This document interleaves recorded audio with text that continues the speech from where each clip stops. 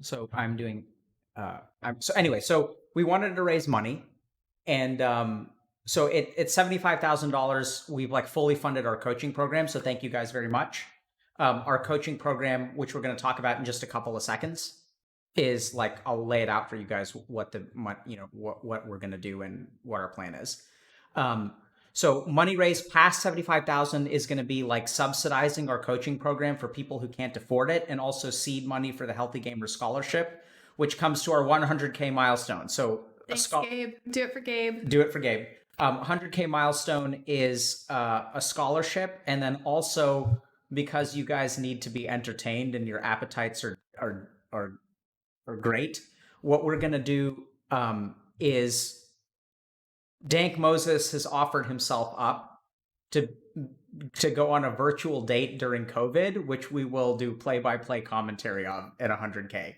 And this is the thing is like Moses, because like Moses likes to put me on the spot and have me do things for you guys, but he didn't think that because he was like, yeah, I'll do that at 100K. And we were like 50K back then, right? So I don't think he thought that we would get it, and it's fine if we don't, no big deal, because you guys have given us plenty. So I'm grateful for that.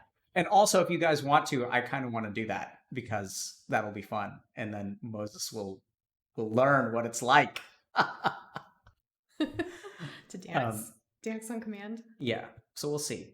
Also, because we should help him find love. Twitch chat. Let's do it.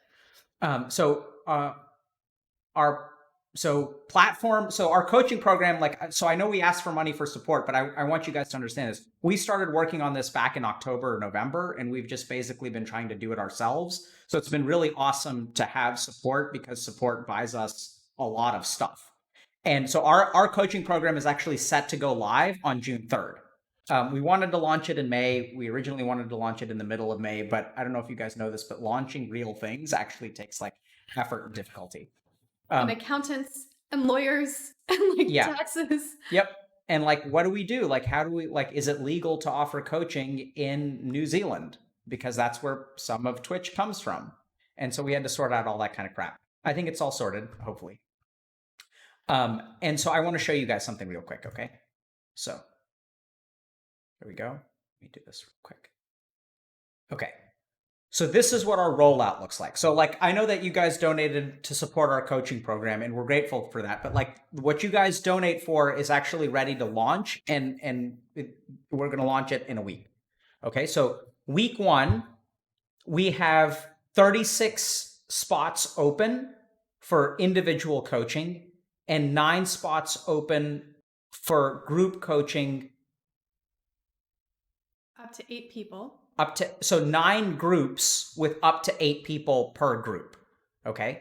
So what that means is that our goal is by June 10th to actually be delivering coaching services to 108 people. And I know I don't know if that number sounds big to you guys or small to you guys, but seeing as how we did fundraising for something, I think it's pretty cool that we're actually hopefully offering, we're going to start actually helping people in a week. So then, and because we have to do stress test it, right? Because we built this platform and stuff. And so then at the end of week 2, we're opening up 36 more individual slots, or at the beginning of week 2, 36 more individual slots and 9 more groups to hopefully help 216 people. Week 3, we're going to open up 35 more spots and 9 more groups for 323 people. And then week 4, our group stuff is going to be tapped out, because we don't have the supply of coaches to do more of that. And so we're going to open up 57 more individual spots. And this is what we hope to do.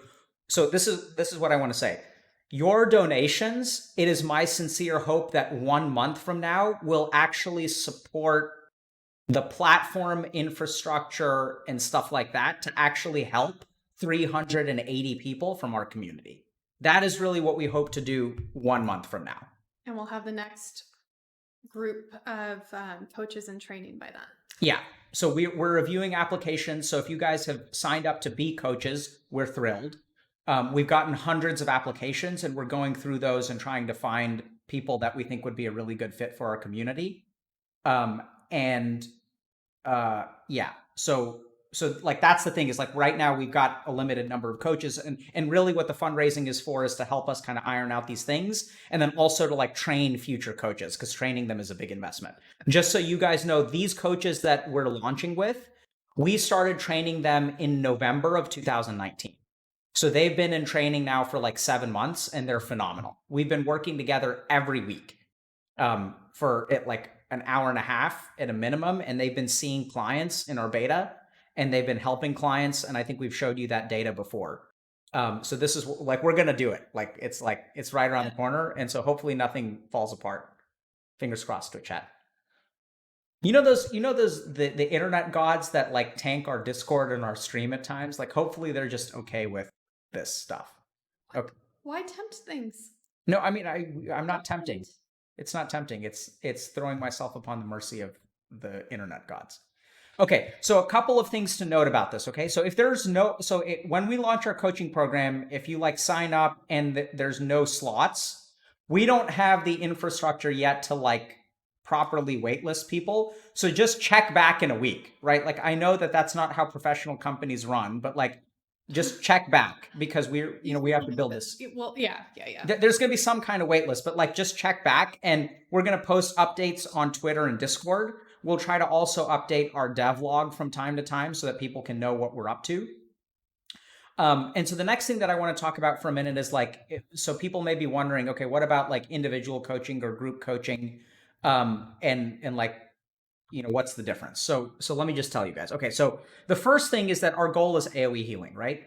So if we have, a dozen coaches to help you guys, if we think about it, like if they work one-on-one with you guys, they can only work with a certain number of clients. And so the first reason to do group coaching is because we can actually help more people than individual coaching. So then the next question becomes, is individual coaching worth as much as group coaching, or can you benefit? Because if you have individual, is that better than group? And the short answer is like somewhat. So here are the advantages of individual coaching. So you get one person who you meet on a weekly basis who helps you apply and implement what we teach on stream. So this is not like educational stuff. Like if you guys watch stuff and you like learn about meditation, or you learn about emotions, or you learn about alexithymia, or you learn about addiction, or like I have this scar, like you guys know a lot of this stuff. So the role of the coach is to actually support your learning and individually help you problem solve and implement things over time. And the way that I explain it is like, you're going to learn something like, oh, okay, like I figured out, oh, I'm alexithymic, which means I don't understand my internal emotional state. And then you're going to try to go do something in the real world, and you're going to try to figure out alexithymia on your own, and then you're going to fail. And the role of the coach is to help you get back up when you fail and get you to try again. Because here's the thing about the gaming community. Like, I think y'all underestimate what you're capable of. Gamers can do anything once. You can work out for a day. You can work out for a week, right? You can even work out for a month. The problem is that when you stop working out after 2 weeks of working out, you never start working out again. Right? Can you stop that? That's very distracting. I'm sorry. I'm trying to like groove. Go ahead. And be okay. Right? So like when I really think about it, the real point of like the coaching program is like, because I think it's not that you guys are lazy, it's that like when you start to improve, something gets in the way, and then you lose all confidence in yourself and you don't even try again.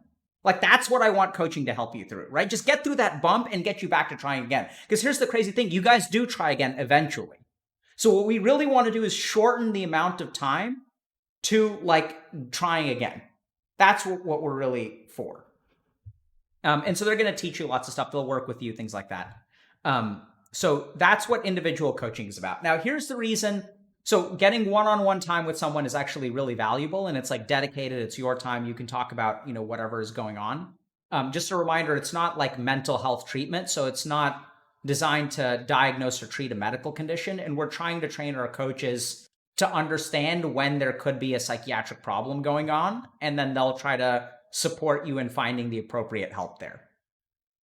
So why group coaching? So the reason for group coaching is because I think that like when you get a group of people who struggle through something together, they can actually learn in a sense faster than one-on-one. So when we teach people,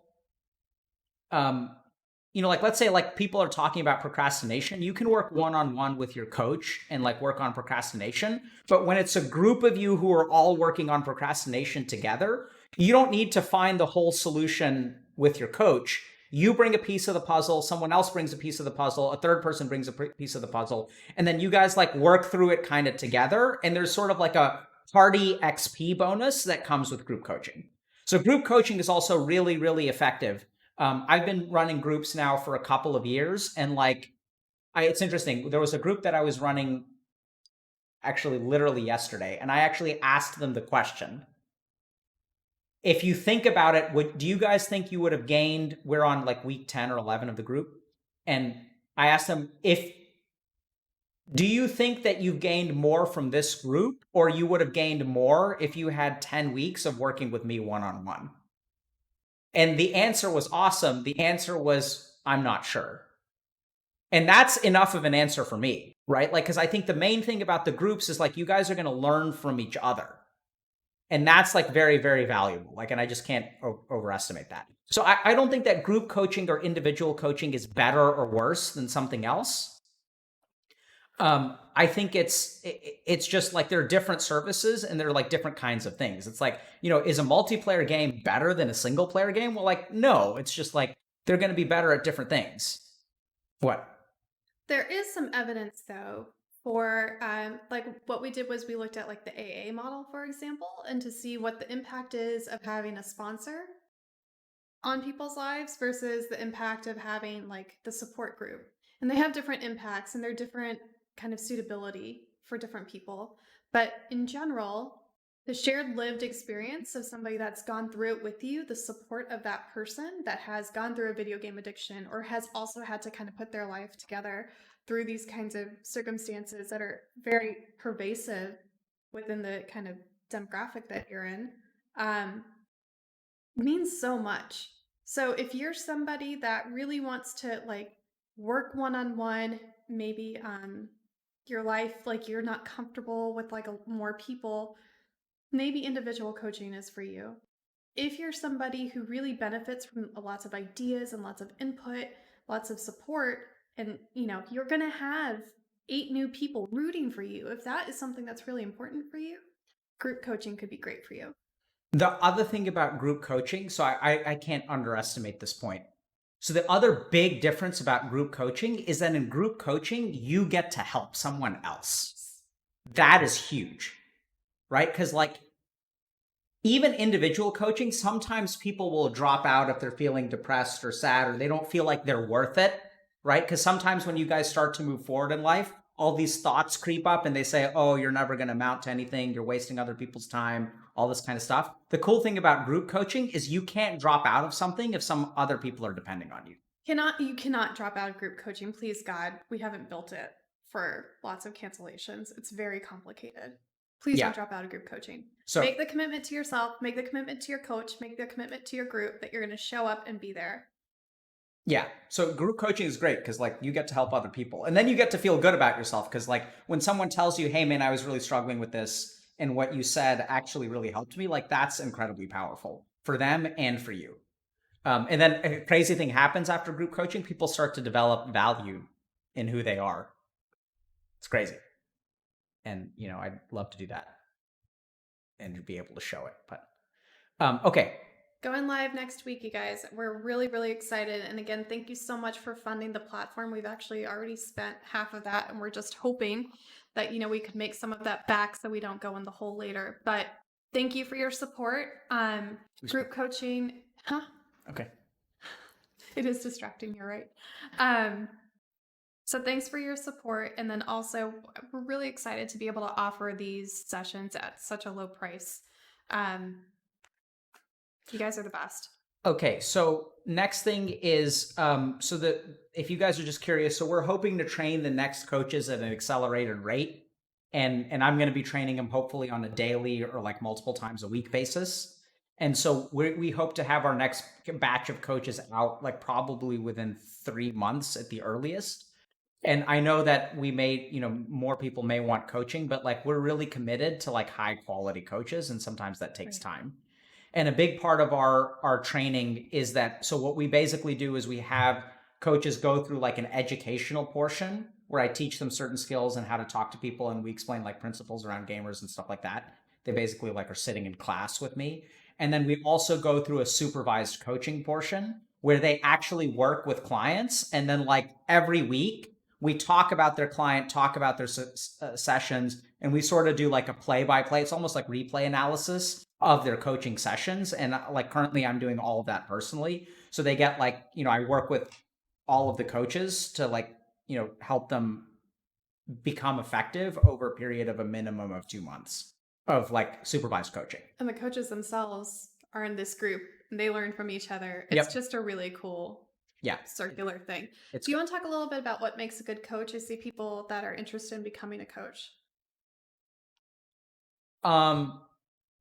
Yeah, so I think the most important thing for being a good coach is, first of all, you have to have been through it, right? Like you have to know, like, I think the reason that our coaches do a good job is because they know what it's like to be in your shoes. The second thing is that you can't be at the bottom of your barrel to be a good coach. Right. So like the coaches that we're looking for are people who have like started to put their lives together and can keep a schedule and show up every week, right? Because like we're investing a lot of time and energy in teaching these people stuff. So, like we want them to show up every week. And then the other thing is that like a coach has to, like, once you have a commitment to a client, you have to show up every week. So, you have to have some of your shit together basically. And then also like not have had your shit together in the past is basically what we're looking for. Right. And then, I think honestly, those are the two most important things. Like there's no particular degree, like you don't have to have, we get a lot of people who are interested in becoming psychotherapists or are psychotherapists or have formal mental health training. We get a lot of people who are like, graphic designers and they just want to help and they're inspired by our mission. They've always wanted to help people and like they just couldn't spend 6 years getting a PhD. So like that's fine too. Yeah. And I think the whole point of the training is that we teach people a core set of skills that I don't think are specific to a therapist. Like they're like human skills, right? That's what we do at Healthy Gamers. Like we teach like, how does concentration work? How does emotion work? Like how does all this stuff work? And these are common experiences for all humans. And really it's just like you have to be committed to our mission. It helps if you've, been on the struggle bus yourself. And it's like actually kind of important that you sort of have your shit together. Because people are depending. Your clients are going to be counting on you. Yeah. And you can't let people down. That's a no-no. The other thing I would say is I've seen just this like kind of almost indescribable motivation of service and like wanting to be of service to others, wanting to help people. That makes a really great coach, I think. Yeah. And also, we pay our coaches. Yes. So like that's a big part of this too. So part of the reason in my experience that we pay people, dodged, Astrology PhD, thanks for the gifted subs.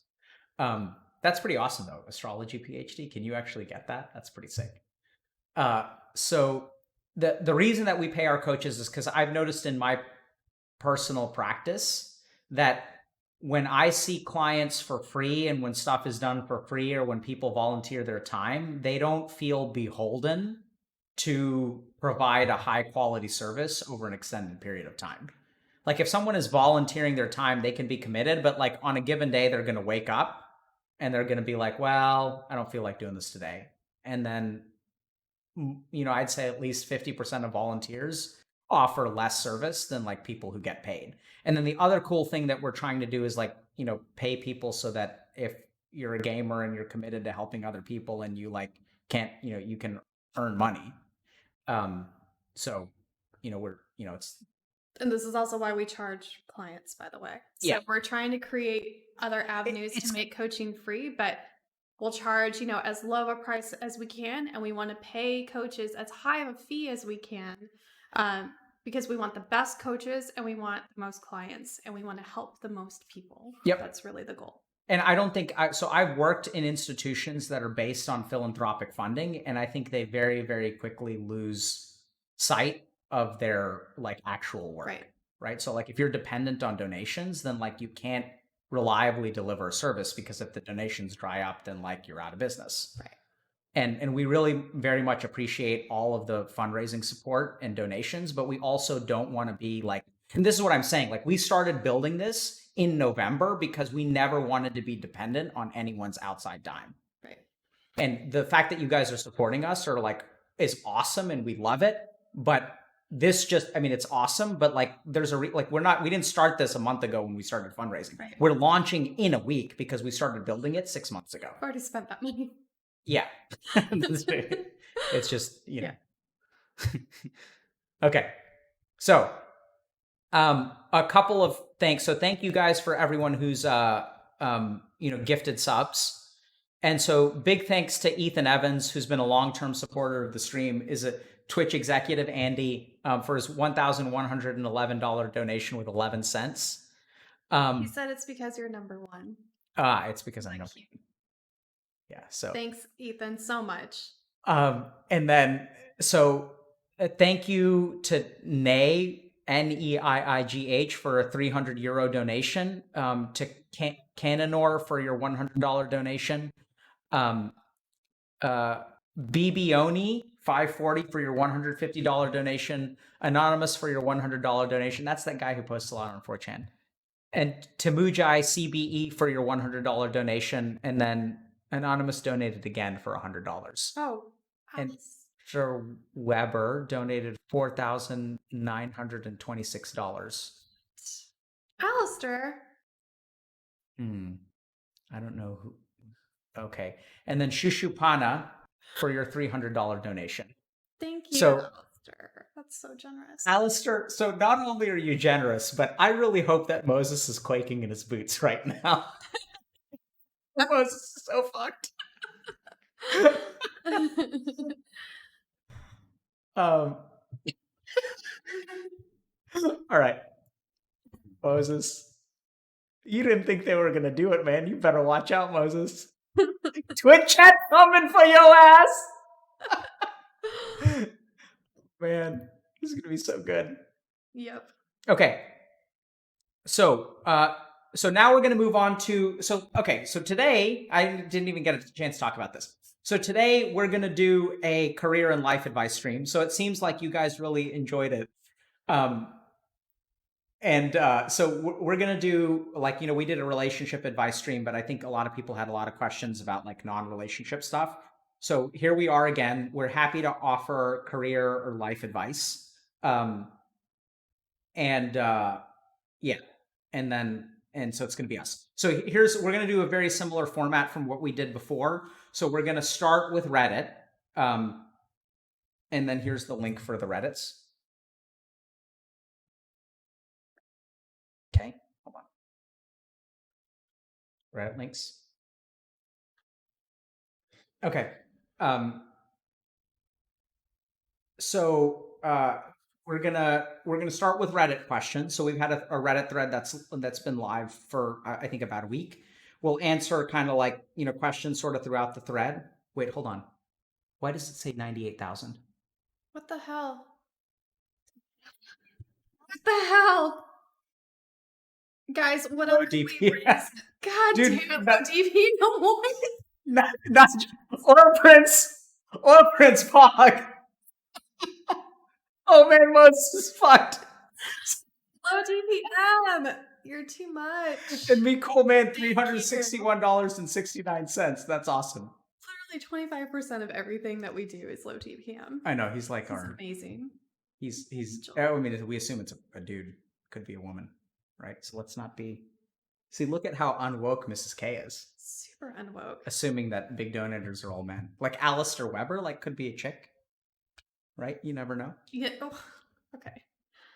So. Do you want to swipe so you're not in the words? What? You're in the words. I'm in the words? What does that mean? See the words? Oh, no, this is the one that's live. Oh. So we're okay for me. Okay. Okay. So, so we're going to do, sorry, I got distracted by the donations. Because it's weird, because I actually had minimized the donations, but I saw the bar fill up, and it was really confusing. So we're going to start with Reddit questions. We're going to do... I'm sorry, low DPM just blew my mind, along with Alistair brain fart. Hold on, guys, I can do it. I'm a big boy. Dr. K's a big boy. Concentrate. Okay, so Reddit, and then we're going to move to Twitters. So we're going to move to Twitter. And then the third phase is going to be $100 text to speech. But you guys can actually offer your questions now on text to speech, and we'll queue them up for later. So we learned something. Can I also just say, like, thank you so much. If you do want to contribute more, anything in excess is just going to go to the scholarship fund. It will go to subsidizing free services for whatever we do. Yeah. And we will also, yeah, okay. We'll also, thanks Knuckleborg for the thanks to good job. I'm just imagining Moses' face right now. And I was wondering, like anything beyond 100K goes to subsequent dates for most. No, but we can't offer that yet. All right. Dude, bachelorette. Dude, like the e-bachelorette? Yeah, or bachelor. Sorry. Yeah. Okay. Bachelor. Yeah. Healthy bachelor. No, but if we want to do healthy bachelor, then we have to offer like relationship counseling. Okay, you know, that's your job. You know, it's interesting. So I've worked with one couple that went to a marriage counselor or relationship counselor to not end up in a relationship. It's a really fascinating story. So like two people were super into each other and had fell deeply in love, but recognized that they're terrible for each other. So they actually went and got a marriage counselor to help them not be together. It's the weirdest thing I've ever heard. Okay, so Pog, you easy dodge. Maybe they just... Oh, Zilfex. Wow. Gifted subs, bro. Thank you, you guys. Thank you. Yeah, thank you guys very much. Okay, can we answer questions now? Yeah, so quickly, I have about a 10-year career working in various media and tech startups, just completed an MBA, started this company. Dr. K is almost like the extreme opposite, where he didn't have great grades, took a little while to get into medical school, finally got his act together, landed a top residency, is now faculty at Harvard Medical School, also started this company. Just so you have a little background on our careers. He's an MD, MPH, and I'm an MBA. Okay, so let's start at the top. All right, you guys ready for question one? No, guys, look, so I appreciate the distractions. We, of course, appreciate the donations, but let's remember, I mean, some people are going to shoot me for saying this, but like, let's remember that we're here to answer questions, right? So we will take a brief break from thanking everyone while we actually answer questions, which is what, you know, people I think are supporting. Okay. So how do I know the career I'm going to college for will ultimately make me happy? Edit, I'm going to be a second-year computer science student. You have no idea. I think you should count on your college degree being like a secondary or tertiary thing. Think about experience, think about what you want to do, and then you're going to learn basically in two ways. You're going to learn from experience and you're going to learn from the classroom. Experience is way, way, way more valuable. We just cost 100K. No way. Oh my God. All right, Gabe. I hope you're happy. Paying for Gabe's college. All right, Gabe. That's Remember, you still have to apply for a FAFSA though, bro. Yeah, seriously. We said, you know, we said that if you can't afford to go to college, we'll cover you. But you know what I've been thinking about quickly? Kind of related to this question, but I feel like student loans in general is such a broken way for people to get kind of that early start. Because what it's supposed to help you with, right, is to kind of invest in yourself and set you up for a career. But I wonder if there could be, instead of like student loans, like life loans. Like maybe college isn't it, but here's 20 grand a year for 4 years for you to just figure it out. Absolutely. I would love to see something like that. I think it would be awesome if we lived in a world where you could give an 18-year-old 20 grand that they could spend on Steam. Because that's what they're going to do, man. Just give them a pile of cash. It's a loan, right? Yeah, but like 20 grand in my bank account is 20 grand in my bank account. Right. And then that interest rate. That interest rate is something that I can use all my games to play to ignore. Okay, well, I think it would be a cool idea. I think it would be a cool idea too. Sorry for being cynical. Because it's, I mean, like college, like speaking of things that are broken, right? Like we know healthcare is broken, but college is broken too. Well, so I think the problem that happened with college is when everyone got a guaranteed loan to go to college, colleges realized that there's no reason to keep the cost of college low. Right. Right? So like everyone was told you have to get a college degree and then you'll be happy in life. And we're going to get to that question in a second. And you'll be successful in life. And so if you look at college tuition, the reason that it's ballooned is because there's no price pressure to keep it down. So like college administrative fees are like 400% of what they were like 30 years ago. And administrative fees, by the way, includes things like salaries for people who are like deans of colleges. And so there's like no price pressure. So then what happens is like they can charge $70,000 a year for like, you know, teaching you Spanish 101. That's basically what happened with healthcare, right? You had like a trapped pool of people that, you know, they have insurance. Don't get me started on healthcare because I'll go on a rant. That is not the purpose of why we're here. But if you guys want to understand why the healthcare system is broken, I will bust out the iPad and I will draw you guys a diagram of why the healthcare system is broken. Let's do that at the end. But basically, for your college degree, I think you cannot count on your major to be, first of all, what lands you the job or gives you the experience you need. Okay, they want to do it. Can you go grab, where's the iPad? I'll teach you guys why healthcare is broken. I'm going to answer the question. Okay. I think the kids were using. Okay, so how do I know the career I'm going to for college will ultimately make me happy? I'm going to be a second-year computer science student. So here's the first question that boggles my fucking mind, okay? Where did we get the idea that happiness comes from a career? Like, just think about that, right? There are people out there, like not just people, most people think that the key to happiness in life is a particular career. It's like, what the fuck? That's what fucked our priorities from day one. The idea that a career will make you happy. Like, you're screwed then and there.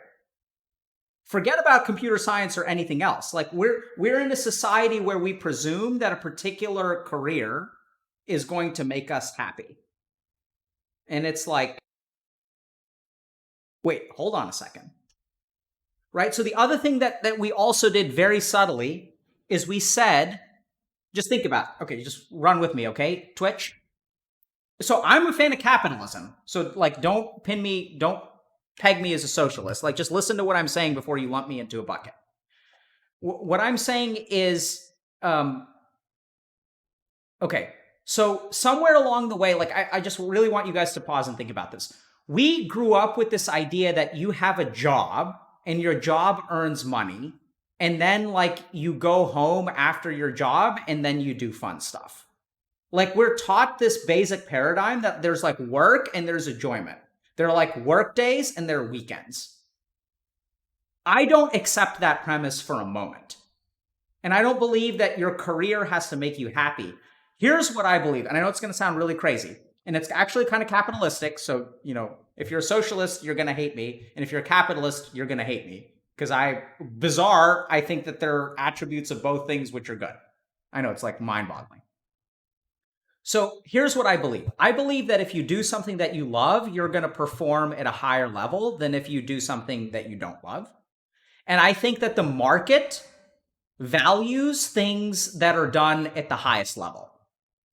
And so I actually think the best way to become successful and offer value to the rest of the world is to get really, really good at like something that you love, right? And before you guys say, that's weird, like, think about, like, why is Twitch a thing?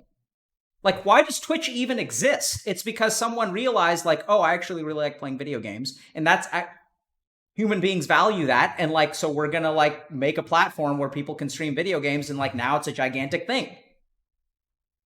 So, like, I don't accept that your job has to be something that, like, you sacrifice for your job and then you kind of, like, go home and then you have fun afterward. Like, I think the goal is to like find something, and there's like a Venn diagram, okay? So there's this there's this like, it's not like you can do anything. So I think that there's like overlap between like, if you you take the dozen things you love, because I think you love more than one thing, and then you like think about what offers value to the rest of the world, and that's where you put your money into. That's what Healthy Gamer is about. Like I don't know if you guys recognize this, okay?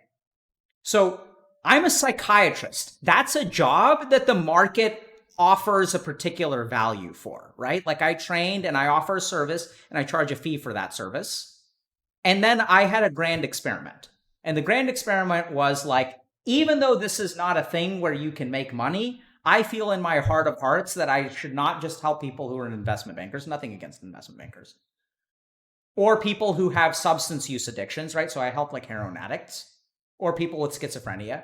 I want to help people who are gamers, and that's what I want to do. There's no market for it. There's no diagnosis for it. Insurance doesn't pay you anything. Hospital doesn't pay you anything. My boss doesn't pay me anything. I said, I'm going to start streaming on Twitch. And the reason I believe what I believe is because, hey guys, we've raised $100,000. And like, how did that happen? There's no market for this. What is the market? Like, it's not a job. Like, what, am I a Twitch streamer? Like, not really. Am I a doctor? Like, not really. Like, I'm not like a streamer, right? So like the main thing here is that like, figure out what you love that helps other people and makes the world a better place, and then give it your all. Be really good at something. Yeah. And I think not only will you be successful, you will be happy. But that's not a career. It's like a dharma, right? And so then now the question is, how do I figure out my dharma? Well, before we go there, I think it's also a matter of patience, right? You've put in what, 5-6 years into finding this space in the world? I mean, so like when I was training to become a psychiatrist, I started asking people like, what do you guys think about video game addiction? And no one understood what the fuck I was talking about or what they were talking about. Right? One lady who's a brilliant psychoanalyst told me, I think the reason that people get addicted to video games is the same reason they get tattoos. And I was like, lady, what are you talking about? Like, those are not related at all. And anyway, so here, I think maybe what Kruti's point is then, so that your question is like, how do I find what I love and how do I find what has value to the world? And Kruti's spot on that it takes patience. Like my journey started 16 years ago. So it takes time to figure it out, right? And I had a career along the way. Like I had a career, you know, which I'm sort of shutting down, by the way, FYI. So we're going to spend more time on Healthy Gamer because this is a thing now. Okay, so like I feel like people are past the healthcare thing. So do I need to do that, or are we done Let's with get back to it. Let's stick to career. That's what we said Yeah. we're going to do. Okay, bonus healthcare rant. Okay, Go back to Reddit. go back to Reddit. No, but they're saying do it. Do it, please. Everyone's saying do it. Stick to career. Moses, can you Poll? please? Poll? See, we can do this now because you guys have supported Boomer Dr. K, because Boomer Dr. K doesn't know how to do these things. Healthcare DLC. Okay. Legendary pancake. Oh my gosh. The last word. I don't know how to see the poll. Usually they can see the poll. But let's do another question while we're waiting. Okay. So the short answer is, how do I know that a career I'm going to for college will ultimately make me happy? It won't. And you shouldn't think that a particular career will make you happy. Don't plan on that at all. So I think you should try to find something that you're interested in and curious about and offers some value to the world. And then finding happiness is like, I know it sounds cheesy, but comes from within, right? Like, so you know, you can find like a degree in computer science is not going to make you happy. The kind of job that you get afterward can heavily influence your happiness, but like that you're not going to know that from the get-go, right? Like you could end up working for, let's say, TripAdvisor and like building stuff that you think is cool, or you could hate TripAdvisor because what you really want to do is make a video game, or you can be like the people who help us develop our apps and like our technology backend, and like they're programmers and stuff who have like a skill set, and they like, I think they enjoy what they do because, you know, they're a part of our mission. So I hope that they feel somewhat fulfilled. I mean, I'm not really sure. And so I think it's like an evolving process. So like I want you guys to step away from the idea that a decision you make today is the right decision or is the wrong decision. Because life is like a long-term game. It's not like you make a decision today and then you're screwed for the rest of your life. It's evolution, right? Like I built a career and now I'm walking away from it because of you fuckers. She is too, by the way. She dumped her career. Yeah. She's actually completely walked away from her career. Yeah. Because of you fuckers. And because of me fucker, actually. Well, so here's the thing. When it comes to career stuff, I would plan for like what's the second thing. Always use like the job that you're going to take or the degree that you're going to pick or whatever for as like a means to an end, right? Because you're not really doing it for that first job out of school. You're doing it for kind of the long term. So everything you do, think about it for the long term, where you want to be years out from now. And it doesn't have to be a super crystal clear picture. It can be a general sense of like, I just want to help this kind of person, or I just want to start this kind of company. And then figure out kind of the skills you need and the experience you need. And experience is not necessarily doing it well. It's just giving it a shot. Yeah, I mean, I disagree with that a little bit because I think sometimes it's hard to know what the long term is in the short term. So I think you have to take the next best step, right? And just anyway. Tina Tree says 37 and still no clue what I should do. Absolutely, man. Oh wait, are you talking about me or are you talking about you? For a second there, I read that and I thought you were talking about me, and I was like, you're damn right. Yeah, like. But then I realized the club. Okay. Healthcare later. Okay. Okay, so we're gonna do healthcare rant later. Okay, great. Okay. All right. Got him. Okay, then let me turn this off. All right. So next question. How to choose a career when everything interests you, but you can't make a decision. For example, I graduated economics high school, thought it was interesting. Right now I'm in college studying occupational health and safety, but I'm also interested in other fields like computer sciences and such. Although I realize choosing a career now doesn't have to be final, I feel like I'm unfocused. Any tips on getting focused and making a choice? So this is a trap. Like choosing kind of your trade is a trap.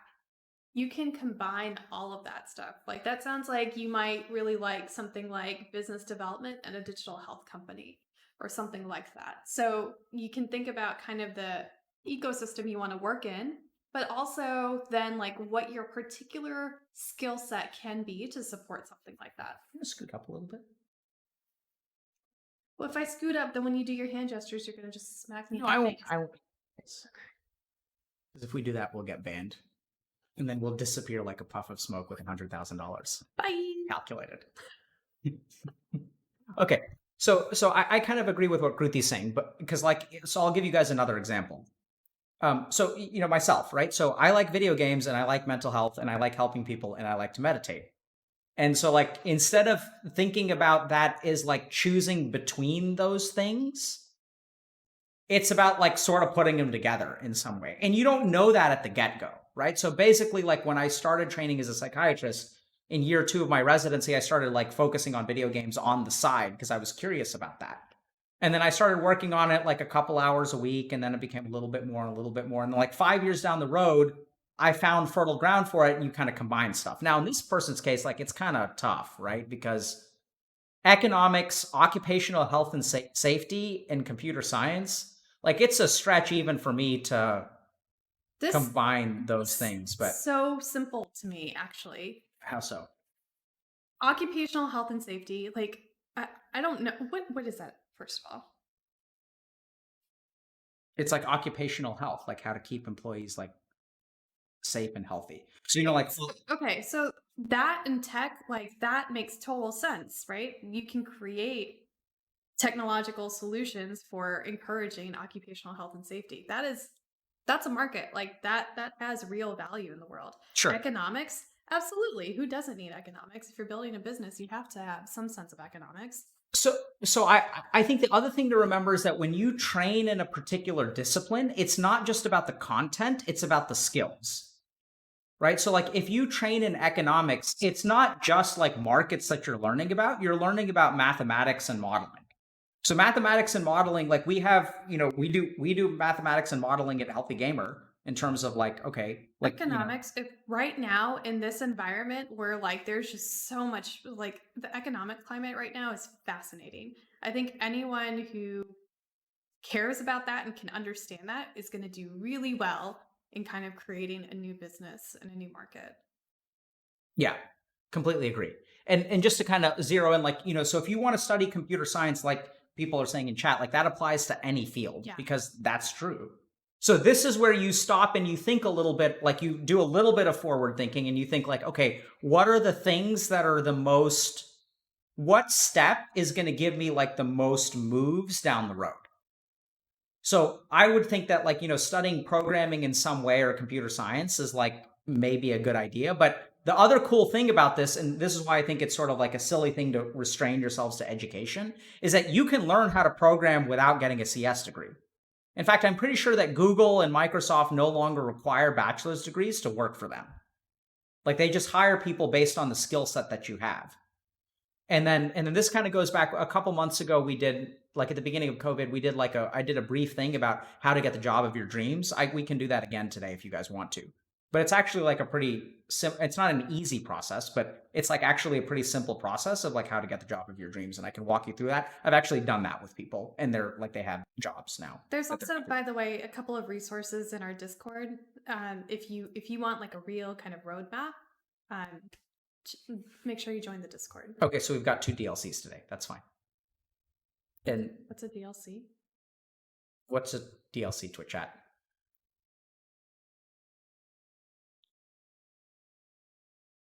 Boomer. Yes. Guilty. Guilty. What's the female version of boomer?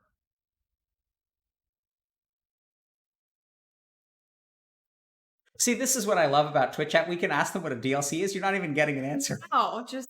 Okay. No one tell us Twitch chat. Okay. We're just going to keep going. The opposite of a boomer is a Karen. No, nothing. Dude, a Karen is so different. Okay. So, but this is a really good problem to have, to choose a career where everything interests you. Like my baby sister, for example, she was debating between whether she wanted to be an astrophysicist and like do it like a math major and go on that side, or if she wanted to go to film school. And she decided to pick film school because then she could make movies about space, which she's doing. Okay. So I'd say, just think a little bit about like which of these, what content interests you the most. And then you can also do like a calculation about like, what's your starting salary going to be if you pick one of these disciplines, and then just take the next step forward. And then you can kind of, you can work through it later. How do you find a solid group of friends? Good question. And how do you move from friends to close friends? I find it hard to connect with others since I don't feel like I click or relate to them as well. But I'm not sure if I'm expecting too much for a click. Basically, a common sense of humor, values, interests, or that I should develop the friendships anyway since it can still have value. I'm in university right now, and I know it's a good time to make friends, but it feels like people aren't that interested and don't reciprocate the effort to become friends, which is fair since they're not obligated to be friends with me, but it is incredibly demotivating. Since high school, I've never really felt like I belong. Also, when I become friends with someone, I often run out of things to talk about eventually. So any advice on that would be appreciated as well. Thoughts? Yeah. I'm more thinking about like running out of things to think about or talk about. And I know that happened to me when I was so busy or focused on a specific thing that I didn't know what was going on in the world anymore. But when I'm like engaged with like what's going on in the world, I have more to talk about because I know about more things that are happening and they're more relevant. I don't know. Yeah, so I have kind of like 2 answers to this and they run contrary to each other. The first is that, I think sometimes like it just takes time to find your people. Yeah.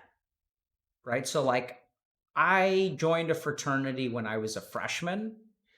And I ended up finding my people within that fraternity, but that took actually 3 years. Like I felt like an outsider in my fraternity for 2 years. And then it was actually when I moved into the frat house junior year that I really like got close to these people that I had known for years. And so sometimes like so sometimes it just takes time to find your people or like have the circumstance where you're ready to engage and they're ready to engage. And this is about momentum too, right? Like once you start one thing, like you make friends with one person, then like that kind of like you reach out to their network, you know? yeah, you're saying something very lucid and they're typing Dr. Chad Thundercock. I don't know what that means. I think they've stopped paying attention to what you're saying and what I'm saying too. I guess next question then. No, we're going to still answer this question. It's just we got to give him a second to like calm down. Right? What does Dr. Chad Thunder like why would that mean anything to anyone? Can I make sexually inappropriate comments? Oh, why stop now? Dr. Chad Thundercock is what happened last night. Oh! I don't know what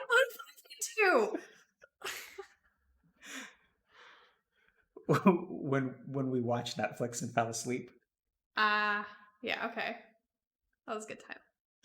All right. Okay. So, anyway, so going back to the serious question. At least I got her to high five, guys. She's a good sport.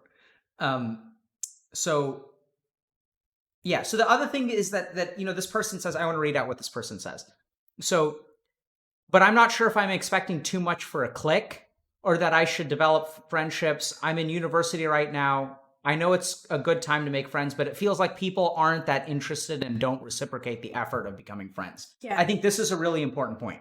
So I think as a human race, we are getting worse at making friends. Yep. So social media and technology, the things that make you feel awkward are not like specific to you. They're actually the result of a brain that spends more time interacting with technology than like interacting with other human beings. So I think everyone's ability to make friends skill is like 5 points lower than it used to be like 15 years ago. So it's like literally harder to make friends now because other human beings like don't know how to do it properly and you don't know how to do it properly.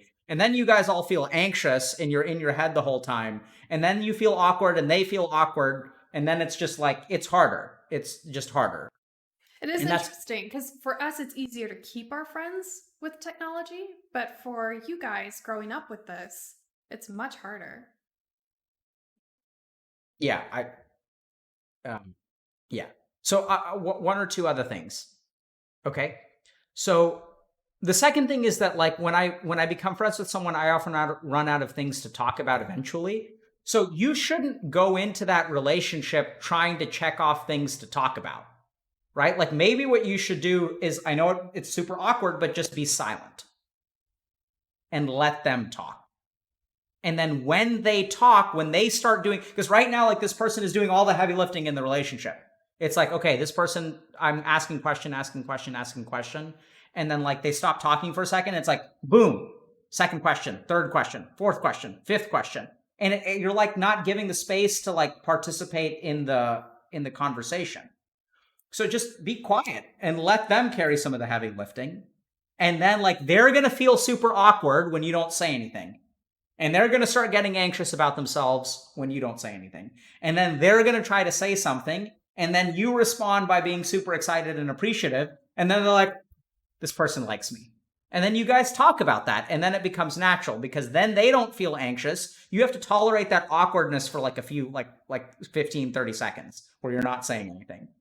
And then like they feel relieved and then they're going to be relaxed and then you're going to feel good. And it's like, it's fine. So just like be silent. Don't do all the heavy lifting. Let them do some of the lifting. Got it? So you like, don't try too hard. If it's not clicking, just don't invest more into kind of like a circle of friends. That's not going to happen. Okay. So, all right. Let's go down a little bit because people posted stuff like days ago. Okay, so I recently started working my first job after studying engineering.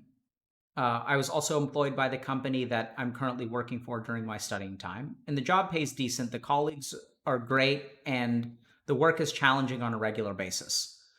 But it's not what I wanted to do with the degree, and I also don't believe that my work is even remotely related to my dharma. As I'm also struggling with self worth, depression, and all that jazz, I was wondering where to focus first. Pick up therapy again and use that to grow as a person, or finding a better fitting job, or train for it first for that matter, or to find and act on Zadharma, um, assuming this would lead to a greater sense of fulfillment, maybe help self-confidence issues and act as an amplifier for the therapy success. What's your take?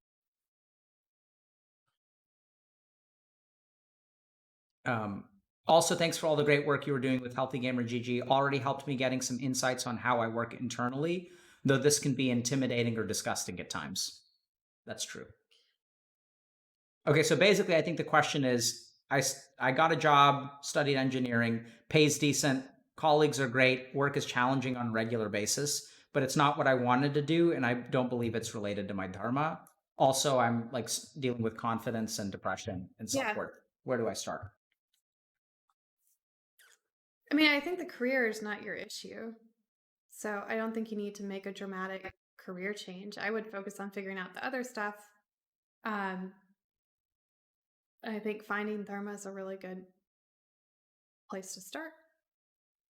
So I'd offer a slightly different perspective. I agree with Kruti that I don't think that your career is the problem right now, because if it's challenging on a regular basis, I'm assuming that's a good thing. If you like your colleagues and if it pays decent, I wouldn't move quite yet. So the first thing to understand is that if you're struggling with depression or self-worth, because this guy's like starting to understand how they work. Let me ask you guys, if you're depressed, how do you think that affects the quality of choices you make about your life? Yeah.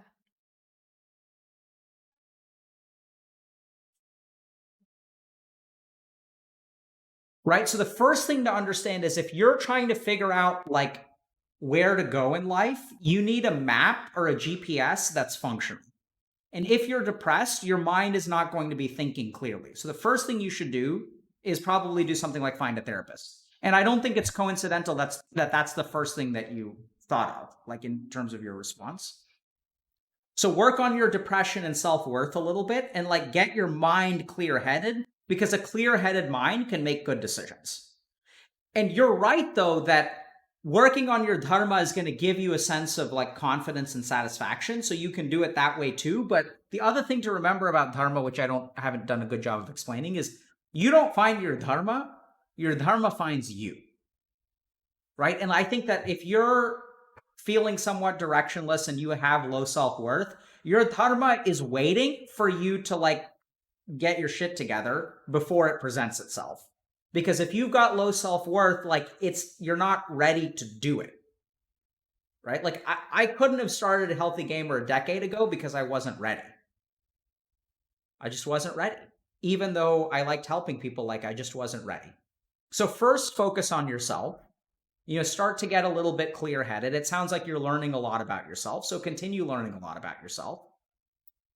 And then dharma will present itself when it's ready, and you can continue looking for it. And then like also like over time, as you start to get like clear-headed, the last thing that I want to say, and I think you've already addressed this, is that you don't have to do them sequentially. So if your work isn't fulfilling, like what is it that's missing for your work, and how can you start doing a little bit of that? Right? Because this person says, I don't feel like it's aligned with my dharma. It implies to me that they know what their dharma is, and kind of go from there.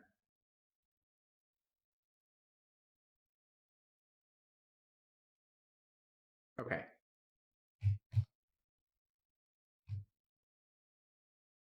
Um, so let's do this one.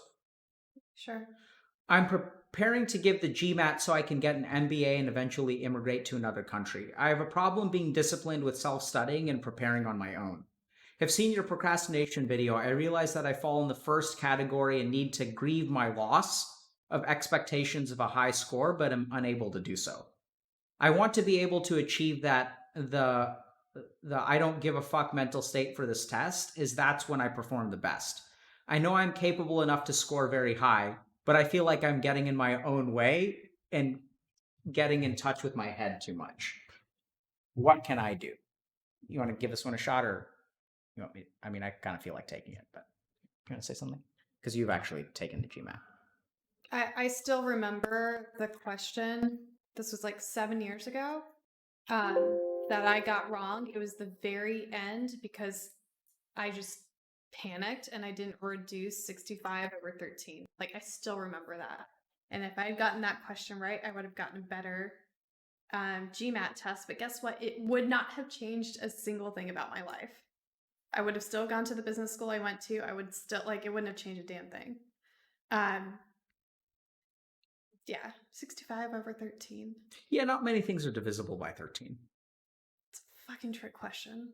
Right. That's the whole GMAT. Anyway, think about exactly how your life is going to change depending on your score. And if you want it, if that is what is really important to you, then yeah, I think try for it. I don't think not giving a fuck is a good way to go. I think you have to give a fuck about becoming who you're meant to be. So I'm going to unpack this for a second, okay? So I want you guys to look at this. I think we should just keep posting the questions here. I want to be able to achieve the I don't give a fuck mental state for this test, as that's when I perform the best. Okay. I know I am capable enough of scoring very high. This is the problem. You can't have this thought and this together. Because then you will not reduce 65 over 13. Right? This is the expectation that you create for yourself. And you make it sound like a good thing, right? So this is the real problem. You guys think about it. We say things to ourselves and our parents say things to us, and we think it's a positive thing. Like when we say, I have potential, we make it sound like a positive thing. But it's not a positive thing. It's a burden. It's an expectation. Right? It's like when you say you know you're capable of scoring very high, I don't think you're capable of that. Capability is a hypothesis. It's not a reality. Like, you guys get that? Like, capability is not a real thing. It's a potential. It's not real. So when you say I'm capable, I think you're envisioning a perfect world where you're disciplined and you sit down every day and you study and all that kind of stuff. And like, sure, but like you don't have that discipline, so why do you think that's capable? It's like, for some reason, we take certain attributes of ourselves, we fantasize them away, and then we're left with something that isn't who we are, and we base our capability on this fantasy of who we think we are. It's like, if I imagine in my head that I have wings and I was a unicorn, I could fly, I'm capable of flying. Yeah, man, that's kind of true, but you're not a unicorn with wings, bro. So you can't fly. So when you fantasize about this person that you could be, and then you think about the accomplishments that you make, and then you call yourself capable of making those accomplishments, but like, that's not real. Right? So when you say you're capable, I don't think you are. Start with the idea that until you have a good GMAT score behind you, you're not capable of a good GMAT score. To me, this sounds like he kind of got a good score once, and what he can't do is be consistent. You're assuming it's a dude, but sure. Okay. So I mean, I think the way that you start is by acknowledging that you may not be able to get a good GMAT score. The way that you start, it's not don't give a fuck mental attitude. It's the sitting down and studying and saying, I'm going to try to get the best GMAT score that I can. And like, I'm going to just study today for a certain amount of time until I can't study anymore. And if that's an hour, that's great. If it's 2 hours, that's great. If it's 5 hours, that's awesome. And then tomorrow I'm going to wake up the next day and I'm going to try to study. And then it's just, you don't worry about what you're capable of, because capability puts your mind in the future, and then you're no longer in the present. And what you need to be in to study is in the present. You can't be in the future. So get rid of this idea of capability. That's your problem. Switch to AMA view, they're saying. Okay, switch to AMA view. Oh, there we go. Sorry, Twitch chat. Just get over Yes. This way? towards the door. Okay. Okay. No, but now I'm in the middle, and you're kind of awkward and behind me. It's weird. It's okay. I'll be like this. Okay. All right. Any study tips for standardized exams? Absolutely. So I think study first thing in the morning. Okay, so your mind is freshest. So if you guys want DLC number 3, we'll teach you guys how to study. So, study, better to study first thing in the morning or first thing after you wake up. And what I would try to do is like, don't worry about a particular goal, worry about an action. So it's not about like scoring a certain amount of score. It's about studying a certain amount of time. So I'm going to do 50 practice questions today. It's not like I'm going to get 50 practice questions right. Because when it comes to standardized tests, we're score oriented, we're not action oriented. Right. Put in the work.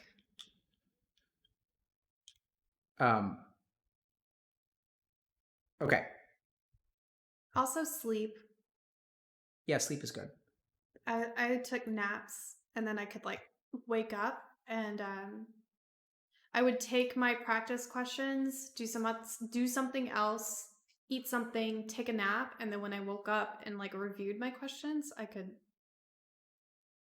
process them better. I'm also a big fan of napping when you're like studying for a standardized test. So I would wake up like super early. Like I would study from like 4:30 to like maybe 8 or 9. And then I would like hang out for a little while, just relax, like eat, watch something. I'd take a nap in the afternoon, and then I'd like go to a coffee shop when I woke up at like 5 p.m. and bang out 2 or 3 more hours.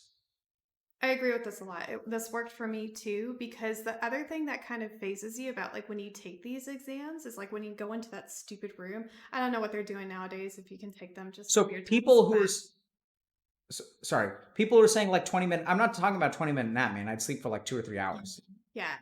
Get the REM. Like take a nap, dude. And just when you wake up, it's like, all right, like I'd wake up around 4:30, like brush my teeth and then like pack a bag, pack a snack and go to a coffee shop. Yeah. Just get your ass out the door. Like don't worry about studying. Just get out the door and go to a coffee shop and bring your books with you. And the studying, I know it sounds weird. You don't study for 3 hours. What you do is pack your bag and walk out the door and go to a coffee shop. And then once you sit at the table with your cup of coffee and the books in your bag, like, what do you think is going to happen? And then you got to be careful. Like, so cell phones weren't so bad when I was studying, but then like, you silence your cell phone, you put it away, whatever.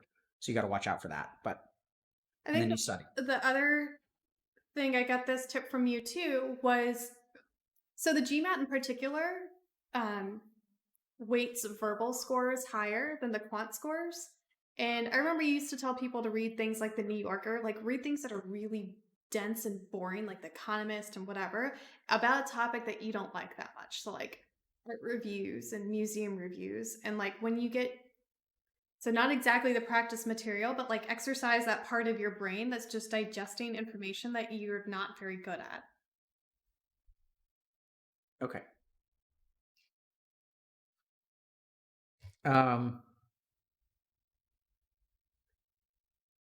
FOMO.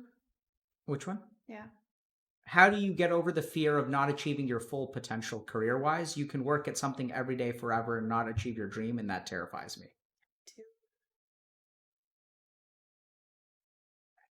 I think this kind of goes back to what I was saying earlier. Like, where do you get the idea of full potential? Like, what does that even mean? Like, like, I literally don't know what that means. Like, it's not a thing. Like, full potential is not a thing. Like, are we at our full potential? I don't know. Like, I could certainly play fewer video games and spend more time, like, creating content and streaming more and sleeping less and browsing Reddit less and watching Twitch less. Am I at my full potential? No. I think the problem is that you guys are so caught up with full potential, like you're not focused on good enough. It's like, like think about the last yummy meal you had. Was it perfect? Did it achieve its full potential? No, but it was like probably pretty good. It was like good enough, man. So now people say I'm not okay with good enough. Excellent point.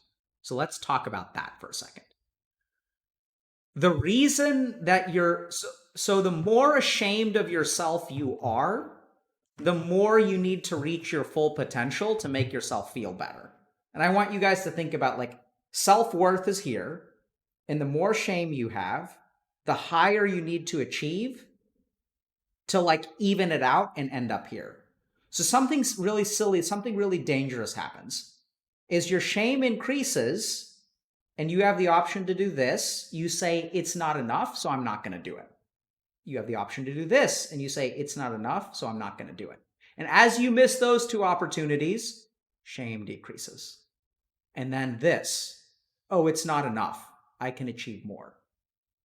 So the only thing that moves you forward is perfection. And then you're fucked. Right? Because like this is what really happens. Shame down here. Do this good. Oh, like, hey, I actually like that was pretty cool. Like I actually did something for myself today. Bump. Oh, like maybe I can do okay, fine. Like bump. And then you didn't even achieve as much. Something funny happens. Can you take solace in that? And then like, oh, I'm not ashamed of myself. Like, oh, like maybe I'm really capable of things, and like maybe I can like do that next thing. Whoa, crazy man. Get rid of potential. It's this problem of escalating impossibility. Yes. Do we have a video about this? I don't even remember. I don't think so. Okay, so I know I've lectured about it before. It's like the more behind you fall, the more impossible your task becomes. And the way that I explain is, let's say you've got a month to study for a final, right? Like you have to study, let's say 1 hour a day for the next month and like 30 hours and you'll be fine for your final. And so, okay, I got to study for 30 hours, no big deal. I can wait a week. So you wait 1 week and then, or let's say you wait 2 weeks because you're a procrastinator. And now instead of studying 1 hour a day, you have to study 2 hours a day. So the less time that you have, the more work that you have to do. And then you're like, I don't know if I really want to study 2 hours a day. All right, so then another week goes by, and now you have to study 4 hours a day, or like 4.25. And you're like, man, that's a lot of studying. Like, I don't know, like you put in an hour here, you put in an hour there, and then like 3 days go by, and the final is 3 days away. And now you've got to study 10 hours a day. And you're like, oh shit, I have to study 10 hours a day. You like think about cramming, and you're like, man, put in like an hour or two and it's not enough. And then like 1 day goes by and now you have to study 25 hours in 2 days. And the closer you get to the end, the bigger the pile is. And then like studying 25 or 30 hours in 2 days is too much. Then you feel overwhelmed and you're like, fuck it, I can't do it. I should have started a month ago. Man, I wish I would have started a month ago. And then you beat yourself up over that. And then like you can't even study 25 hours because you're like beating yourself up. It's the problem of escalating impossibility. And then the problem is like when there's 1 day away and you've dug really deep and you've studied 10 hours and there's 1 day left and you need to study 20 more. And you're like, that's impossible, I can't do it. Then you feel bad about yourself. And you cram and cram and cram and you wind up with a C, you end up passing class and you're fucking beating yourself up. Right? Like that's the problem of escalating impossibility. And so the more ashamed of yourself you feel, the more Herculean you need to do to feel good about yourself, right? It's got to be like, you can't just be successful. Like when you're 25 and at home and like broke and like all of your friends have jobs, or maybe none of your friends have jobs because they're all, you know, broke like you. And then like occasionally you meet like real people who like have jobs and shit. And then like you've got it, you can't just get a job at that point, right? Like you can't make 25K a year like doing sales at a pest control business. Like you can't go face those people who like graduated from college and got careers and say like, yeah, I work in pest control. It's like a step forward for you, but it's not enough. You're not ready to talk to them until you walk in and you say, yeah, I started my own multi-million-dollar conglomerate. What's up? That's what you need, because that's your potential. And unless you can get that, you're not going to move a single step forward. And that's what screws you. right? So start with pest control.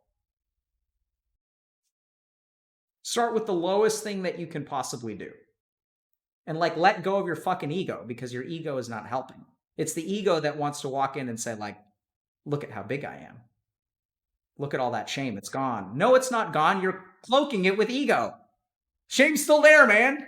You guys see that? How like the ego like compensates for the shame. Like the two exist together. Let them both go. Don't just get a job. So here's the other thing, right? So like a lot of times people are think I'm saying like, just do this. Like, just go get your friend, just go make friends, just go get a job, just go find a girlfriend. No. I'm not saying just go do anything. In fact, I'm not even saying do anything at all. What I'm saying is pay attention to the thing that holds you back from acting, and study it and learn it and conclude for yourself whether this thing is holding you back. And then try to take action and see what happens. That's the strategy. Don't just like go do something, because if you guys could just go get a job, you would have done it by now. What's holding you back is not a lack of capability, it's a lack of understanding. And that's why this is like great, right? Because you guys are good at understanding. If we had to make you guys disciplined and like not lazy, we would fail. Can't do that. But we can teach you something, because y'all can learn, because y'all are fucking smart. So that's the hand that we're dealt. That's the hand that we're going to play. Respect for smartness, not discipline. Just go do it is for people who have high discipline scores. Sorry for the rant. Okay. All these questions are the same.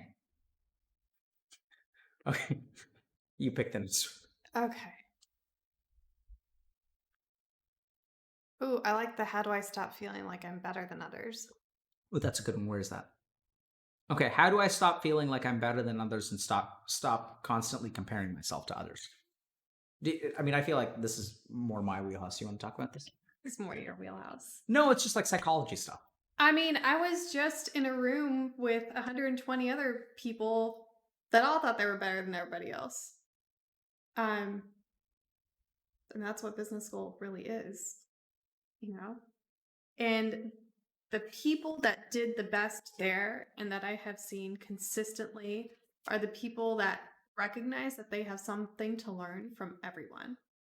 So it's almost like, to be better, to continue being better, recognize that to keep that edge, you have to keep learning. And everyone has something to teach you. Wise words. I mean, I'd say that those were the people that were actually the best. Yeah, so I think that it's like if you just think about the concept of, so when you say, how do I stop comparing myself? The first thing that you have to look at is like, when you feel better, like, why does your mind think that you're better? And what does that do for you? So feeling better, like feeling like you're smarter than other people, like, I don't know if you guys have seen the subreddit, I am very smart, but it's a brilliant subreddit. But like, just think about like, what psychological function does feeling better than someone else serve? And what it serves is that actually you don't have confidence in yourself, because the confident person doesn't care about what the other people are doing. What you actually have is like shame. So since you don't have a true sense of your own capability, your sense of worth comes out of superiority of other people.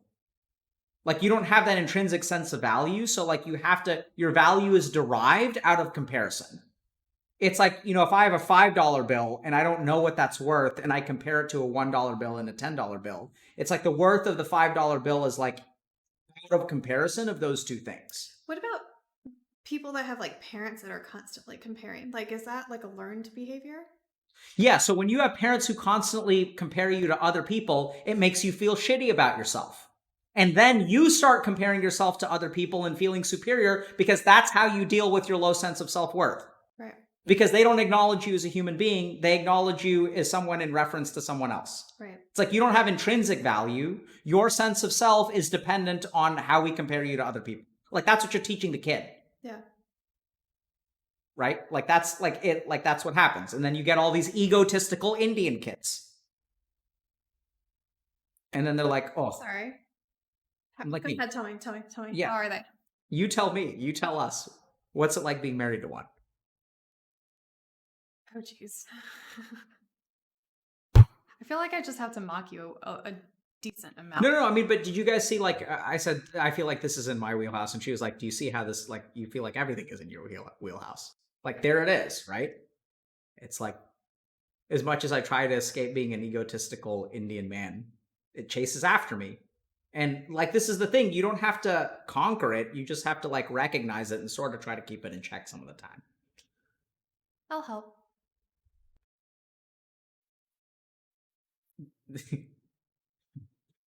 Biggie G123 says that doesn't help with stereotypes about our race. Yeah, you know, it's the experience that I grew up in, so it's what I know.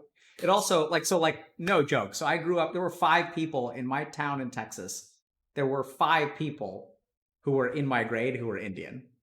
3 of them are doctors. It's like, come on, man. 3 out of 5 are doctors. Yep. And they went to med school on time. Yeah, I was the reject. I went to med school late. Like, they were done with residency when I was starting med school. And there was some shame there, but, you know, you get over it. Okay. Yeah, so just to answer this person's question, how do I stop feeling like I'm better than others and stop constantly comparing myself to others? So what you have to find is why you need to feel better than others, because that's a response of your psychology. That's a need that your mind is fulfilling for you by creating those thoughts. It's protecting you from something. So find where the source of why you feel like you need to be better than others is, and then the comparison will go away as you heal that thing. Right? You got to find, like, why do I feel like I'm not good enough? That's the question you've got to ask yourself. And then, like, if you want to do like an exercise, like, stop and think about, when did I start to feel like I wasn't good enough? When did I start to compare myself? And what happened around that time? And you got to dig into that. Comparing yourself, I think, is also kind of a, if there's only 5 slots open for something, right? You have to compare yourself because you're trying to be good enough to be in one of those 5 slots. So I think if you're in that kind of rat race, it's hard not to. Yeah. So, I mean, she's spot on, right? Like, so, like, the other thing that we have to remember is that our society trains us to compare. Right. This person was talking about Indian stereotypes, but, like, literally, like, even now, my mom, like, compares me to other people.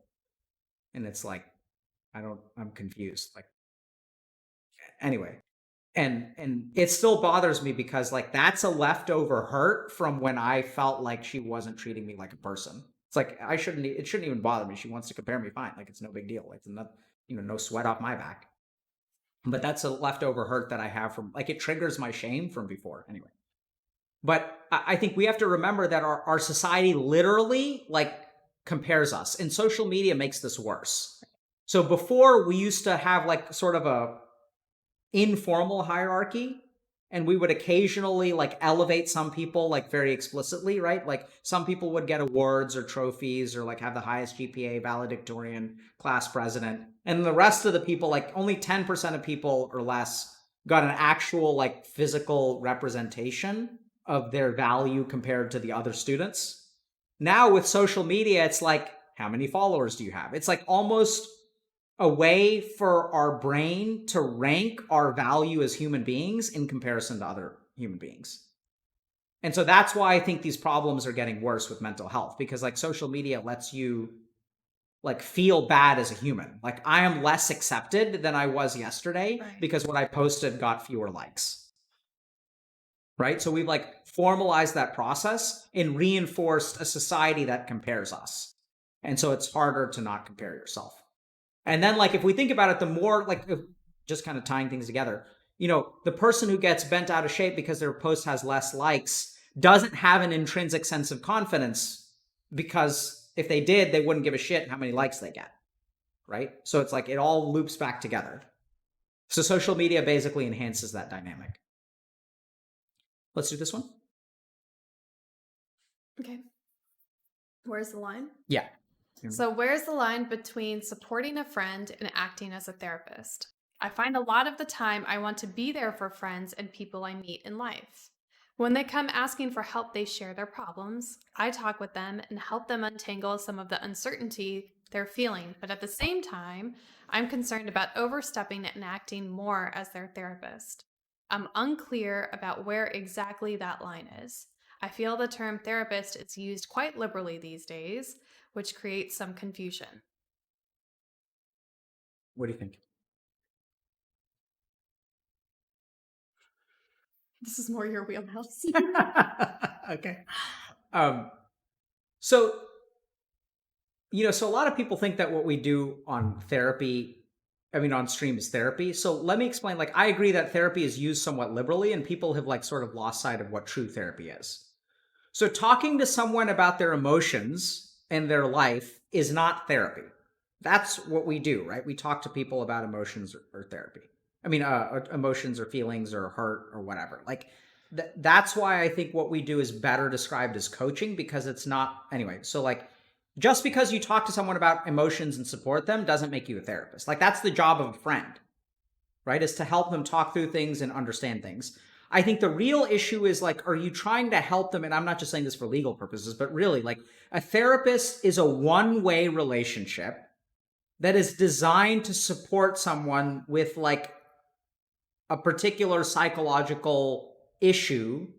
And the way that we oftentimes describe those is like a diagnosis, right? So the first thing about a therapy relationship versus a friend relationship, is it two-way or is it one-way? If it's two-way, it's not therapy. Sometimes those people need your support and sometimes you need their support. If you are having a one-sided relationship with someone, then you should really consider, why do you consider that a friendship? Because then it's like more of a therapy sort of role, right?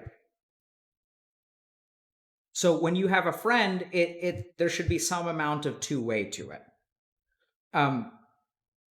The second thing is that, like, if you help people untangle things in their life, like, that's great. Like, I think you should continue doing that and maybe one day become a therapist.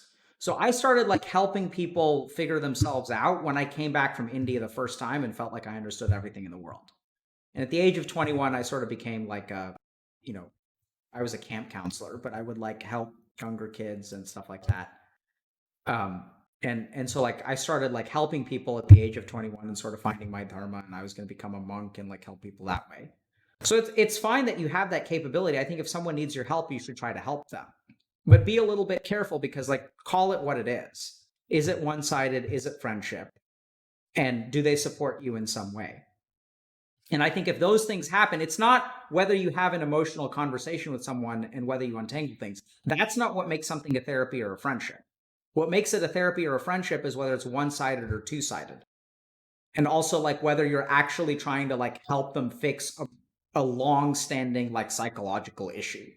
Because if you are doing that, chances are, even though you think you're helping, you may be a little bit out of your depth, and you may actually be like doing them a disservice, because they may be getting emotional band-aids from you without ever like exploring it with someone who's more competent than you are.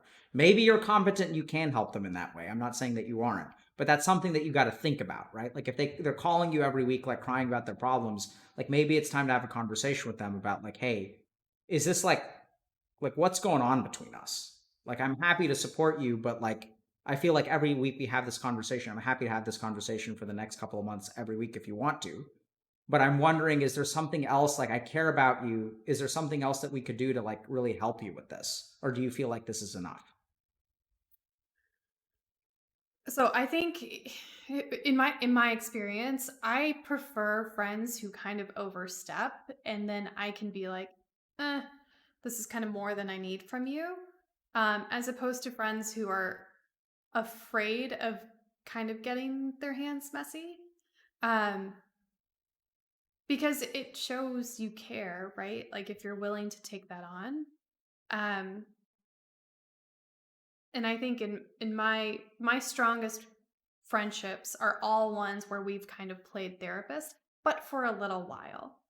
And it you kind of have to recognize like, hey, this has been going on for like a month or two for now. Have you thought about seeing somebody?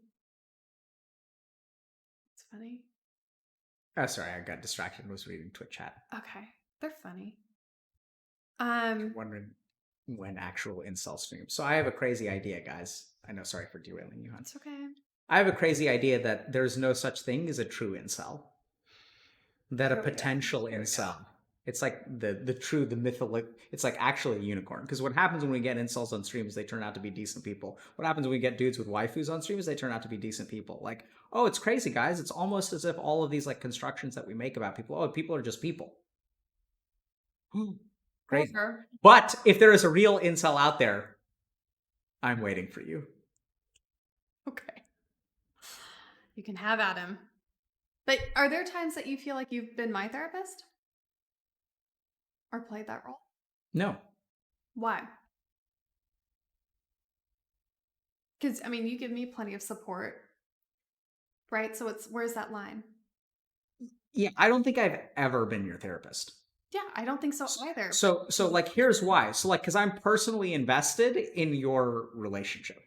Right? So like when like a therapist is a therapist, when someone comes in with like, let's say, a marital conflict, I'm 100% on their side. But I can't ever be 100% on your side because I have to protect my side. I protect your side. I know. And I protect your side, but like I can't with therapists, it's like I'm 100% on their side. Like I can't ever be, in terms of our conflict. I think this applies to others too, right? Like there's a point at which, like, I might be wading out of my element here, but even like for substance abuse stuff, right? You're gonna have your friends that like do that with you, and it's sometimes against their interest or their side to like encourage you to get sober. Right? So I think you also have to decipher like where other people's interests are to see where and when that advice is worth taking. You know what I just realized? Tell me. I never watch our stream. Our stream is really good. Is it? Yeah. Okay. I really like watching Twitch chat react to our stream, but it's kind of weird, but I don't watch it. But it's actually pretty fun. All I know is when I lean my head, I get head leans. When I put on my glasses, everybody types glasses. So it's like a weird. No. I'm not talking about myself. I'm talking about you guys responding to her. Like that's entertaining shit, man. It is. I'm not talking about my content. I'm talking about like y'all's content. Yeah. This interaction it's fun to watch. Okay. Oh my god, I can't imagine how bored I would be if I was just listening to myself rant and soapbox. One day, maybe if I get good enough at this, you'll understand. I think you have that potential. Oh yeah? I thought potential was a construct. Yeah, you have the potential to maybe be me one day. Oh no. Okay. World only needs one. So I think maybe we'll do one more question and then we'll transition to Twitters. We'll take a quick break and then, you can keep going if you want, but I need to pee. Me too. Transition to Twitters. We've drank a lot of water. How do you choose? Are we doing booze? Okay. How do you choose? We should do booze. We 100K. We have done this. Let's celebrate. Okay. How do you choose a path that is financially more stable and might turn into a passion, but you don't know fully, and something you enjoy, but money isn't great doing it? For example, I'm going into computer science and know nothing about it, and I'm starting at level 0. I also have a lot of experience with personal health and training, but I think it might be more of a hobby than my true calling. Yeah, financial security, I think, is the heart of this question, right? Like, how do you make that transition if you don't have like a financial fallback? That's what I got out of it. What did you get out of it? I'm a little bit brain dead, but what I kind of got is that, like, so if you're interested in fitness and personal health, I think, like we've been saying earlier, like the two aren't mutually exclusive, right? So if you like computer science, then go for it. And then, you can still do fitness and health. Like that's going to be important. Like you don't think that when you end up working at one of these, what are you trying to do? Just tell me what you're trying to do. Do it. I'm trying to make sure that what you're talking about is not what he wants to hear. And I have just confirmed that is not. This isn't about personal health. Don't talk about med school anymore. What? No, it is the question. It's about financial stability. Like, how do you make that transition? How do you choose a path that is financially more stable, might turn it into a passion, but you don't know fully in something you enjoy, but money isn't great doing it? this is what I'm starting with. I also have a lot of experience with personal health and training, but think it might be more of a hobby than my true calling. That's Right. why I'm talking about personal health. Okay. Okay. So, um, like, you know, if you are interested in personal health and training and you're like majoring in comp sci because comp sci is going to get you a job, I don't think that those two are mutually exclusive. And like, if it's a hobby, that's great. And like, you know, because like, for example, there are fitness apps, right? Like, if you were designing a fitness app, do you think you would design? So let me put it this way. Would an app developer who understands fitness do a better job at designing an app than an app developer who doesn't understand fitness? Maybe yes, maybe no. The second thing is someone who wants to make a fitness app, who owns a gym, going to be better equipped to make a fitness app than someone who understands programming? Right? So I think that like fitness and technology are like really, really in line right now. You know, could you learn how to code like a heart rate monitor or something else, right? Like there's a lot of stuff around technology and fitness that go hand in hand. And the last of which is if you enjoy programming and then you end up working for a company that's like, you know, you're a programmer and there are a bunch of fucking programmers around who like spend their free time on Twitch drinking Mountain Dew and eating Cheetos, like maybe you can teach them something about fitness. I want Cheetos.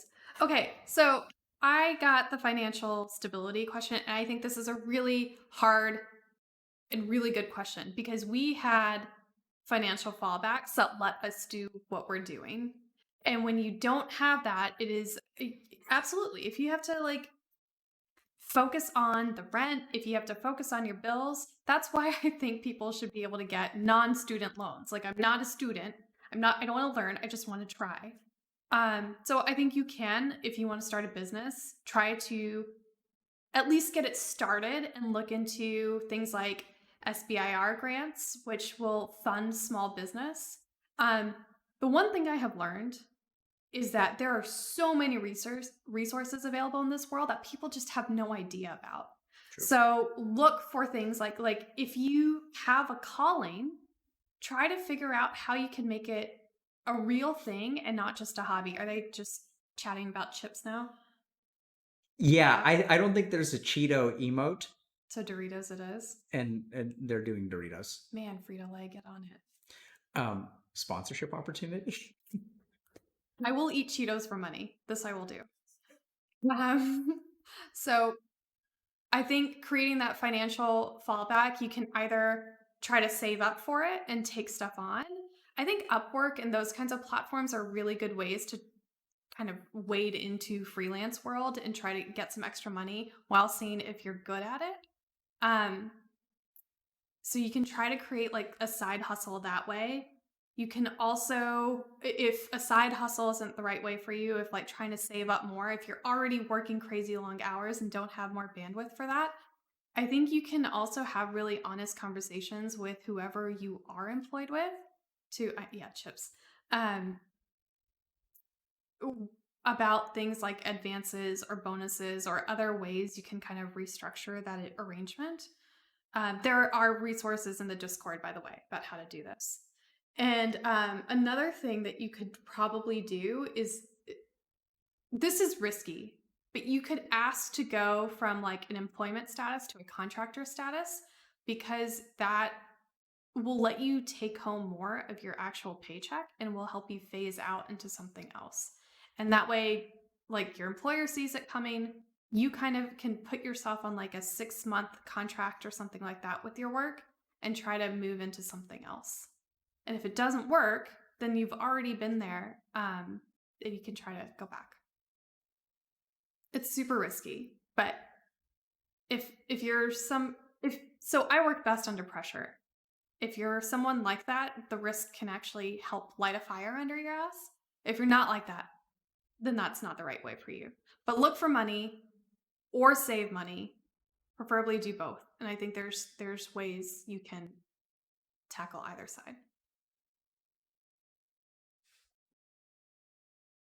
Do you just want to watch chat react to random shit? No, I just, you know, Who's streaming what?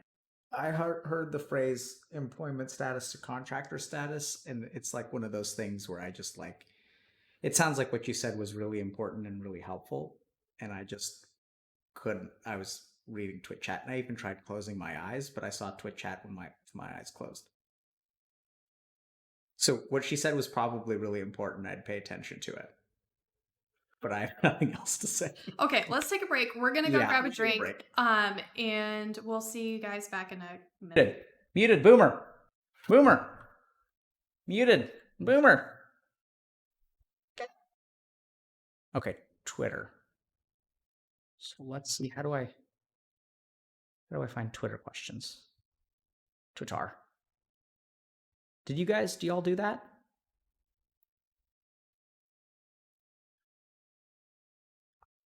Okay. Oh, Moses was telling me to tell you guys to stop donating as we were hitting close to 100K. Moses was furiously DMing me on Discord.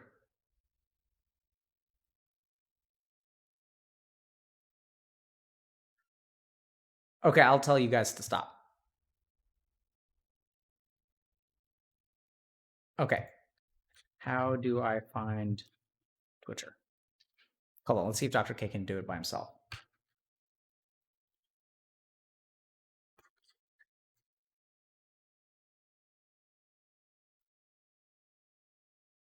Okay, I found our Twitter.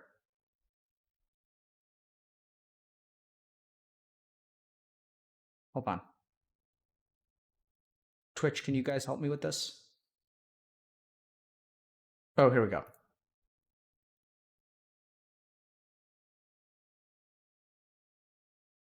Okay, great. So, Zach, do you want to...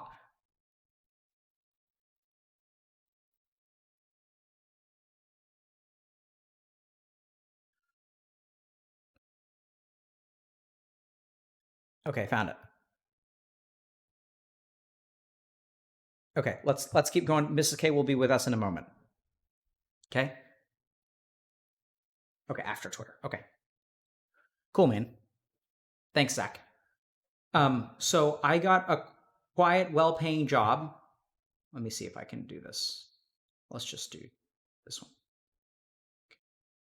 So I got a quiet, well-paying job right after uni, graduated 3 years later than my peers, but it doesn't really push me to learn anything. If I quit outside my current job, I have zero value, and I'm not even scared because 75% of my current salary goes to the bank account, and I can live. I can live off it several years if needed. Comfort and avoidance, effort type procrastination prevent growth. I avoid any outside pressure and good at it. And I'm not internally motivated. Live to get by, never experienced well-being, so I can't strive for it. So I'm on the way to have harder and worse paying jobs as time passes. This is really confusing. Why are you on the way to have harder and worse paying jobs? Okay, so let's start with this, okay? One second. Okay, so first of all, good for you for graduating 3 years later than your peers and still like putting your life together and not getting like bent out of shape because you're quote unquote later. See, there's the comparison. And it sounds like now that you have your needs met, you're not inspired to do anything extra. And that makes a lot of sense, right? So like if we think about this,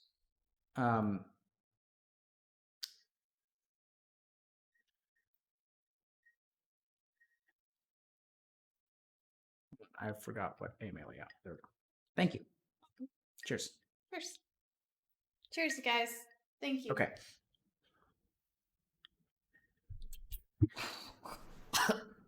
Sorry, it's a little strong. Foul concoction. Sorry. Oh my god. I feel like this drink should be called the Devil's Diabetes. It's made with Coke Zero. Oh my god. No. I'm glad you made. I mean, it's like better than what I would have made. I'm great. Don't let my disgust with the beverage be interpreted as any amount of lack of appreciation for you. You're awesome.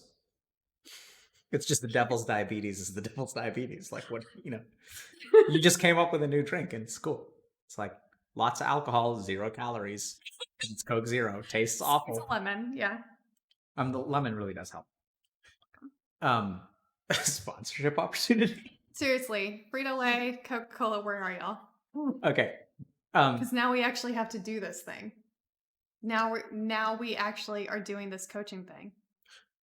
No, I mean, we were doing this coaching thing anyway. Yeah. We've been doing it. What are you talking? What do you mean? No, I know, but like now we're gonna have almost 400 of you guys are gonna be able to work with a coach within a month.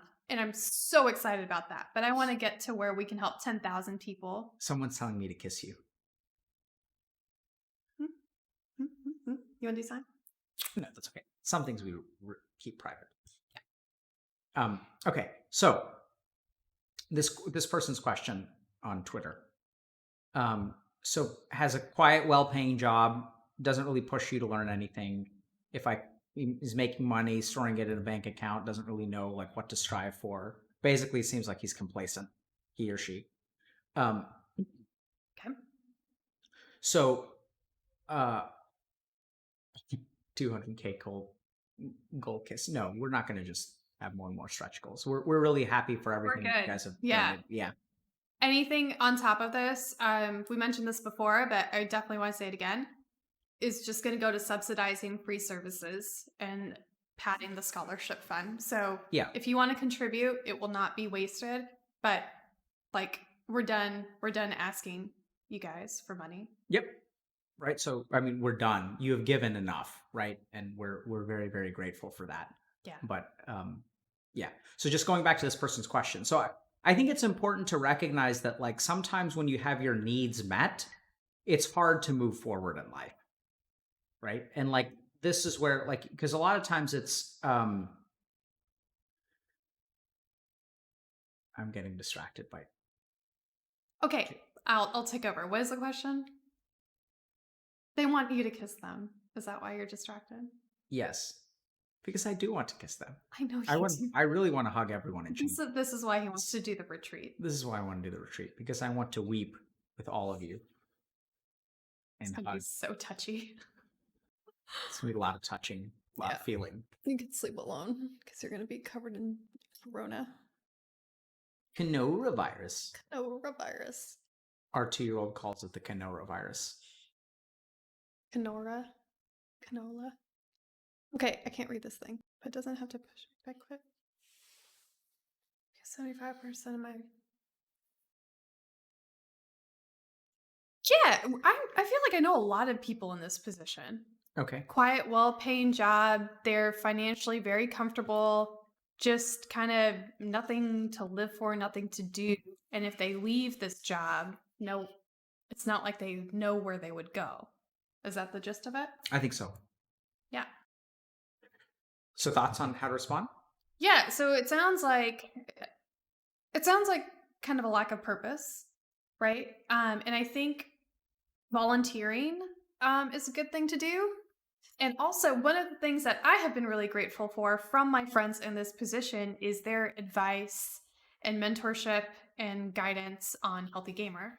So if you want to help a friend out that might be wanting to start something or do something or go out on their own, be that person, be that financial safety net for them. I'm like such a huge believer in just sharing the wealth. So I think that's a really good place to do that. Invest in a friend, invest in a person, invest in an idea, invest in a cause. Do something good for the world. You know who else is good with sharing the wealth and investing in a cause? Who? Twitch chat. Yeah. I thought you were going to be like, so another person wants me to pay for their tuition. I thought that's where that was going. No. It's Twitch chat, dude. Twitch chat y'all are awesome. Twitch chat is the real hero. Yeah. So here's what I'd say. Like, I really wonder what this person, so practically, right? So this is supposed to be advice. So practically, I'd wonder, who do you hang out with? Yeah. Because I think a lot of complacency comes from your peers. Yep. And so are you around people who like think and want to be better and grow? Or are you like basically around office drones? Or like, do you just have your friends that you game with? Because they're not going to pull you forward. I think this person needs to try to find people who like challenge and inspire them and get them to ask questions and think about things and like engage them intellectually. Because this person sounds like intellectually like they're starved. And so really think about who you hang out with, and can you hang out with people who are curious about stuff and like really, like make you think about like something else. And this kind of goes back to, I think, a big symptom of like our problem in this society, which is that we make goals that are based on like careers and financial stability to the exclusion of like personal growth or dharma or anything like that. And I think it's good to have financial goals and try to be secure and stuff like that. Like, I mean, like we've said to you guys before, I mean, we started with this, and Kruti's spot on that, like, it was okay because so I started out with a goal of like financial security, and like we were going to do Healthy Gamer in a way where like we could support it, because I literally, no one has done this before. Where we did this for months without any kind of fundraising or anything like that, and like we weren't planning on fundraising. And so like financial stability is a fantastic place to start. So in a sense, like this person feels like they're at the end of their road to me, but you're not at the end of your road. You're actually at the beginning of your road. Yeah. You're complacent because you've like, like, no, dude, you're just starting. Like now you've like built your base and you have your economy running, and then you can actually start to like grow and expand. Yeah. And so the question is, how do I figure out like what to grow and expand towards? And so then what you need to do is like surround yourself with people who like care about shit. And as you surround yourself with people who care about things, hopefully you'll move forward. You're not thinking. Like this person has a problem, and I say like a problem of lack of thought. It's a lack of inspiration. They're searching for inspiration. I think they're Yes, actively yes, trying to yes, figure out certainly. how to search for inspiration. Yes. And I think changing your social circle is a good way to do that. Yep. Right. So in my case, what happened? So it's interesting, and hopefully this doesn't come across as egotistical, but like literally, I found myself at Harvard Medical School, and I was like, "Holy shit, these guys like really, they're fucking tryhards." And I was like, maybe I should try hard too. Being surrounded by tryhards is like, I mean, it can be toxic in some ways, but I really kind of took it as inspirational. And I have like other friends. So one of my buddies started a mental health startup while he was still in med school before residency. Another one of my friends, like after residency, moved out to California, and she's doing her startup. And like when you're surrounded by people who like are trying to do things and make things, it gets you working. Right. And it gets you like, there's also, so I found this a lot when I went from startup life to kind of like corporate life, where people are, when you're around a lot of risk averse people that just kind of want to put in their time and get out and go do something else, that can rub off on you too in a really bad way. So, I mean, I think especially if you're young, definitely save up. Definitely have like a Roth IRA and a 401k. Like, I worry about this generation a lot because first of all, you don't know what resources there are. Second of all, you get dinged on fees left and right. And third, you guys aren't financially savvy enough to know where to put your money. And there are ways to kind of grow your money to create those kind of financial safety nets for you in the future. So if you do want to start something in the future, you can. It's not going to be like millions of dollars, but it'll be enough for like 3 months, 4 months rent. Okay. So wasted 7 to 8 years in Dota 2. Now my 23-year-old bought that ADHD ass. Someone's been paying attention. Yeah. Has responsibilities. I've actually thought a lot about things and gotten a lot of help from watching your channel, but I haven't been able to do any concrete work on my situation and my goal of living independently. I felt empowered when I learned that my strength lies in managing as many things as I can while failing at none. But I start as a master planner and can't quite follow through on things. Yep. Please advise me on how to work and on it, and also on deciding what to commit to. Yep. Thoughts? I mean, you're the Vata. I work very differently. So I think the problem here, so I'm going to go ahead and copy pasta this, okay?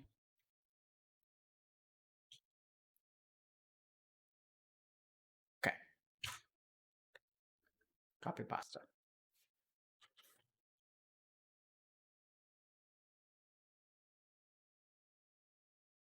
Okay.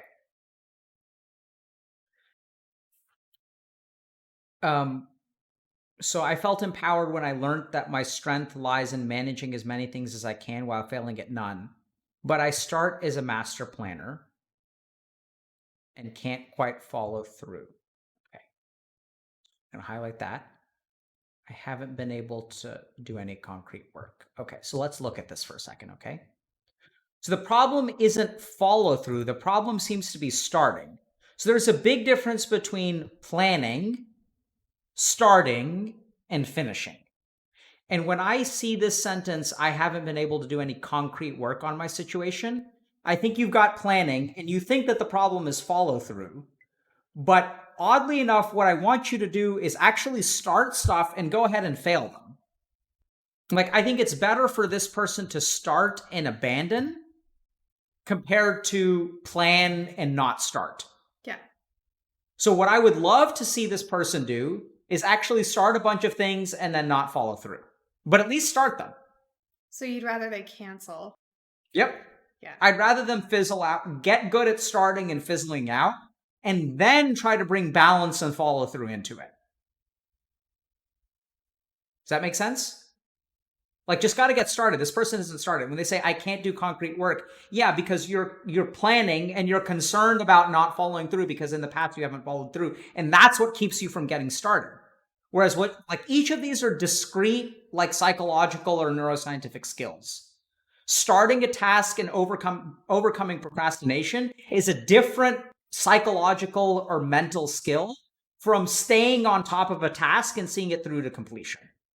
So don't confuse the two and just get started. And when you say you have a plan, so I'd say take one of your plans and break it down into what's the last step? And this is kind of cool. So don't start with the first step. What is the last step before your plan is complete? And then go to the step, okay, what needs to be done before you do that? And then what needs to be done before you do that? And what needs to be done before you do that? And at some point you have to ask yourself, can I do this today?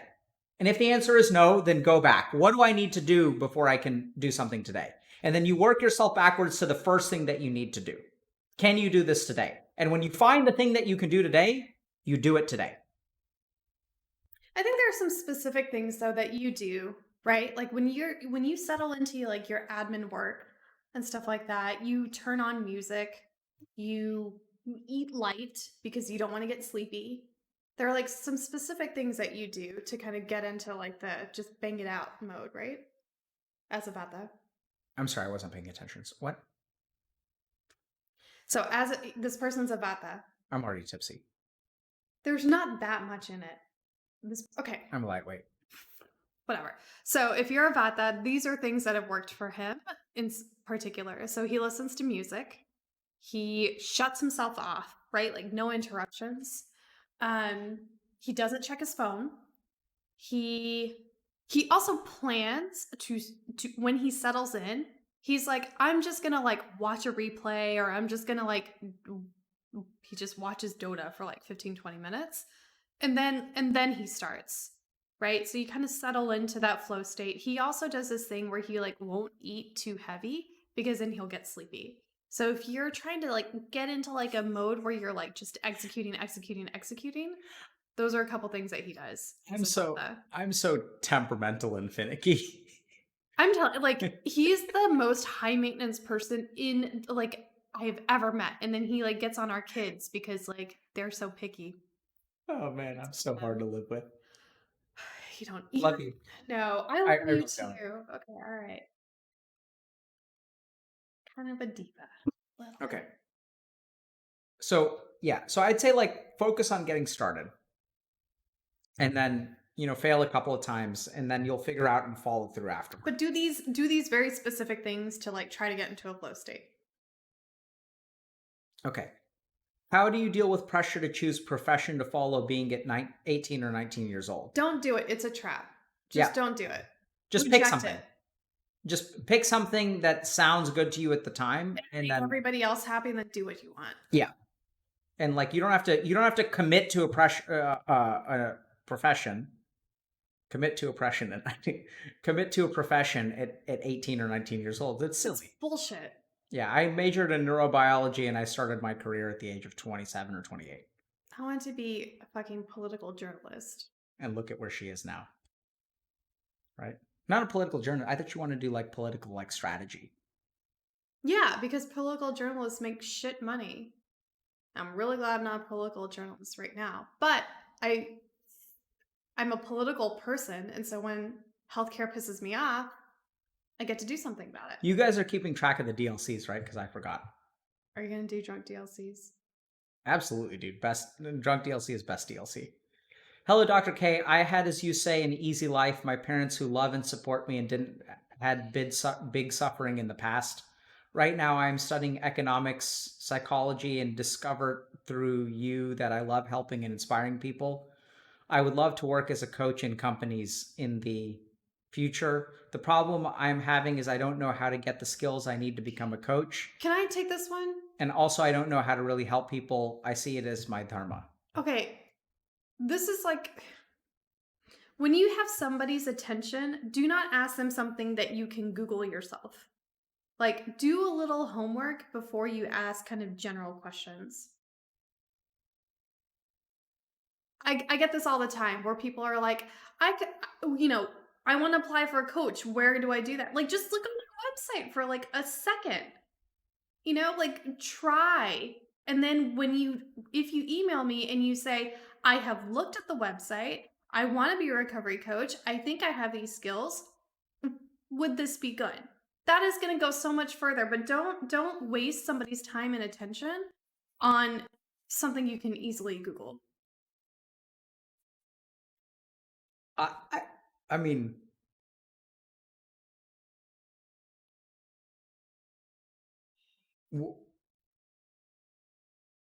okay.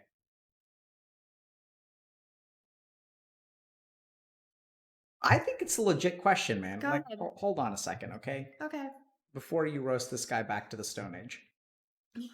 So he says, I would love to work as a coach in companies in the future. Like, I don't think he wants to become a coach. Yeah, but he's not talking about necessarily about us. No, that wasn't. So what is he supposed to Google? How to become a coach. Okay, let's Google it. You want to screen share? We are screen shared. Oh, hey, it's the IOC. What are the requirements to become a coach? Okay, fair enough. Right, like just Google things. So if you guys, so this is where I sort of work. So I'm faculty at Harvard Medical School and McLean Hospital, and McLean has a coaching institute. It's good SEO on their part. Okay, fair. Fair. Okay, so I'm going to try to answer the question anyway because I remember what it was like to be that person. He's had an easy life. He's had no major suffering, and he had a chance to get a real question answered by you.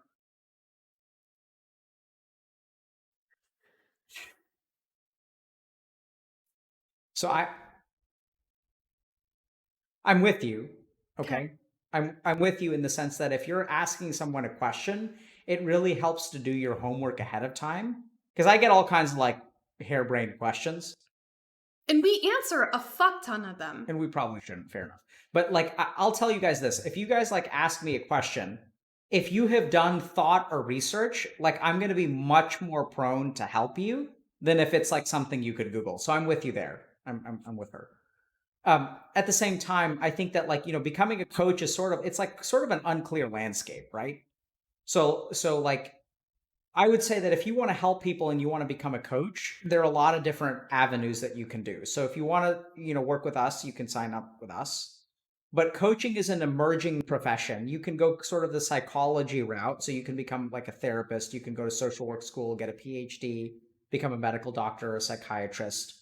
Or you can go to institutes like the Institute of Coaching. And there are different programs like that are run by the ICF or International Coaching Federation, which accredits certain programs. Some of these things are scams. And so that's how you can become a coach. I think if you want to help people, that's awesome, dude. I think you should help people. And if you guys are interested in yeah, I don't know, that's what I have to say. I feel like you were a little bit. I mean, the guy's just trying to help people, and he's been given everything in life, so he doesn't know how to Google things. So I would say start doing your own Googling. It's a good answer. Good answer. Okay.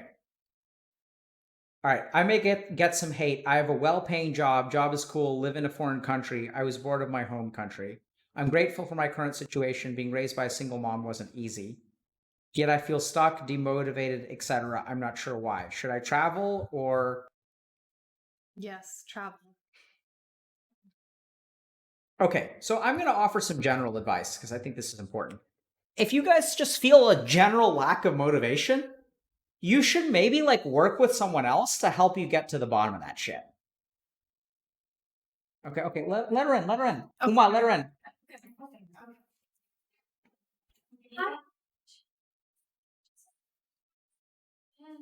You don't have to cry. You don't have to cry. Look at me. We don't cry. Kruti is absolutely, but she's Kapha-Pitta. Good catch. Twitch chat. Yes. Continually impressed. Where's that little Abby baby? Where's that little DJ baby? How many Abby babies are there? She was amazed because we have 2. That's right. There are 2 Abby babies? Watch this. A is Hey, for... what happened to your nose? A is for? She's got all these injuries. Yeah, because her fingernails, the mosquitoes. Evie, A is for? You. Okay, no, that didn't go anywhere. All right. So if you guys are struggling with a lack of motivation, I think it's not I think it's worthwhile to spend some time exploring that with someone. So either see a therapist or, find a coach because that's what we're trying to help people with. And try to get a sense of why is it that you've I want you guys to just look at this for a second, okay? So so we're gonna play a game, Twitch chat, and I want you guys to tell me what do you think this person should talk about, okay? What should this person focus on with a coach or a therapist? Can you guys tell what the important sentence is that may reveal the person's source of lack of motivation?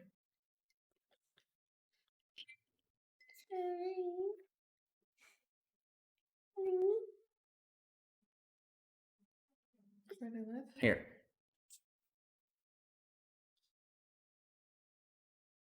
What do you think? I think it might be he was bored in his home country, so he went to a foreign country and is still kind of not feeling something. Okay, let me put it this way. What statement in this tweet is out of place and does not belong in the tweet? Raised by a single mom. Beautiful. Abby, did you know mommy's gonna be right? It's why is that? So I think you've got to dig into that. So I want you guys to understand that motivation is an emergent thing, right? So motivation happens when you are functioning well. If you guys have psychological weights, inspiration happens when your mind is functioning well and you have the freedom to be inspired. If you're worn down and you've been grinded to a nub, you can't be inspired, right? So I want you guys to think a little bit about this. If you guys are lacking motivation or inspiration, you need to really think about what is it that grinds you down and prevents you from finding, kindling that flame. It's like a flame that gets extinguished by shit on top. So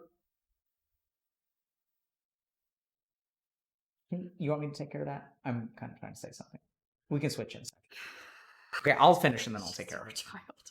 Okay. So if you're lacking motivation, first unburden yourself. right? Like first, like sort through, like when you say it wasn't easy being raised by a single mom and you've done well, go ahead and work on that.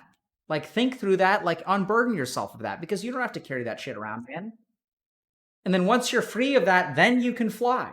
Like you're not weighed down anymore. Like don't be encumbered and move around at 25% movement speed, bro. Let go of that. And then like motivation will find you.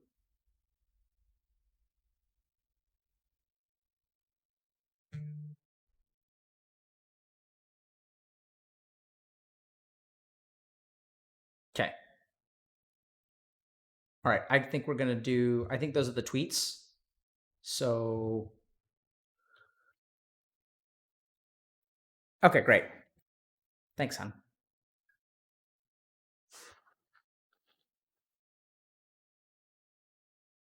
Is Quinn in here? Quinn. What's up, CCNC? Okay. What are we doing? I think we're doing calls with Moses. Also, no subtext on these questions. I don't know what that means. We're going to just call him. Let me switch to speakers so you can hear. I just realized that all this time I've had headphones on. Oh, I didn't have headphones. Hey. Do you want to do healthcare first? It just depends on whether people want me to be more inebriated or less inebriated during the healthcare rant. So maybe poll number 3. My hair is all in my face and Can I buy that? yes, always. You want to see an emo, Dr. K? No, I've done this for them before. Oh, I popped my collar and was playing Dota with an Indian accent. okay. This is Hiro. Hiro. Okay. Let's do good boy, Dr. K. What? Good boy. What are you doing to me? I'm hurting your hair. Are you taking away my dignity? I don't know.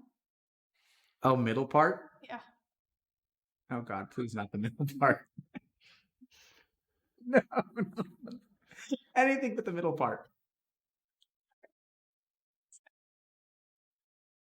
Does Twitch chat know our rule about facial hair? No, but you can tell him if you want to. So I one time asked Kruthi if I could grow a beard, and she says if you get to grow it, I get to grow it. Because Indian people are hairy, including Indian women.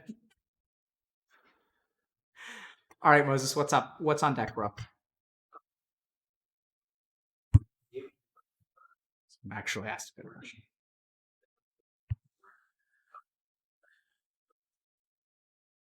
Effectively working as a Kapha-Pitta. Okay, so a lot of things are going to piss you off, like a lot. And the things that you have to do is channel that anger productively. So, like, I would always get really frustrated by process and inefficiency. And, like, if somebody says they're going to do something by Friday, and then Friday at noon, they're like, I just need until Tuesday. And you're like, if you need until Tuesday, tell me like before the deadline. So I would get really frustrated. And I think the key to some of that for me was saying like, okay, this isn't working. How do we fix this? This isn't working. How do we fix it? And go from the person that's just yelling at everybody to the person that is like not afraid to fix the stupid problems that nobody else wants to fix. Can anybody hear me, or is this just busted? No, I think you're audible. I think the sound was. Can they hear me now? I think they should be able to hear That's you. more the. I fixed it. That is right. That is more the Pitta. The Kapha in me is just like, oh, there's too much to do. I'm gonna just go to sleep. And for that, I'm not even kidding. Changing my diet helped me become. I'm more Pitta now than I was Kapha because I eat way more meat and way less dairy than I used to. I also eat like consistently spicy foods, but that has definitely put me more in the Pitta category, but I'm way more productive this way. But like when I have a more Kapha heavy diet, like I just want to veg out, watch my shows, I'm not really motivated, and that's frustrating for the Pitta side of me because I have my task list in my head for everything that I need to do. So if you're Kapha dominant, I would watch your diet, and if you're Pitta dominant, move that anger into being productive. Like, what can I fix instead of like what sucks about everyone? Can I share something that I think? Yeah. So I think the other thing about Kapha-Pittas is that they sit on their anger, right? So Kaphas tend to propagate longer situations that are bad because of their inherent resilience. So it's like Kaphas, because of their high HP pool, can just sit there in poison Yeah. and just take damage every turn. And they're like, Yep. I got a big HP pool, so I don't need to move anytime soon. Yep. So Kapha-Pittas feel anger, but then also like sit in it for a while. And that, like, as they stew, so they like let things like build up and stew, and it gets worse and worse and worse and worse and worse, and then they like explode. So really try to process what's happening to you throughout the day and like work on it more proactively. What's next, Moses? Cool. Do you have any tips for how to ask for a raise? No, none for you. That's why I said these questions don't have subtext. It's important for our audience, okay? Never ask for a raise. All right. If you have really, I think it's important for you to constantly demonstrate your value without asking for a raise. So when people are like, when you do ask for a raise, there's all this value that you contributed. So a couple of my favorite ways to do this are to send subject line emails. So things like the subject line is, we just crossed 100K. And then I would be the boss, right? And I would forward that to everyone and say like, yes, we were doing it. And then, you know, they see where that came from. Or send emails that are like, coaching program is live, and I see where that came from. Or, you know, just got a big content partnership deal. Like, and like, tell us what you're doing. And your boss will see the dollar figures attached to that, like saved this amount of money, got this amount of revenue, saved this amount of like, you know, man hours and whatever process it was. And yes, clickbait in real life, do that shit. Because your boss is going to forward it to their boss. And I think the extent to which you can make your boss's life easier is going to be the extent to which your boss is going to go to bat for you. And when you ask for a raise, don't position it as asking for a raise. Position it as your future at this company. Yeah, so I'm going to presume for a second that we're not talking about our relationship with Moses. Yeah. And so it's a good question, right? Like, how do you ask for a raise? So just like real examples. I don't know what you guys do. I don't know what your living situations are. So here's what I'd say. So a lot of times you have a job description. And what I think you should do, so like generally speaking, the way that you ask for a raise is you have a performance review on a certain amount of time. And there's a separate discussion about like accelerating performance reviews, so you can ask for raises earlier. But let's assume that you have a performance review once a year. So here's the way that you ask for a raise. So you take a list of your job, what? Do not ask for a raise in your performance review. Okay, fine. So here, fine. I think my point still stands. So just let me finish, okay? So here's what I think you should do. Like oftentimes your bosses will like you when you get hired for a job, there's like a job description, right? So I'm like talking about generally speaking like a corporate or well-structured organization. So they have like processes for performance reviews and raises. And usually what happens if you work for like a middle manager, like they have to get the raises approved by the upper managers. So what you want to do is you want to take your job. And so basically for you to get a raise, you need to be able to make a strong case. And furthermore, equip your direct report to make a strong case for their direct report, right? Because like they have to clear the raises by their boss. So that's sort of what I'm assuming. So if that structure doesn't apply to you, then like, you know, take this with a grain of salt. So when you get hired for a job, you've got a job description. So you take that job description and you put it in a Word document. And then like throughout the year, you're going to do a lot of things that are outside of that job description. And the week that you do them, you make a note of it. So you keep that in a document and you kind of say like, okay, this week, like my job description is to, filter patients through the ED. And on this week, this person was like missing. So I ended up doing this work and then I ended up doing this work. And eventually you sort of end up doing things that are outside of your job description. And I think when Kruti says demonstrate your value to the company, the key thing is that when you do that, you should keep track of it. Yes. Right? I'm not saying that you should get taken advantage of by the man. I'm saying if you do something for the man that the man is not paying you for, you write it down somewhere. Right. The man owes you. This is his tab. So the next thing that you do is, in terms of the stuff that you do for your job description, you write down how you have executed on that with as many numbers as possible. So what you do is you kind of say like, okay, here are the first 6 months of where I worked, where we processed 50 patients in a 4-hour period in the emergency room. After I came on, we processed 56 patients in a 4-hour period in the emergency room.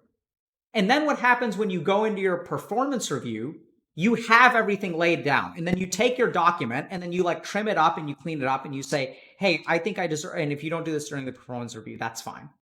Yeah, I don't know anything about that. But then you go to them and you say like, here are the reasons why I believe like I'm doing, like I deserve more money. And then if they say, oh yeah, we're sorry, we can't pay you. And then you turn around and you ask them the question. So I just want to understand.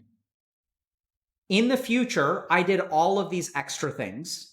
In the future, so it sounds like you guys can't afford me to pay for this stuff. So help me understand, if you want me to continue doing this stuff in the future, is it a part of my job or is it not a part of my job?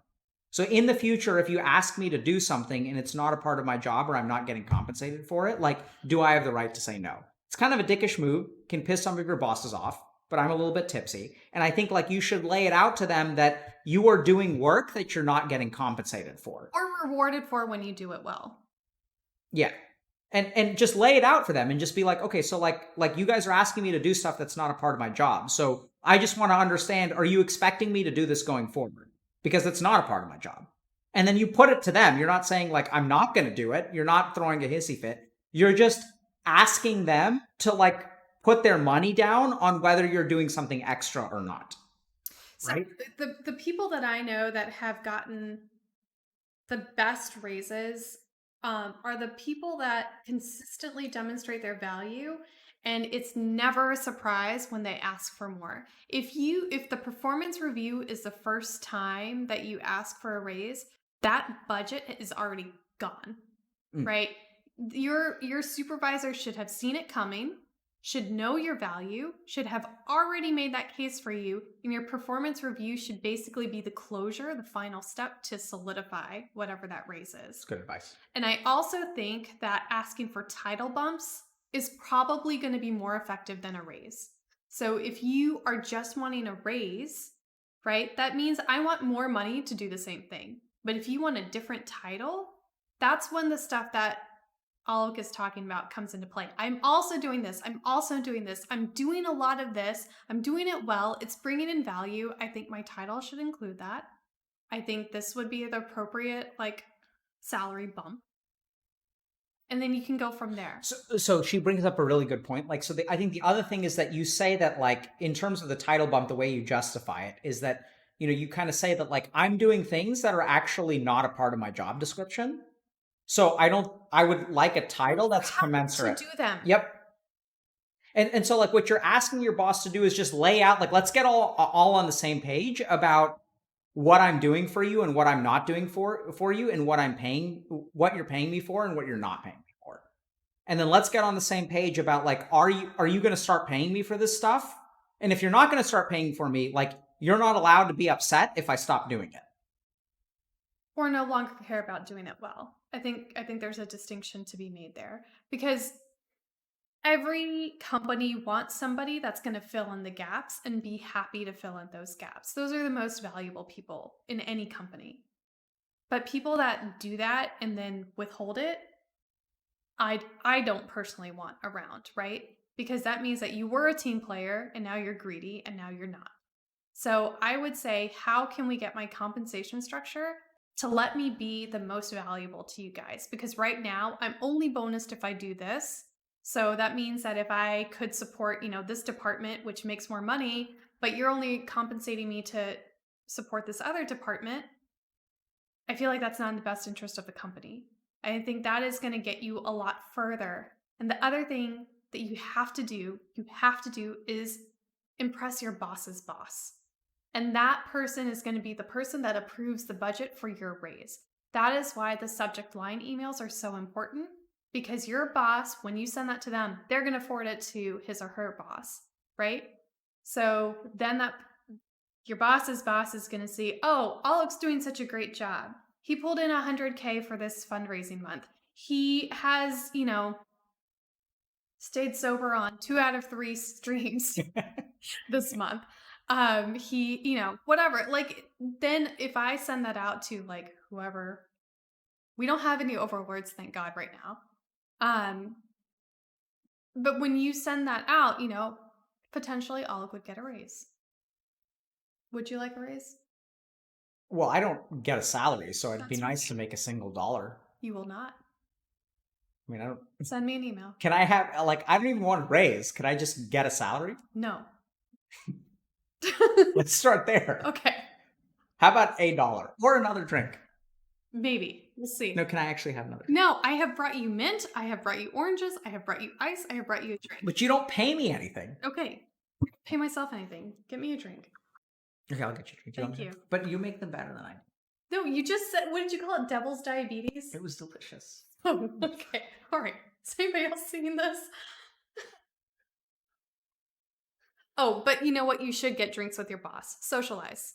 Let them get to know you as a person. Let them be invested in your life and your success. Also, have children with them. No.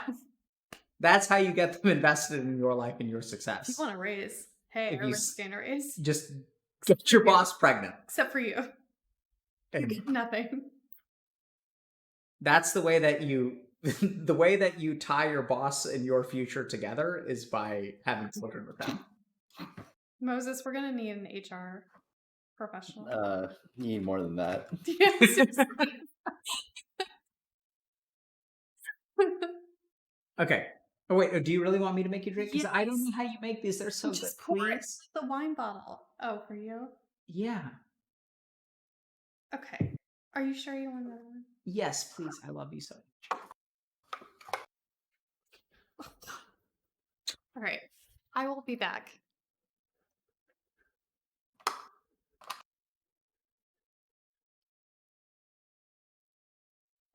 Also, just beg for shit. Just beg. Just beg. If they say no, or if they say it's your turn, just beg. And put on your puppy dog ears. Eyes. Whatever. Okay. No, really, her drinks are better than mine. I'd just be pouring her a bottle of wine. It's okay, Chat. I got her something. Can I show you what I got her?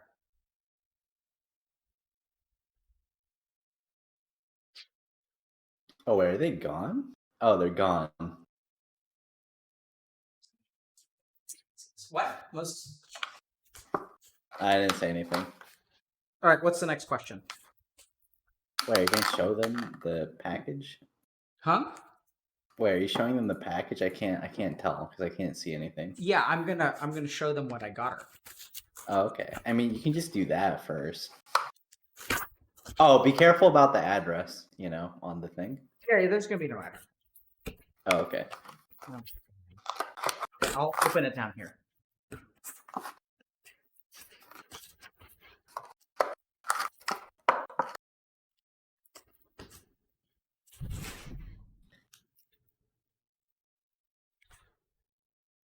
Oh no, there's glare. Wait, people are saying Lily. No. Oh, that's cool. Wait, how did you make it so fast? Nothing. I'm doing nothing. Come sit down. It's warm. Oh, Is that hello, what this was? Lily. How are you? She didn't put ice in it. Nothing. Nothing. I have a janky fridge that you have to use the freezer trays for right Wait, now. say hi to Lily. She is in our chat. Hey, Lily. How are you? Yeah. Riri Pichu. How are you doing, Lily? Oh, she's in our chat. I'm waiting for her voice. Lily! Thank you so much for kicking this off. Girl, you don't even know what you've started. This is amazing. Lily was our first donation. So thank you very much, Lily. Okay.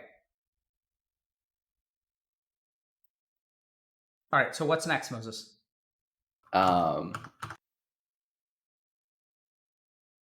Did you guys ask like questions about losing your passion for your job? Losing your passion for your job? Yeah. People that have had zero passion to begin with. Dang it. Yeah, I mean, so we can talk about losing your passion. So I think I've certainly lost my passion for, especially when you go from startup stage to corporate overlord stage. That happens a lot. I lost my passion during this stream. So here's the thing to remember, right? So if you lose your passion, you have to look at what other psychological things could be going on that prevent you from like feeling the passion that you first felt. So like, let's just say hypothetically that you were a producer for a Twitch stream and then you tossed out a crazy promise that if you raised $100,000 over the course of a month, that you would go on an e-date. And then once that absolute fiction becomes a reality, like it can have a psychological consequence that would result in maybe you losing your passion.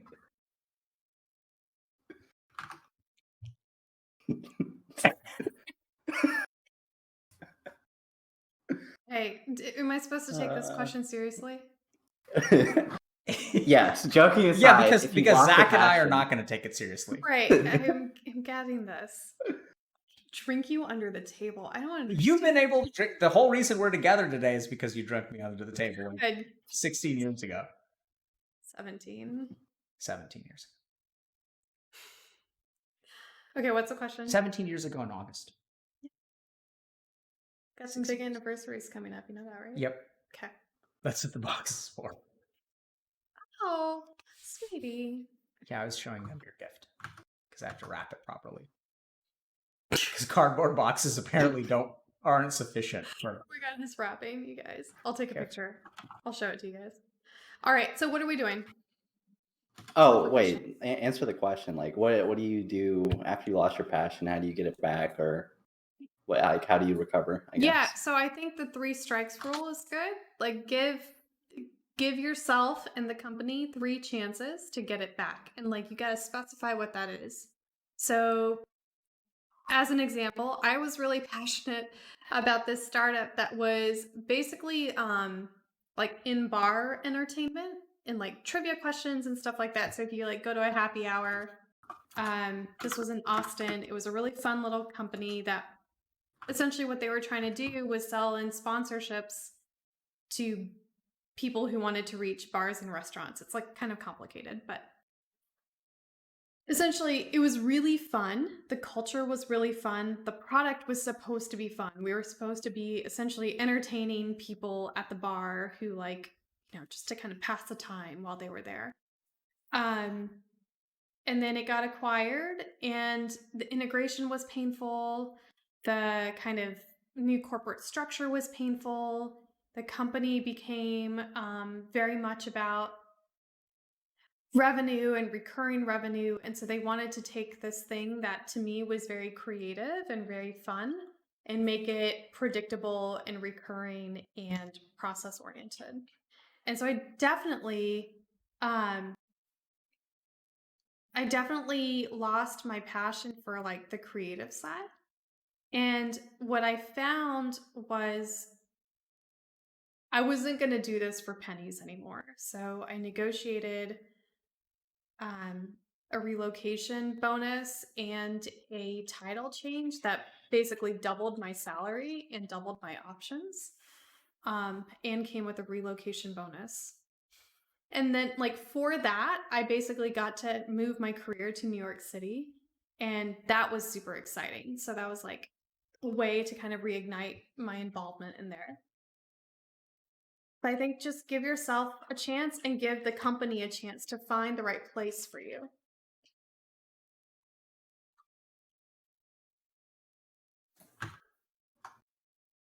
Is that good enough? Yeah, I think that was good. All right.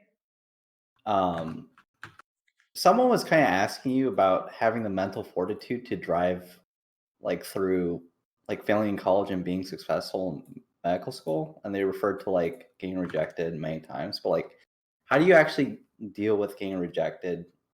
Because people send out like 100 over 100 like job applications they don't hear back, right? So like, how do you deal with just like that essentially? So there is actually a cheat code for that, which is that you don't send out 100 job applications. You haven't sent out 100 job applications. You just send out one job application at a time. The cheat code to having the fortitude to get through rejection is that you don't look at the long term, you just look at the short term. You look at every application on its own. The first application is no different from the second, which is no different from the third, which is no different from the fourth, which is no different from the fifth, which is no different from the 100th. So I'm not saying that you should ignore data, but I'm saying when it comes to filling out a job application, that's all you should do. When you fill out 100 job applications and you get rejected from 100 of them, then you should sit down with that data with a clear head and change your strategy. So when it comes to filling out the 101st, changing your strategy should inform the way that you do the 101st, but you don't think about the 100 that you've lost before.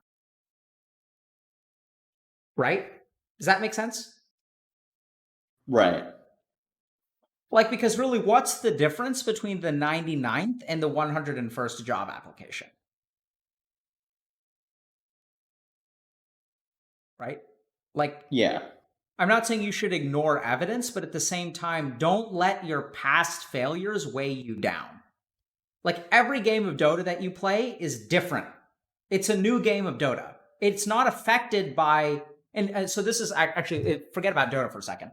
So, if I flip a coin and it's like heads 5 times in a row, what's the likelihood it's heads on the 6th time? Moses? 50%? Absolutely. Actually, okay, cool. Right? So what's the likelihood that you get 5 heads in a row over 6 flips? It's like 1 divided by 2 to the 6th power, right? So like, don't confuse each coin flip with the pattern of 1 divided by 2 to the 6th power. That's the way that you get through it.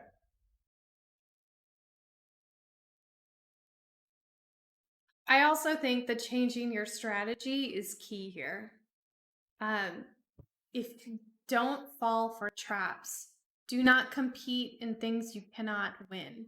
So what you did was up and move to Boston, start knocking on doors. Yep. And that was way better than filling out, your 170th job application.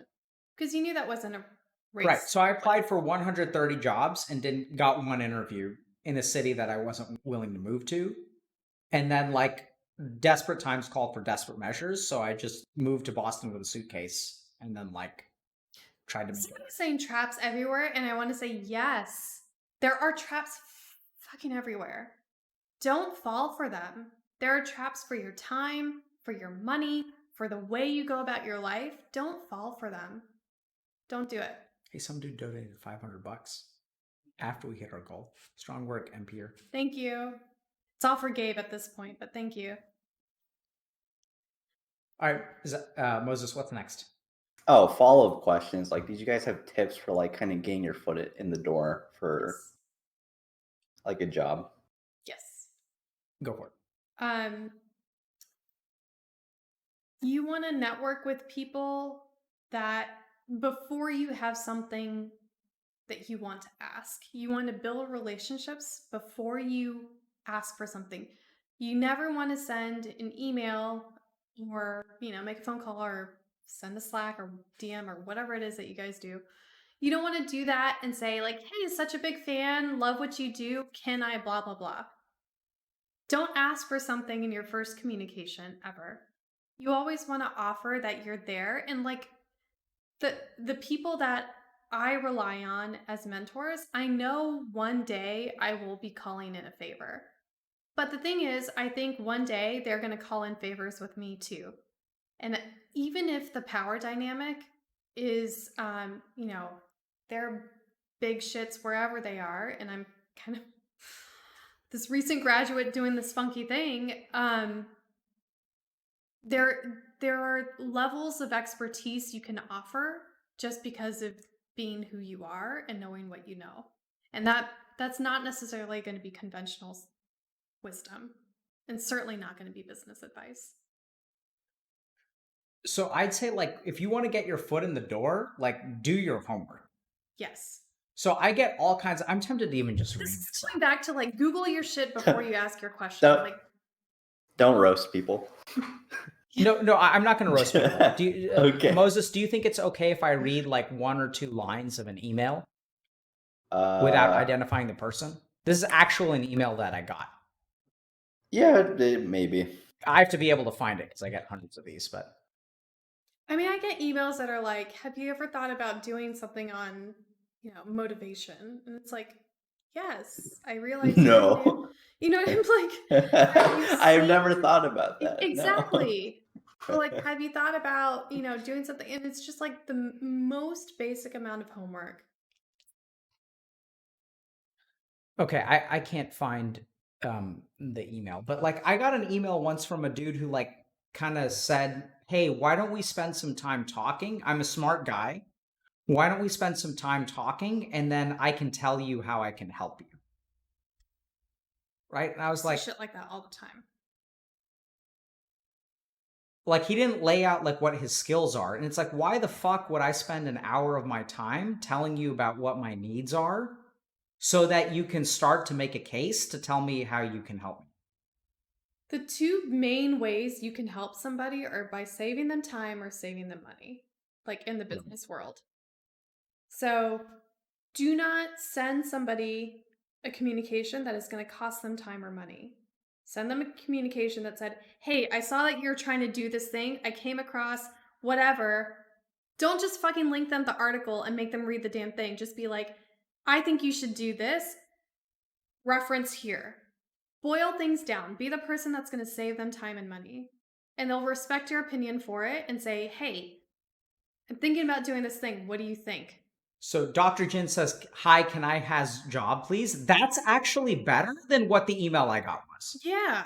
The email that I got was like, why don't you invest your time in helping me figure out what kind of job I can apply for in your company? It's like, what the fuck, man? So like the emails that I respond well to are to the people that have done their homework. Like sometimes I'll get emails from like college kids and they'll be like, hey, like I've watched your stream, I learned A, B, and C, and I'm trying to do X, Y, and Z. And it's clear to me that they've done their homework. And then I feel like helping the kid. Because it's like, if you've done your homework, like I love to help. Because I remember when I was like, didn't have anyone to help me. And like, I'm not going to spend my time figuring out how to help someone. But if someone comes to me with a specific question, I'm going to do my best to help them. Right. Right. And if it's like, people will, and I sort of like, with the clients that I work with, we talk about how to do this. Right. So how to do your homework so that like, there's a huge difference between telling someone, hey, can you help me figure out my life? And laying out in a short amount, like I don't want to read like a page because I don't have time for that shit. But hey, I've done XYZ. This is the specific problem that I'm running into. Can you help me with ABC? That's how you get your way in the door. So for the people that have worked with us, there are people that have offered us like specific assistance with things that we may need. It's someone who says, hey, like the way that you get I love your content. I'm a big fan. I've learned ABC. If you guys ever need help with ...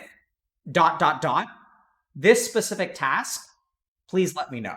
And that person goes into a specific folder. They go into a very specific folder of like shit that at some point when we need, that's the first person that we're going to email. Right. Because they get us. They understand us. They know what we're trying to do. And we know what they can do. Like if you want to get your foot in the door somewhere, people have to know like what they're bringing in. Like, sure, you get your foot in the door, but like, why would I invite you in if you're like, hey man, if you ever need help setting up your tandoor, like give me a call. And it's like, absolutely, man. So like you set your foot in the door and then it's like, if I need help with getting my tandoor, like I've got a guy. Okay, I might be checking those emails, so yes. So the way that you get your foot in the door is by demonstrating, first of all, that you know what the fuck these people are doing. Secondly, by offering a particular way in which you can assist them. And Kruti said it brilliantly. You either offer them, like you either save them money or you save them time. And then, like, you kind of go from there. I would also encourage you guys to just look at some of the big losers and gainers on like the S&P, the NASDAQ. Like you're going to see who needs help right now. And you're going to be able to see like, here, let's just do it. Pull up my Yahoo Finance.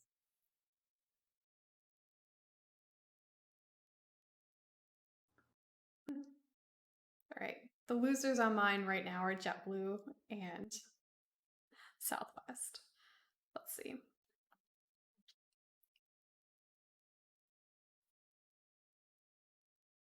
Okay. All right. Foot in the tandoor. A nice, delicious baked foot. Yes. Roasted foot. But you're gonna see like some of the I don't know if this is gonna be helpful, but if you look at like kind of who's winning and losing in the market, you'll see who the companies are, and they're gonna be people that have like nobody has ever heard of. Right? So there's going to be some companies that are hot that a lot of people are emailing. Look for the ones that are less sexy because nobody's emailing them. And you're going to have a way higher chance of getting your foot in the door with them. Yeah. I mean, I think the main thing is like a lot of people are trying to get the foot in the door. So the thing is that you have to put yourself in the shoes of the person who owns the door and ask yourself, like, what could they possibly want that I can give them? And be really specific about it. And don't start your email apologizing. Do you need something? Okay. Hello. You want to just take care of it?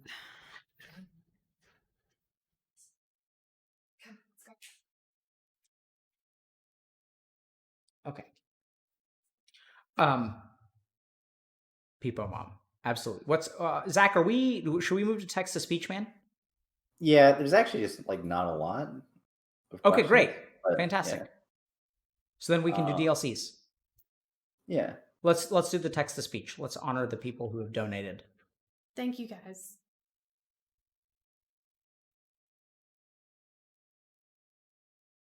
A DLC is like an extended like rant.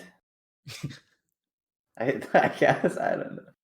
I only know like monologue, soliloquy. Those are the words. Soapbox, rant. Yeah. Monologue and soliloquy are fancy words for soapbox and rant. Great. Or What? soapbox and rant are lowbrow words for monologue and soliloquy. I have a question. Yeah. What does a biodata even look like? Can we look at shoddy.com? Can we make like a...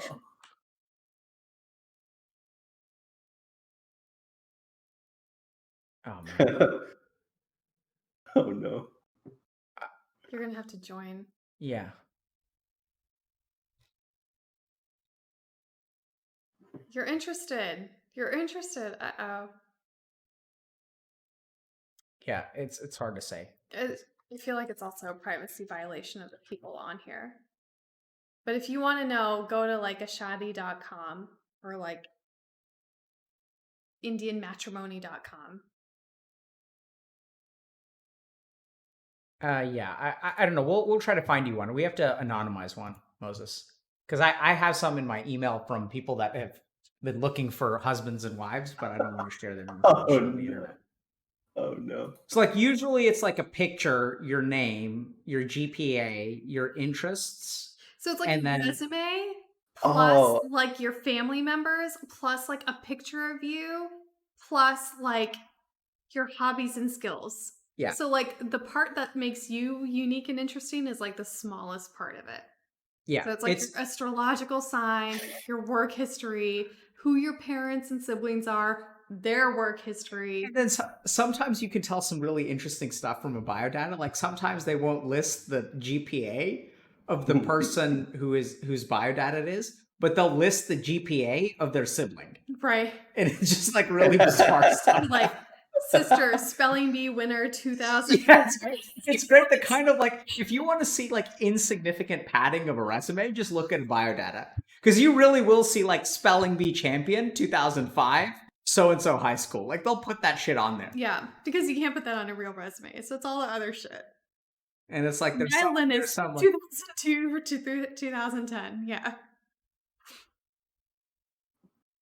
So we got to find a biodata. Can we write your biodata We have to write his biodata. That's for the how, thing? For the yeah. How else are we going to find him a quality date without writing his biodata? I don't know, Tinder. No, it's high quality. It's arranged marriage level biodata. Ooh. I'm interested. We're going to even put our own. We're going to list ourselves as His references as parents. Yes, Dude. we'll be his parents.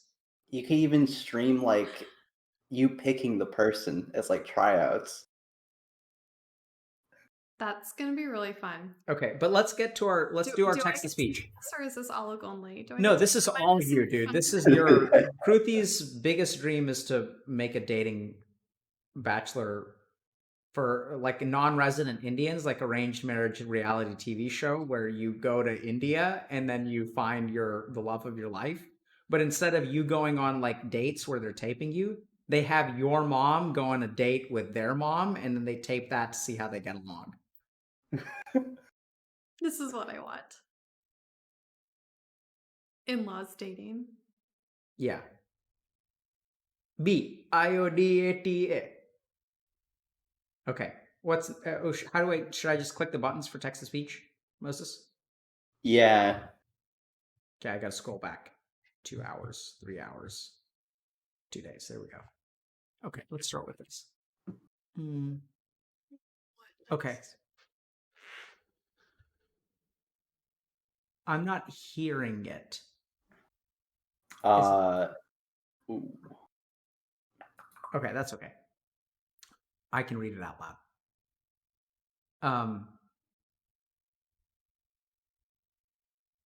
Cause like I think you played them like earlier or something happened. I'm not sure. Yeah, I think But it's I also have not them pause written alert down. cue, skip alert. No, okay. Okay, so let me just read this out. So your interview with LS made something I've been working on through a long time click. My therapy session yesterday was one of the best I've had. Thanks. Awesome, man. So really, that's what we're here for, bro. Bioni540, thank you for your $150 donation. You know, so I know that people think that this is therapy, but it's really like a way for you to learn about yourself. And then we highly, highly recommend that you see a therapist about your problems or work with one of our coaches. Because and drive your therapy. Absolutely. Well put. Right? So like if there's something that you're working on and you can even dump that on your therapist, be like, hey, I watched this guy on Twitch and like we talked about this and like I was hoping we could, like he talked about this and it resonated with me. I was hoping we could talk about it. And then if your therapist wants to watch it, they can watch it too. Like no big deal. That's awesome. Like in their own time. We're here to help you guys learn about yourselves, not as an ends, but as a means, right? For you to start to make a change in your life or discuss it or think about it. It doesn't end. Like Healthy Gamers, like where you guys should start. Yes. It's like watching the Twitch stream is like step one. Yes. And go where you will from there. So Anonymous donated $100. Thank you very much. Tamuja ICBE donated $100. Thank you very much for everything that you do. What am I doing? 14 donated $75. I feel like it's close enough. Honestly, all of the donations are awesome. Yeah, guys. Seriously, like we feel an obligation to call out some of the higher donors. But the thing that I'm happiest about, Moses, do you have the number of like how many small donations there have been? That's actually the number I'm happiest about. Yeah, so I'm just going to read a $5 donation question, if that's okay with everyone. You've been probably asked this, so... don't do this shit. Do not preface your email or whatever with an apology for however busy they are. It just takes more time to read through it. So you've probably been asked this question before, but overall, do you think psychologists are better at psychotherapy or psychiatrists? Honestly, probably... Well, so the evidence is that I don't think that either one is better. I think that's actually what the data shows. That the outcomes from social workers, psychologists, and psychiatrists are about the same. If you actually look at the training, psychologists are better trained post-training at therapy than psychiatrists are. The hours of training that psychologists get for therapy is probably greater than the hours of training that psychiatrists get. Psychiatrists get a lot more diverse training, right? So like we learn how to treat heart attacks and deal with strokes and like deal with physical problems, which psychologists don't get. Psychologists, Ankles? huh? Wrapping ankles? Wrapping ankles, yeah, somewhat, you know. But I think the main thing that if you really look at the data, it suggests that generally speaking, like 10 years out, the difference between a social worker, a psychologist, and a psychiatrist is not really that clear. A couple of things to remember is that generally speaking, and like I don't mean to be insightful here, but like isn't inciting bad feelings. But I think that generally speaking, it is harder to become a psychiatrist than it is to become a psychologist or a social worker. So it's easiest to become a social worker, harder to become a psychologist, and harder to become a psychiatrist.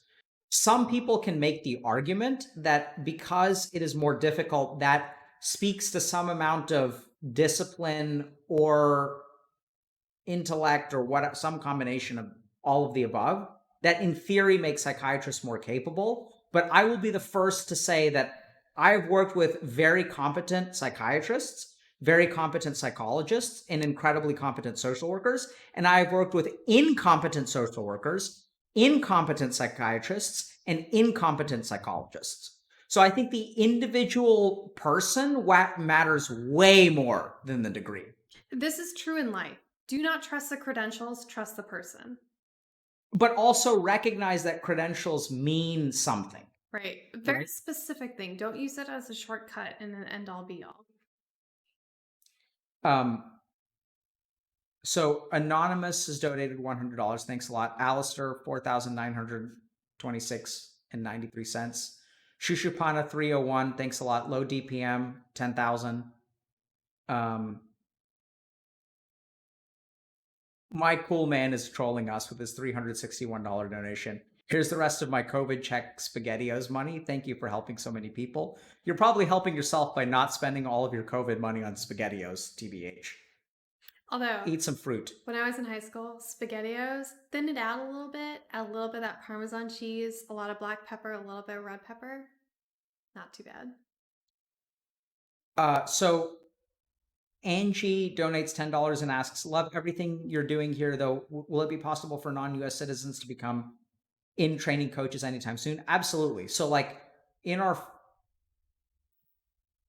soon, I don't know, but like depends on where you are. Every country is a little bit different. Yeah. And we want to roll it out. Basically, we want to roll out internationally as fast as possible. We have to do it kind of step by step. So it's not necessarily we flip the international switch, but we kind of have to flip the switches strategically for the countries that are most business friendly, where we don't have to like set up like a whole new locus of business. It's just... Yeah, so the thing that you guys have to remember about international is like we have to go to each country that we want to operate in and comply with all of the legal stuff, which involves paying lawyers to figure out what the laws are and then go through the process of complying with all their stuff, right? And also we have to get our own systems to comply. Yes, we want to expand internationally. That's the mission. And like we've already moved heaven and earth to get people who don't get it to support this. To pay, our coaches that are abroad already to figure this out. And we will continue to because it's important. And I feel like the rest of the world needs to catch up. So we have an international focus from day one, yeah. Right? So like we even moved our streaming times to be more EU friendly. Right. And we're doing a Dondor stream instead of a barbecue stream. and so we definitely want to we recognize that like mental health is not like an American problem. Lots of jokes can be made there. Lots of digs can be made there. But, so we want to do it. It's just like we're pretty committed to offering a high quality and above board service. So if you're a coach from a foreign country, we want you to be able to like legally get paid and like not get in trouble with your government because we're doing something shady off the side and like sending you money via PayPal. Which honestly, when it was just the two of us, was fine. We did. But, we don't want to get like... But now it's your money. I don't want to be like arrested when I fly to a country and I like walk into the airport and there's a warrant because of like tax evasion in your country or some shit. Yeah, we really like to travel, but we'd like not to be. We haven't really traveled in years, but yeah. Tochino Sheen, thanks for the $100 donation. Thank you, Dr. K, for everything you do. You're most welcome, bro. Thank you for your support. Watermelon donated $5. I'm just going to call this out. French date, get your pogs out, boys, pog champ. I don't even know what that means. French date? You, half this shit doesn't make any sense. That's me. Okay. So Lord Shuku, for a $10 donation, training the coaches, do you have in mind LGBT people as common victims of the status quo and how to make the sessions a safe space, like using the proper pronouns and things like that? I know this is going to sound weird, but the answer is yes and no. So my biggest experience with human beings is that like what brings us together is way more common than what divides us. So I like working with Running people. for office? No. It's like a political thing. But it's not. It's like the incel thing. Like, why do we keep on having fake incels on the street? You're right. It's because they're not like incel is not like a real thing. Like you can call yourself an incel, and sure you can identify with that. But at the end of the day, I fundamentally believe that we're all fucking human. And whether you're a man trapped in a woman's body or a woman trapped in a woman's body or a man trapped in a man's body, I'm not saying that your experiences of life aren't different and that like you suffer in unique ways based on your gender, based on your ethnicity, based on your minority status, based on your socioeconomic class. I'm not saying that that is not different. But like the whole point of our coaching program is for us to treat everyone the same. Yes. Right? And if that involves if it involves accommodations for specific people, absolutely. If your experience of life makes it different for you to interact in the world, that's absolutely something that we want to understand. But here's the crazy thing. I don't think that we standardize that teaching. The way we're training our coaches is to acknowledge that each person that you meet is an individual. And not judge them based on their LGBT. Don't judge them based on their religion. Don't judge them based on their ethnicity. Don't judge them based on their country of origin or their capacity to speak English. Treat them like a human being. Meet them as a human being. And don't define them as LGBT to begin with. Right. And so, like, in a sense, do we have LGBT specific education? Like, not really. And maybe that's something that we need to work on. And like, I'm open if people think that that's a problem, by all means, like, let us know and we'll try to do better. I'm not saying that I'm right. I'm just sharing with you what is my internal compass. Like when an LGBT person comes into my office, I treat them as a human being. And when they say like, if you guys don't know what this is like, so like I one time had a transgender patient that like blew my mind. And I talked to them for a while. And I realized like, oh, this is what it means to be transgender. And if you guys want to understand what it means to be a transgender person, I've got a great exercise for you. So if you're a man, works, I think, better for men, or that's what I can identify or understand better. If you guys want to hear, it's like a really interesting exercise. If you're a man, get some articles of women's clothing and put them on. Like put on high heels, put on a dress, and put on makeup. And if you feel really fucking uncomfortable with no one else in the room, now you know what a transgender person feels like. Because every day when a transgender person wakes up and they put on those clothes, they feel the way that you do in lipstick and high heels. Right? So like, I arrived at that understanding not by treating this person as different, but by genuinely asking this person, what is your experience of the world? And I think whether you've got abusive parents or single parents, or you grew up in this country or that country, or you're transgender, we have to start by training our coaches with the ethos of try to meet this person where there's at. And don't assume, because I think this is a really big problem, don't assume that just because they're LGBT, you understand them because you went through the LGBT curriculum. Right? An LGBT person is not defined by their LGBT status or LGBTQ. Like, should you appreciate that? Should you appreciate that this person's experience of life has been traumatic because the society that they live in doesn't allow them to be who they are? Absolutely, you should appreciate that. But I think it's actually a disservice to our coaches and a disservice to our population if a coach checks a box in their mind in terms of who you are and then starts applying a protocol of a script about how you treat these people, I think they're actually doing you a disservice. You're a person, and your experiences are unique. And I know this is kind of a mind-blowing like revelation, but not all LGBTQ people have the same experience of life. Like, wow, that's crazy, man. Treat them as individuals, and that's what we try to do. That assumption is devastating. It really is. And I think there are good reasons for that assumption sometimes. Right? So, like, I think that, like, anyway, we can get into, like, I don't think that the LGBTQ movement is bad. I see this with, like, women's stuff, too. People are like, oh, you're a woman, blah, blah, blah. Apply for the women's venture capital funds. Do the women in MBA stuff. I'm like, fuck you and your tiny slice of the pie. I'm part of the whole thing. Don't relegate people to a slice of the pie if they're, like, just everybody is part of the whole thing. Okay. So Shushupana said donated $1,000. Also been a serial supporter of the stream. Almost there. T-term $234.56. Good luck, Moses. Vote yeah. Moses, are you nervous? How are you feeling? So, am I nervous about tomorrow? The E-date? Is the E-date tomorrow? No. I was like, that's a long time to put together a biodata. Like, Moses, we have to search the internet far and wide. We have to figure out our high school GPAs. Yeah. So Stupka 32 with the donation of 200 bits. I'm just starting my search for a mental health professional. Do you have any advice as to how I should start my search?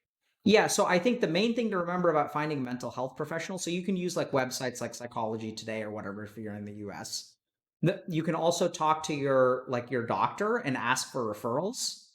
So those are two main areas. The one thing I really caution you guys to remember is that mental health professionals are about fit. So if you don't like one, it's not that you don't like therapy. It's just that you don't like that therapist. So try a couple. So Brawl Online, $100. Thanks for the here. This is a donation stream now. Money laundering pog. Okay. Okay. So the last word. I've been practicing third eye meditation for $100 donation. I've been practicing third eye meditation for every day for about 3 weeks and it has done wonders on me. But I was wondering if there were any progressive steps or higher levels to the laser beam I should do, or if it's always the same thing. Love you both. There are absolutely different levels, dude. That's just level 1, man. There's like way more levels to third eye. Agna Chakra Sadhana, which means third eye spiritual techniques. Unfortunately, I don't teach those on stream because of, safety concerns, because they can be powerful. Why are you typing? It's your...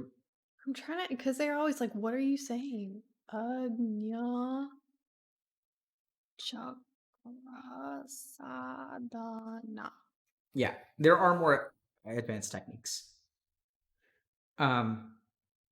So we're gonna have to think a little. So like, I think if we do something, I know you guys don't like the retreat, but like I want to teach more advanced meditation, but I don't want to do that on stream because I've been taught that it can be dangerous, and there's scientific evidence that doing like meditation without being prepared can be like mentally damaging.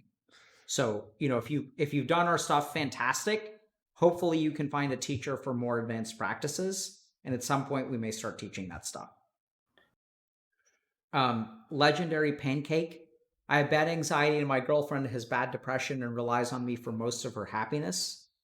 I love her a fucking lot. It's been a bit better since we started talking about it, but my anxiety tells me to end the relationship almost every day. What do I do? So I think it's important to remember that like a good relationship doesn't involve just love, right? So a good relationship has to have two human beings who can adequately support each other. And I've been working recently with a patient of mine about someone that they're very much in love with. And like the takeaway from that patient is that you guys may be right for each other, just not right now. Yes. Right? So like, I think it's hard for you to have a healthy relationship with someone who is reliant on you if you don't have the strength to be their rock. And I don't think you should blame yourself for not having the strength to be their rock, because sometimes people need you to be a bigger rock than you can be, or even that can exist, right? Sometimes, like if you have codependent relationships, their strength needs to come from them and can't come endlessly from you. That's not actually good for them. So I'd say continue talking and like recognize that, like, you know, and relies on me for most of her happiness. That's got to change, because you can't be responsible for most of someone's happiness over the course of an entire relationship. Right? She's got to take individual responsibility, and you've got to take individual responsibility. You can't be the treatment of her depression. You can absolutely be a supportive partner for her treatment of depression, but you can't be the treatment for her depression, and she can't be the treatment for your anxiety. She can support you as a human in terms of your war with anxiety, but ultimately you've got to fight that war, and ultimately she's got to fight that war. Or she's got to recruit people who can help her fight that war, like mental health professionals. Would this be a good couples counseling candidate? Yes, but I don't even think it's a couples problem. I think it's like an individual problem. Right? The whole point is that like the unit here that they need to be working on is not them as a couple, it's them as individuals. I agree. Like, this is some of the thing that you were talking about earlier with like the line between therapist and friend, right? You can't be everything. And at some point you're doing a disservice by being everything. yep. Right? So be what you can for another person, and just because you love them doesn't mean that you should fill the slots that you can't fill. Like, love is not a substitute for like a medical degree so that you can treat depression. Just different things, right? So be a supportive boyfriend if you can, or girlfriend if you're a woman. And like, that's what you can do. And if you need to lean on, like, if they need to lean on you for emotional support, that's absolutely your job. It's not your job to treat their depression. And it's a great point that, like, you know, there's a difference between being a friend, being a partner, and being a therapist. So, you know, get a fucking professional if she's got bad depression. Okay, so Waldemar 88, I'm tired of being a programmer. I've not had enough patience thus far to study psychology. How do I figure out what is my dharma to find my direction in life? Here's my monthly food quote. I'm tired and I've not had enough patience thus far to study psychology. How do I figure out what is my dharma? I think figure out, so if you are employed as a programmer somewhere, figure out what extended leave looks like at your place of employment. See what needs to happen for you to get like 2 months off without you having to go on maternity leave. I think that could help you a lot to figure out, like, I don't know what the point of studying psychology is for this person. I think a little bit of time off would be really good. Yeah, so I would say if you're tired of being a programmer, like, explore what is so this is the problem, is people, like, they make a diagnosis about themselves without any understanding of like why that diagnosis is true. So I think that, like, if I was working with this person, the place that there's so much here that you can find answers with. This person is looking for answers. There's so many answers right in this question. I'm tired of being a programmer. First question is why? When did you get that way? What does tired of being a programmer feel like? What about being a programmer is tiring? Exactly. And as you find those answers, then you'll find your compass, right? It's the reason that you don't jive with being a programmer that, like, tells you where you should go. Everyone's asking, where should I go? But no one's asking, how did I get here? Everyone's like, Dr. K, what should I do? And it's like, stop, buddy. Like, let's not even focus on the future for a second. Let's focus on the present and focus on the past, because that's where you're going to find your answers. So when did you get tired of becoming a programmer? What got you into programming in the first place? Did you have an ideal that if you were a programmer, you were a particular way? Do you have that same ideal about psychology? Because if that's what's driving you, you're going to be unhappy as a psychologist anyway. And also, why is being a programmer the defining thing that you are? Cool. Okay. X Empire, thank you for the $500 donation. Max Z for the $20 donation. I've always struggled with finding a job that's right for me, or even a field that I would want to work in. It feels like I never had any indicators in which direction to go. Now I'm stuck in a dead-end job and still don't know what to do. Any advice? You want to go? I think you have something to say. Absolutely, man. So this is exactly what I'm saying, right? You guys see it's the same question. I've struggled finding a job that's right for me. So what is wrong about those jobs? That's where you have to start. I have something to say now. So on the Discord, Moses, tell me if I'm wrong, but I put this, I shared it, it's from my business school, and it helps you understand what you want in a job and what will be fulfilling in a career. It's that career kickoff questionnaire, Moses. But if we link that in the Discord, I think that'll help a lot of this. Go ahead. Yeah, so I think like y'all have a problem. You guys are looking for a treatment without a diagnosis. The diagnosis is in Discord. This is the basic issue, right? Like you're like, any advice? Yeah, I'd figure out deeply what the fuck is wrong with what you've done so far. Because I want y'all to think about this.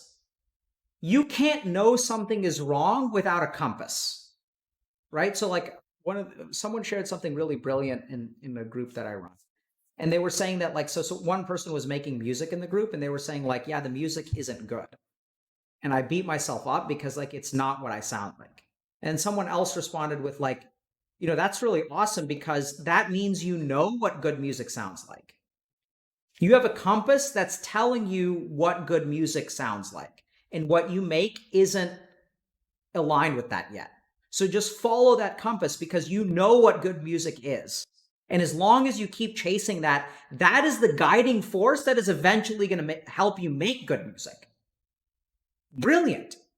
So if you're in a dead-end job, look at what part of your soul is telling you that this is a dead-end job and explore that, because you can figure out like, you know, if I eat a piece of food and it's like, this food isn't good. And then I ask you, in what way is the food not too good? And then if you dig into that and you're like, the food is too salty. Okay, now I know what direction to go. The direction that you guys are looking for, I know, I'll let you go in a second. The direction that you guys are looking for is in your very question.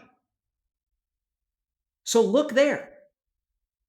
So this is also like a supply demand thing, right? So what do you have to give and what do people want? So I would second things like Upwork or Fiverr or Catalant, depending on kind of where you are in your career. Put your skills out there, work on a few projects, and figure out where you're most valuable.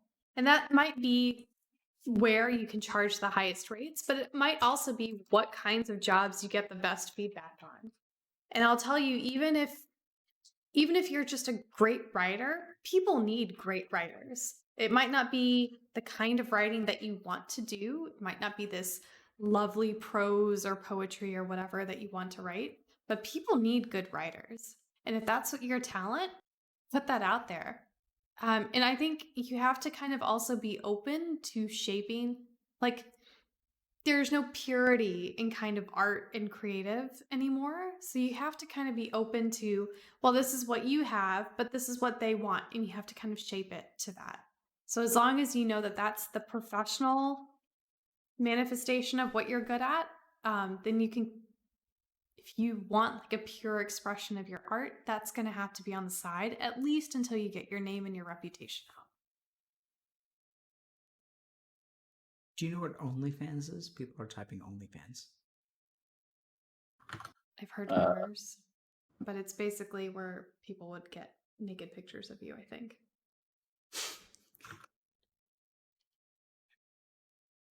Oh, We have a strict no nudes policy in the Kanoja household. Okay. Hello, Dr. K and Mrs. K. I suffer from c-PTSD, so that's complex PTSD and treatment-resistant depression from an abusive childhood. I feel uncomfortable in normal and comfortable in dangerous, chaotic situations. Can I still have healthy relationships? Absolutely. You just need to work on that. Like, so I'd say if you actually have a diagnosis of complex PTSD, that's something you need to work through with a therapist, right? And you have to understand, understand why you feel comfortable in chaotic relationships and uncomfortable in normal relationships. So let's just think about this for a second. I feel uncomfortable in normal and I feel uncomfortable in normal relationships and comfortable in dangerous or chaotic relationships. Can I still have healthy relationships? Absolutely. All you have to do is tolerate the discomfort for a time, and then the discomfort will go away. So I don't know how else to say this, but like a lot of times we let comfort or discomfort guide our actions. That's a big fucking mistake. Yep. Right? If you can learn to tolerate discomfort, what you're capable of in life is like very different. So you can have a healthy relationship that you're going to feel uncomfortable in for a time. And then hopefully with like a good therapist, they can help you feel comfortable with that relationship. But discomfort doesn't mean that you have to retreat from the relationship. Do you want to talk about what a good therapist is like? Like what kinds of specific things people can ask to find a good therapist? Honestly, it's tough because like I think it's fit, right? So like here's a good therapist. When you sit down with someone and you feel like they're capable of over time understanding who you are, the most important thing is for a therapist to get you. The job of a therapist is not to give you advice. We don't give advice. What we help you do is understand yourself. So if you feel like they understand you, then that's the most important thing. And the second thing is like if you have a problem with a therapist, what makes a good therapist is a good client. Like this is, I know it's kind of crazy. This is important. But like somewhere along the way, clients stopped taking responsibility for like what happens in therapy. Like I hate to break it to you guys, but I'm only 50% of what's in the room when I sit with a patient. I can be the most brilliant therapist in the world, and if the client doesn't help me, then like I can't fix them. Right? So how do you be a good client? So you tell the therapist if something is not working for you. That is the most important thing. You can, after 6 weeks, you can say, hey, I feel like you understand me, but I don't feel like we're getting anywhere. And I don't feel like this is like, I feel like it's a waste of my time. I love it when clients say that, because then just like all these people who are in dead end jobs, I ask the question, why is this dead end therapy? What's wrong with this therapy? Why is this therapy not working for you? And then as we dig into that, it's like, yeah, because like sometimes you just talk too fucking much. And I have something to say and you get on your rant and you soapbox and you tell me about what's wrong with the world. And then I'm like, thanks for letting me know. And then I shut the fuck up. And then 6 weeks from then, we're moving forward. Right. But they've got to tell me, right? You got to tell your therapist if you feel like things aren't working. And then you guys have to work on it together. And that's a good therapy. You have to think about your time and your money too, right? You don't need to be throwing good time after bad, good money after bad money. So think about, I hate using your language, but like, join the dark side. No. Tell your therapist, I think this is what I want to work on. And tell your therapist, that's not going to work for me and here's why. I've also had bad fit with therapists because they didn't get me. They didn't get me culturally. And so they didn't understand why like living in an extended family and all that stuff was going to be important to me.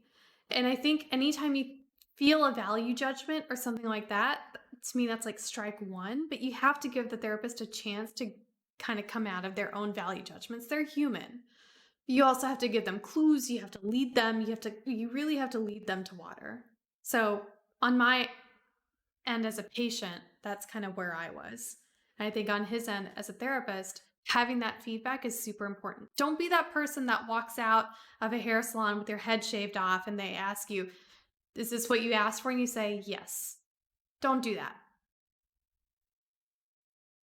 Right? It's a therapist's job to help you, but it's your job to let them know what is working and what isn't working. Yes. They cannot, they only know what they know. Right. So it's your job to tell us stuff and our job to help you figure it out. So, quote donated $150. I'm a 28-year-old classical musician who just started figuring his mental shit out, and I'm about to change my profession. Good for you, man. I'm very anxious about my age and frustrated about the fact that some doors, STEM fields, are almost closed to me now. Yeah, so like, I don't know what's closed to you at the age of 28. I don't think anything's closed. Like the oldest dude in my medical school class when it was in his mid-30s, I think, or maybe even 40. Like a first year medical student was like 40 years old. STEM fields, like you can be 28. Like I know that doors, so I am very anxious about my age and frustrated about the fact that some doors are almost closed to me. What I deduce from all of those qualifiers is that no door is actually closed. So what are you frustrated about? Because doors aren't actually closed. You're frustrated. Your frustration is real, but that shit comes from in here. It doesn't come from the outside. One of the people that I'm most excited about in my business school class, he is a professional drummer. He plays with different orchestras.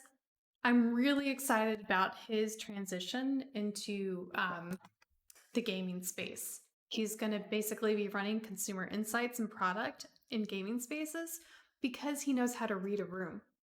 He knows how to react to an audience. He knows how to understand whether or not the performance is clicking with somebody. And I think there are a lot of skills in there in being a musician that are really translatable if you figure out what they are, if you figure out how to talk about them, and if you figure out like what exactly you want to do. Okay, so next, Purple Platypus, thank you for the $250 donation. Sorry for procrastinating. Keep up the great work. Great stuff. So c-PTSD, $100. How do I make the decision if I have found the right career job or if I'm just being complacent? I'm an ISFJ, male, currently in an IT help desk role in a global corporation. I derive quite a bit of joy and satisfaction from being able to provide solutions. So it sounds like you're in the right spot. So here's what I'd say to c-PTSD. Just don't stop your upward mobility, right? So like if you're in an IT help desk, like try to get promoted. Like if you enjoy providing satisfaction, if you get joy and satisfaction out of providing solutions, provide bigger solutions, or at least entertain the idea of providing bigger solutions for bigger clients for more money.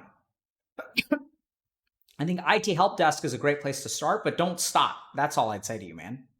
If you like your job, like that's awesome. Just like, move up the ladder as best as you can. Okay, so we're going to have to wrap up soon, guys. So I'm going to focus on the $100 donations. We tried to do some of the lower donations, but I just want to be mindful of people's effort and sort of the boundaries that we set. So I want to make sure that if we set a certain parameter, if we made a promise, we want to keep it. So I'm gonna shift a little bit, okay?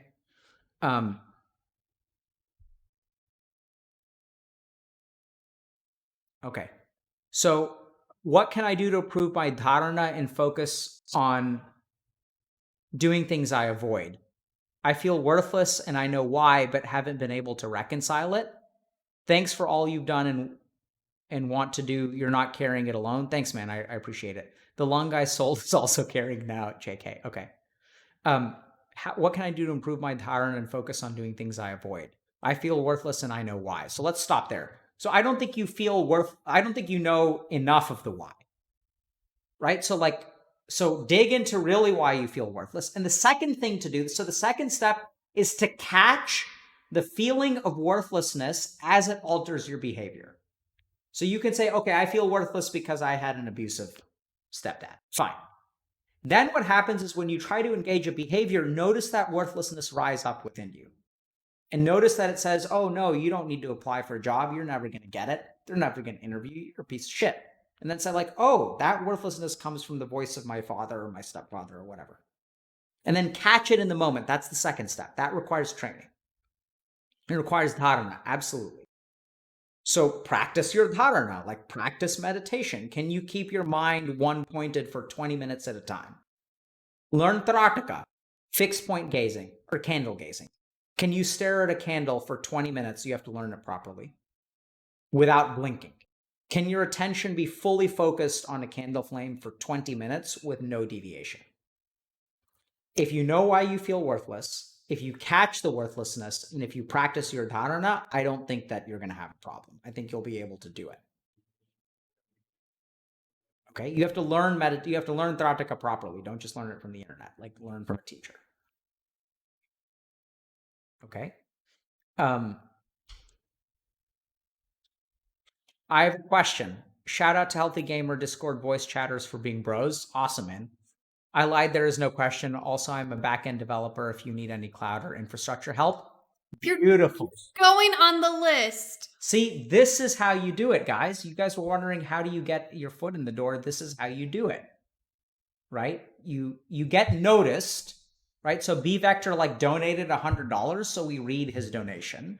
That's the foot in the door. And he's like, I'm also a back-end developer if you need any cloud or infrastructure help. Right? Like it's masterfully done. Doesn't waste our time. It's not a life story. I mean, you don't have to donate, but like I think like he got his foot in the door. Like, let's just look at this. I'm assuming you're a dude. Why do you get to assume he's a dude, but I never get to assume people are dudes? I don't know. B Vector sounds like a dude. So did like Mustafo. Can you get? No, I'm not gonna answer the fucking door. There are I'm adults up. Okay. All right. But do you guys see what B Vector did? What she did? It's not a she.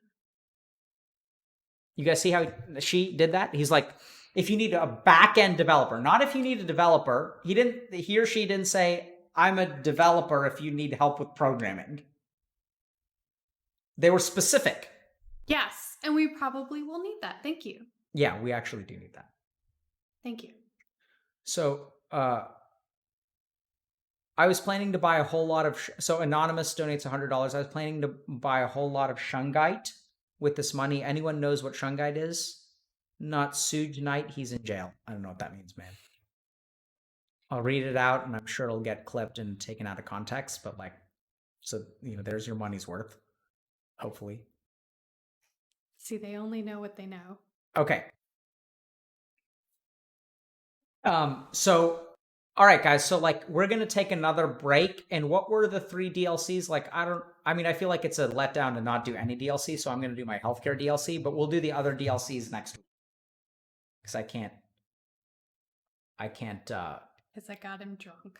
Study DLC, healthcare DLC, and dream job. Okay, great. So we'll do how to study on Monday, and we'll do those. We'll do all 3 of them. I promise you guys.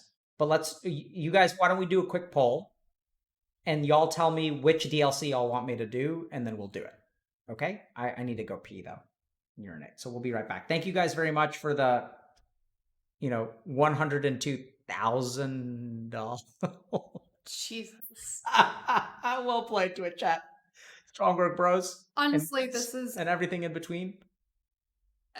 Moses, can you put together the number of how many total people this is that have donated? Okay, we'll see. I'm not sure on the total, but you want the numbers also for like donos under 100, right? 100. Yep. Yeah. I think that was like, last time I checked, it was like 16,000. That's 16,000 people. That's amazing, dude. Thank you guys very much. Okay, I gotta go pee. So honestly, okay, you can we're doing this. Click this button when you're for the 16,000 people.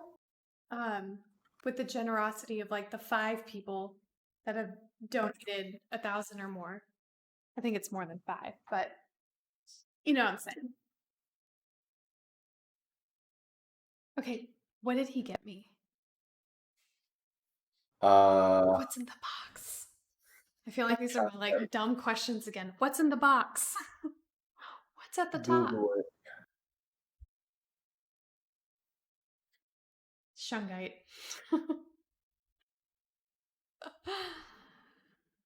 Just get stitches. Oh my god.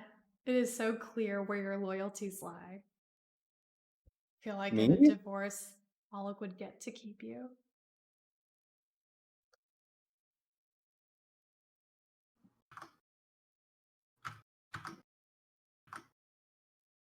I have a question.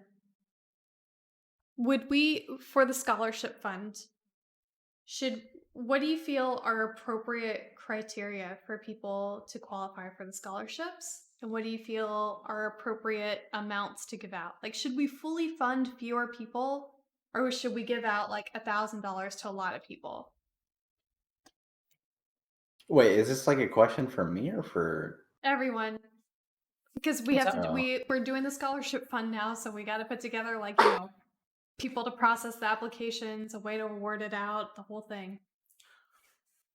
I think we should find like one person and just be like,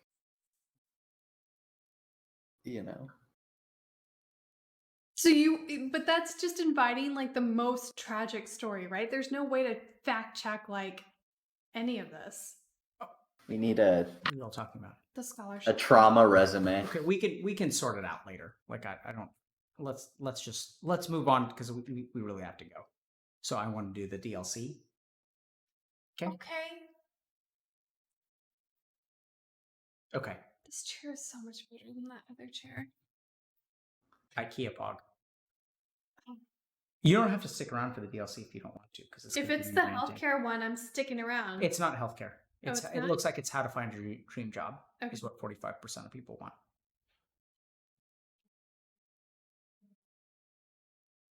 Okay. I'll give you 5 minutes. And if I feel like you're not doing a good job, I'll interject. It's going to be a good job. Can we swap though? Because I need to use the computer. I know, because you want the good chair. All right. You can have the good chair. No. You just scoot over. Oh, Always strings attached. always strings attached. Okay. You can have the chair. You can have like the $50 IKEA chair. And I'll take the $200 fancy chair. That is actually worse than the $50 IKEA chair. Sponsorship opportunity, Pod? No, do not invite gaming chair sponsorships. Oh my god. I was trying to get sponsored by IKEA. We need a Herman Miller sponsorship. That's what we need. Dude, our Herman Miller is in Boston. Our Herman Miller, we treat it like a child. Okay, so let's do, how do you find the job of your dreams? Okay, so the first thing we need to do to a chat is you guys need to tell me let's pick a job. Let's actually do this. Okay, so like you guys just toss out a job.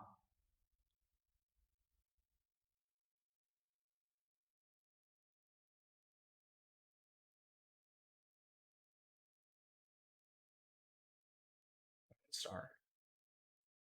Web developer. I'm seeing accountant a lot. Mathematician, psychologist. Game dev. Okay. Analyst? Analyzing what? US president, lawyers. Translator, meth dealer, hacker.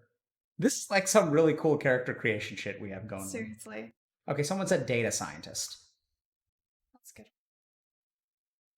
Engineering. Hey, Moses, just by the way, if anybody wants to run like a pitch deck or startup advice, I can do that whenever or however you need. Okay, so let's do game designer, okay? So this is what we're going to do.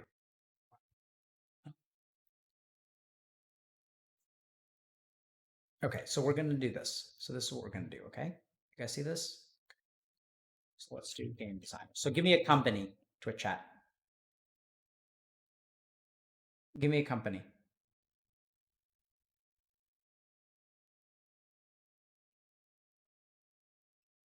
Okay, I'm seeing a lot of votes for Riot. I think we did this with Riot. So let's do Riot, okay? Okay, open positions. So let's pick one. League of Legends modes. Okay? Okay. So this is how you start. You see this? Copy pasta. So someone's saying, I live at home. I don't know where to start. I want to be a game designer. Okay, so let's look at the response. Let's look at what they want. Okay, so work with a diverse team of developers to build new content. So we're going to do this. Okay, guys, can you all see this? Okay, good. Okay. Represent player experience and needs in discussion. Openly share work and critiques and seek feedback from other designers. Use existing design principles to help deliver high quality work. Help identify new principles and frameworks to aid future design. Deconstruct complex problems into manageable size chunks. Help draft messages to players, sharing context on design plans and rationale. Okay. Required qualifications: 2 years of experience in game design. So we're going to do this actually. Okay. Okay. You can apply and execute an analytical approach to design. You identify what creates interesting gameplay, what's appealing to players, and why things work. You're able to translate lessons from one genre into another. Okay. You're capable of identifying a problem, generating a range of solutions to it, and identifying the most appropriate one. This is the Pitta thing that I was talking about. Don't get pissed. Figure out a solution. You work well with others and are exemplary at sharing and seeking feedback. Again. Okay. You drunk typing for the win. You deeply understand and communicate player needs, especially around deep, meaningful player connections with special game modes that keep League fresh. Okay. You have a strong understanding of current gaming tastes and trends in the global market. Okay. You can clearly articulate the goals of your project to both designers and non-designers, along with the rationale behind how you execute those goals. Your work is internally coherent, thematic where appropriate, and trades of different values against each other is needed to accomplish team goals. Okay, so we're going to unpack this. So the first thing is, I don't know if you guys get this, but this is a to-do list. I want you guys to think about a job qualification as a to-do list. So when you're saying, I don't know where to start, each of these things is something that you can work on. Work with a diverse set of responsibilities to build new content and features for League of Legends. Okay. So represent player experience and needs in discussion. Okay. Openly share work and critiques.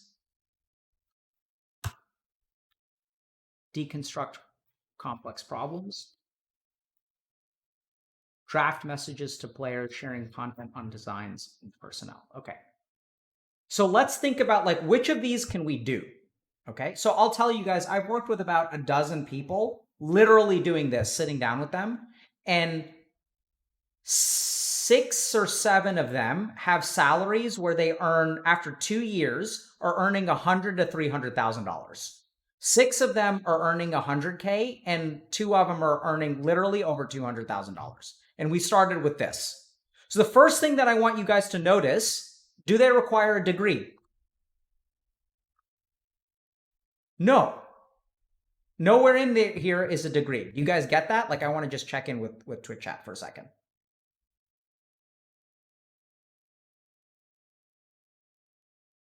Right?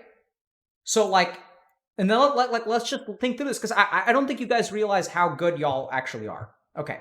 So work with a diverse team of developers to build new content and features in League of Legends to deliver on Riot's strategic goals. Okay, so what we're going to take away is work with a diverse team. Okay. Represent player experience and needs in discussion. Awesome. So like, what this means is like, we want to be able to demonstrate speaking for players. Okay, so like creating a community guide, active on subreddit or discussion forums. Okay, because we want to represent players' experience and needs in discussion. So you can literally start posting on subreddits or discussion forums on League of Legends and check this box. You have to do a good job and it's going to take time, but do you guys get that? Like, I'm going to check in Twitch chat. Do y'all understand that? Like, that's actually one of the, just let's think about this, okay? The responsibilities 1, 2, 3, 4, 5, 6. Out of the 6 responsibilities for your dream job, you can start one today by representing player experience and needs in a formalized discussion. Y'all can do that shit today. 15% of the job description you can start today. Right? Like, you can start being active on the discussion forums. And by the way, if you're really good at any one of these things, you can be a little less good on some of the other stuff. Openly share work in critiques and seek feedback from other designers. Okay. Get good at feedback. Use existing design principles to help deliver high quality work. Help identify new principles and frameworks to aid future design. This one is learn MBA speak. Do you guys get that? Y'all with me? Actually, I should do this. Then I can see you.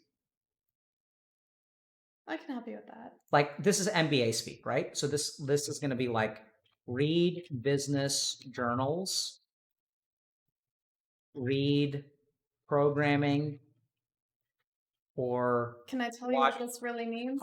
go ahead. This really means tell our designers what to do in a way that they understand. Okay, read or watch gaming conference. But this Tell means designers understand what design to do. principles. Okay, fine. So here's what we're going to do. Gaming conference. Search up gaming design principles. Gaming design principles. Look at this. You guys see the autocomplete? Y'all see this shit? That's what I'm saying. Just fucking Google things. Okay. Beautiful. Yeah. Okay.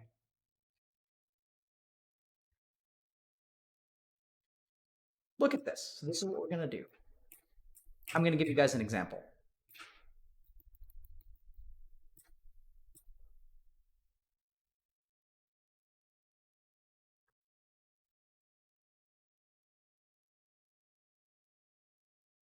Four keys to fun.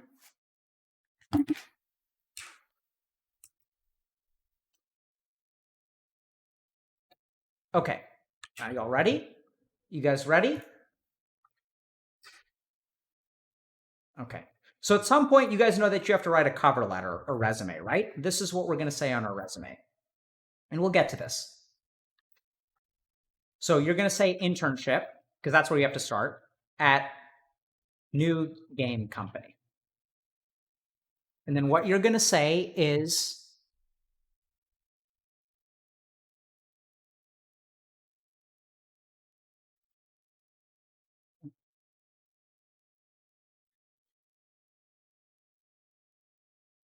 so you're going to go to the company, you're going to intern there for a while. You're going to read this document, and anything that in this document that applies to your job, you're going to pick out. And then you're going to be specific with it. So when you're describing your job at the company, you're going to say, use the Buster principle to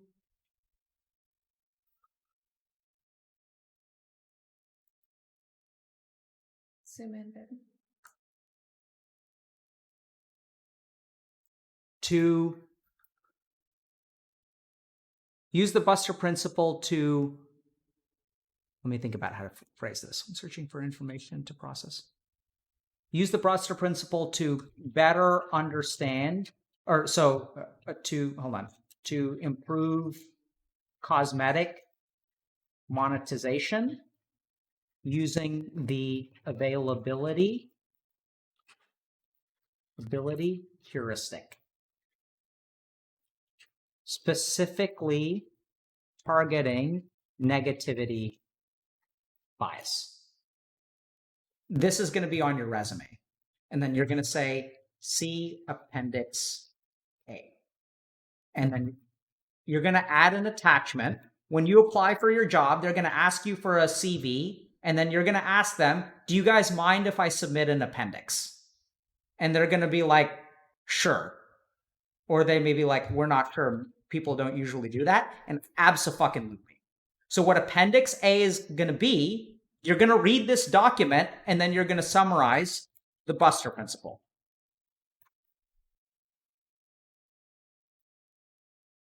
So game designers inadvertently make the game too hard, and good game design inherently captures Lazaro's 4 keys to fun.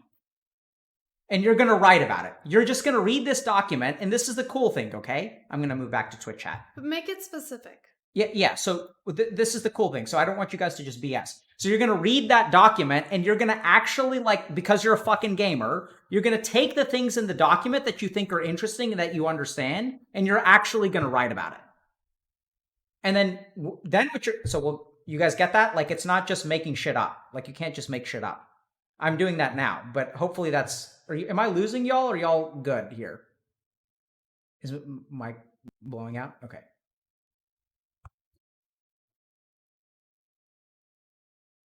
Good. Okay. So, like, the thing is that when you guys do this, okay,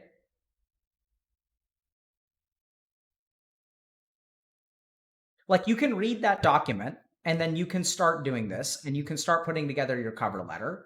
And then what happens is when you guys put together your cover letter, you can, like, check this off, right? Once you write that appendix, and then we're going to talk about getting an internship. And then what you're going to do is you're going to ask your intern bosses, like their bosses at your internship, you're going to say, hey, I'd like to, this is what you do. You go to your bosses at your internship after a month and you say, I'd like to use design principles to help deliver high quality work.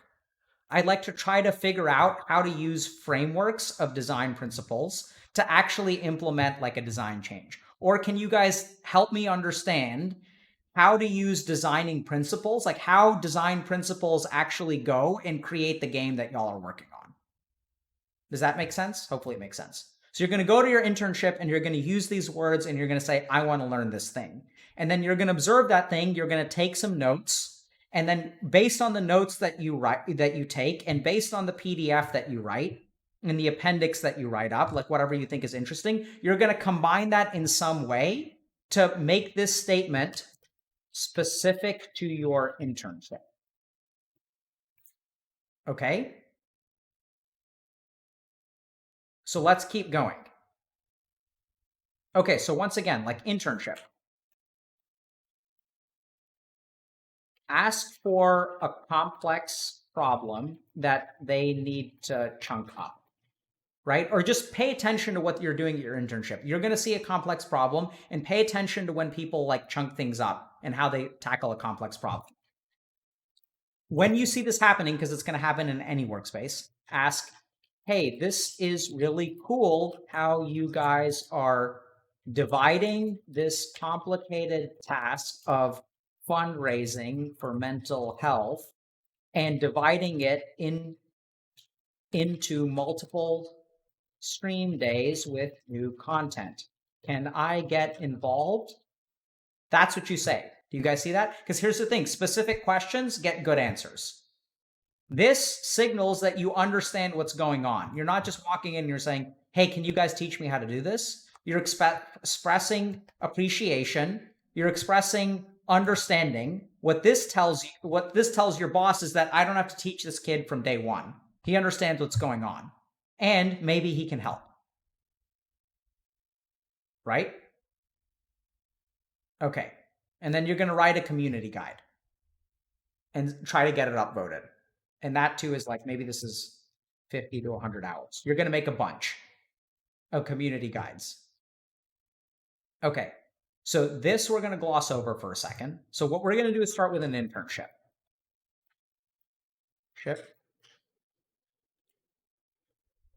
Game design at small or medium company. Well, also, what is similar experience? Or similar experience. Beautiful. Good catch, right? So you may be able to get this after the internship. So what you're going to do is you're going to find a small company. So what we're going to do is, like, go to Steam Greenlight.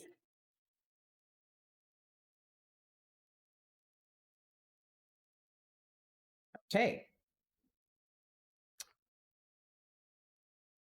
How does this?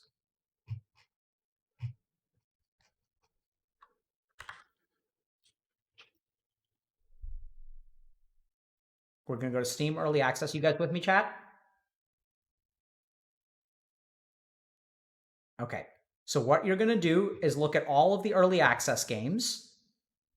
Publisher, Dragons. Okay. Then, okay, it looks like this didn't work. So you're going to look at the early access games. We're going to go through. Okay. And you find which early access games are you interested in? Oh, let's do I, Dracula Genesis. That looks pretty cool. Okay, publisher, more This games. is a test donation for $88. Okay. So then what we do is we say, okay, look, there's a link. Cool. Team. Okay, fantastic. So then what we're going to do is we're going to go through all of these games. Oh, cool. There's another PowerPoint. So read that shit. So we're going to go through all of the Steam Curator games. We're going to find their developers, because these are small potatoes, and you're going to email them, right? Press kit, subscribe, find some way to contact them, DM them on Twitter. Take 50 indie game companies and message them. And basically what you want to say in your cover letter, you're going to take this job description and you're going to say, this is what I'm interested in. So this is what you're going to say, okay? We'll do it this way. Do you want to post this on the Discord later? Hello, game company. My name is XYZ, and I'm passionate about video games and very interested in interning with you because I like specific detail of your game, John. I have a background in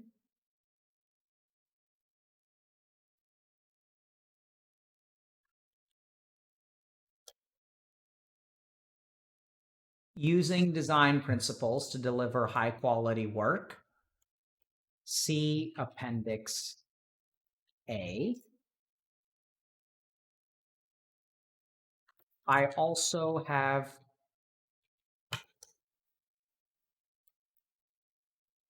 experience in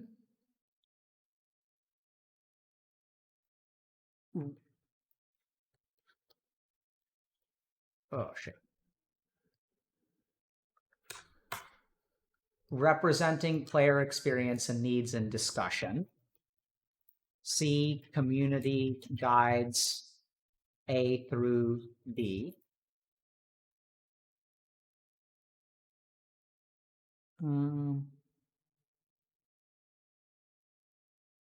I also have been studying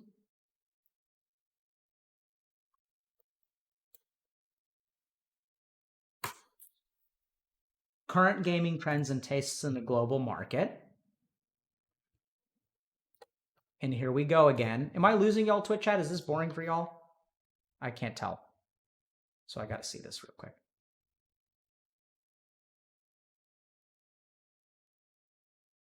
Okay. So current gaming trends in global markets. Okay. And now you guys ready for the next thing? You guys ready for it? There we go.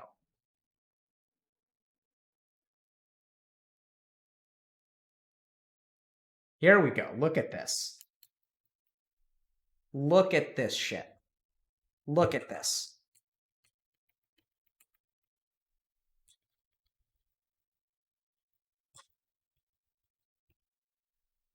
Okay.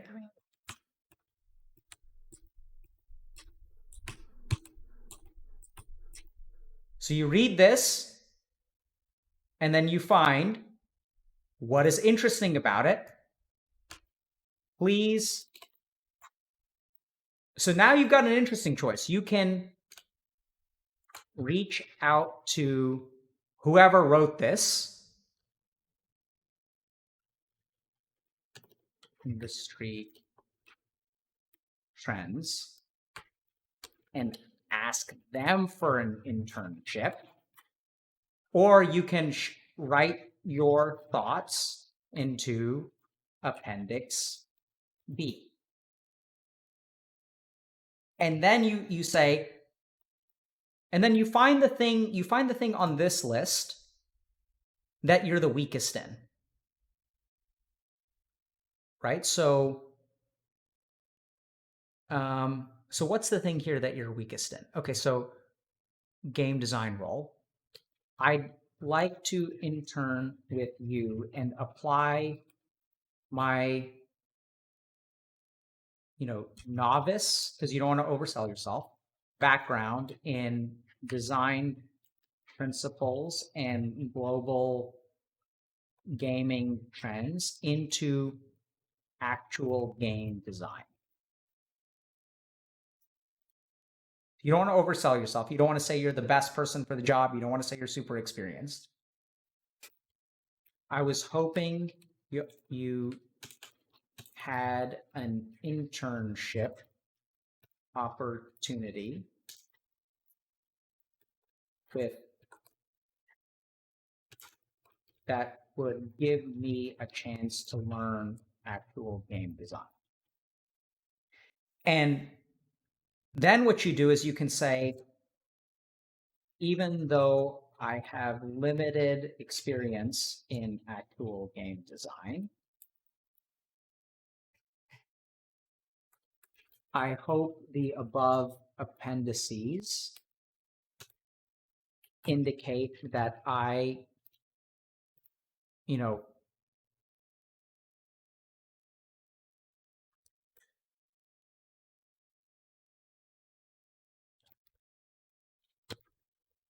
there. And then you clean it up. Right? So I hope that it indicate that I am capable of producing. So let's rephrase this, okay? So here's our version. I am capable of producing work that is thematically appropriate and internally coherent. I can take information from marketing sources and use them to enhance and integrate them with design principles. Or not, I am interested in. I disagree with this. What? Your work is internally coherent, thematic, where appropriate, and trades off different values against each other as needed. So this is asking you to just have a strong point of view that is supported by something. Great. So this is mostly about you saying, like, I evaluated this, I see the pros, see the cons, pros, and the cons. I think this is what we should do. This is what's the risk. Here's what we have to gain. The end. So I think that's down here, right? Did we miss something?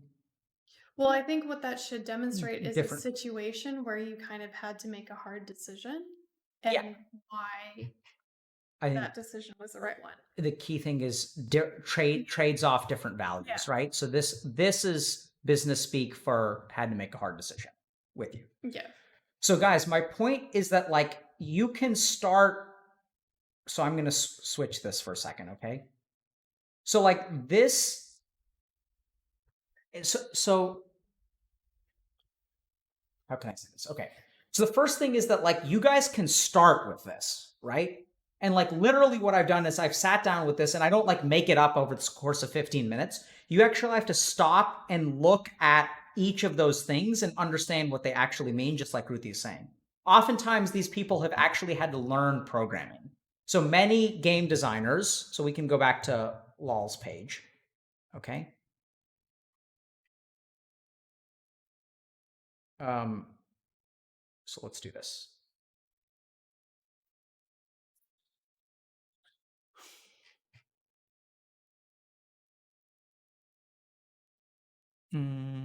So I don't see this here, but oftentimes they'll have like jobs will have proficiency in a particular programming language, right? So they'll say like proficient with Excel, or I mean that's not a programming language, but like proficient in C# or Java or whatever people use nowadays.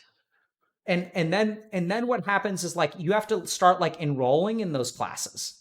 So while you're doing this business speak, like whatever crap, you know, you're reading stuff about PDFs, you're learning about the industry. Like you just actually have to sit down and read the entire PDF and then read another one and then read another one. And the cool thing about this is that the problem that you guys have when it comes to getting out of your rut is this, is at the end of the day, when you look at this, you never get to check anything off, right? You can't find the job of your dreams because you never get to take a step forward. You can't take a demonstrable step forward. But at the end of the day, when you apply for an internship, you can check that box. I mean, get an internship, which, right, imply. So here's apply for internship. And then like, let's say like required qualifications. Okay. And let's add like coding in language ABC. So then like you join the Healthy Gamer Coding Workshop. You get certifications, right? So there are like, you know, like let's say you're doing something marketing. So there's like Google Analytics certifications. So you get like these independent certifications, which they'll say on the job description. They'll say it over here, like requires like Google Analytics certification, this kind of thing, or like proficiency with ABC. And then like you literally Google that stuff, you sign up for it. And then because you guys can do anything for 1 month, you cram because y'all are good at cramming. And then you like learn Google Analytics certification. And then 3 months from now, you guys have checked off like 20% of what this has, right? And hopefully starting in the fall, you'll have an internship. And while you're at the internship, then you're going to talk to them about this stuff, share your appendices, you know, actually learn things. And then like a year from now, you'll have completed the internship. What happens for a lot of these guys is they actually do such a good job. Like I think 2 or 3 people did such a good job at the internship that they offered them a job. They're like, hey man, you're doing really awesome. Like it sounds like you really are learning a lot of different stuff and, you know, really motivated. They'll offer them a job. So you work for that job for a year. And then when you apply to Riot Games, like after you work for them for a year, and then you can say, yeah, I did an internship with this company. They actually offered me a job right at the end of my internship. Humble brag, right? But it's a statement of fact. I worked with them for a year, but I found that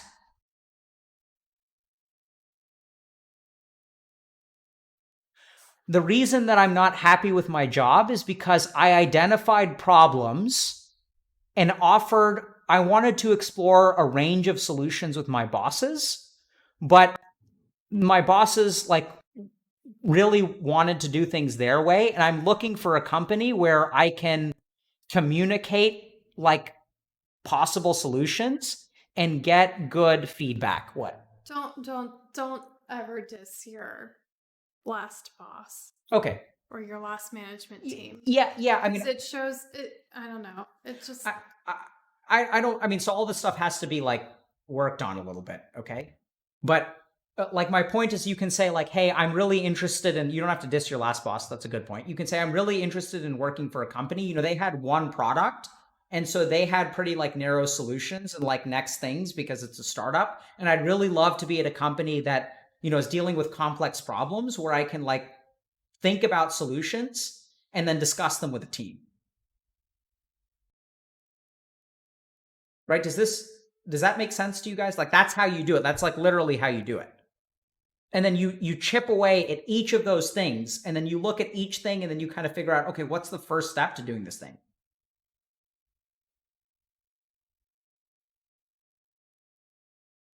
I don't know if that was too much or if you guys like weren't able to follow me. Like because I wasn't reading Twitch chat. I also think that like when you do apply for that internship and they ask you that where do you want to be in a few years, you'll have a really good answer. So I think here's the main thing, like here's the key thing to take away. The job of your dreams, the job description for the job of your dreams, most people see as an obstacle. It's not an obstacle. It's a fucking roadmap. It's a roadmap. And so you look at it and you start Googling stuff. And I'm telling you, if there's something you don't understand, Google that exact phrase and then add the letters PDF to the end. I'm serious. And that is how you will like you guys want to play. You want to test me? You Find think your Dharma PDF.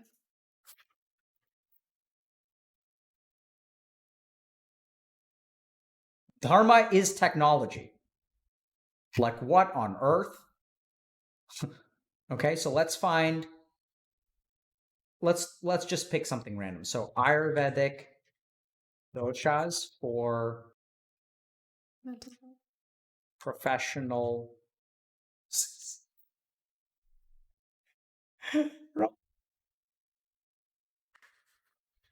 It's like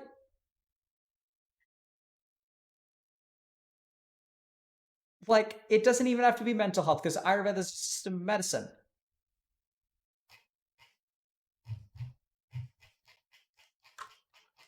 Right? Practical Ayurveda, self-development, index of 226 pages. Holy hell. This looks good. Right?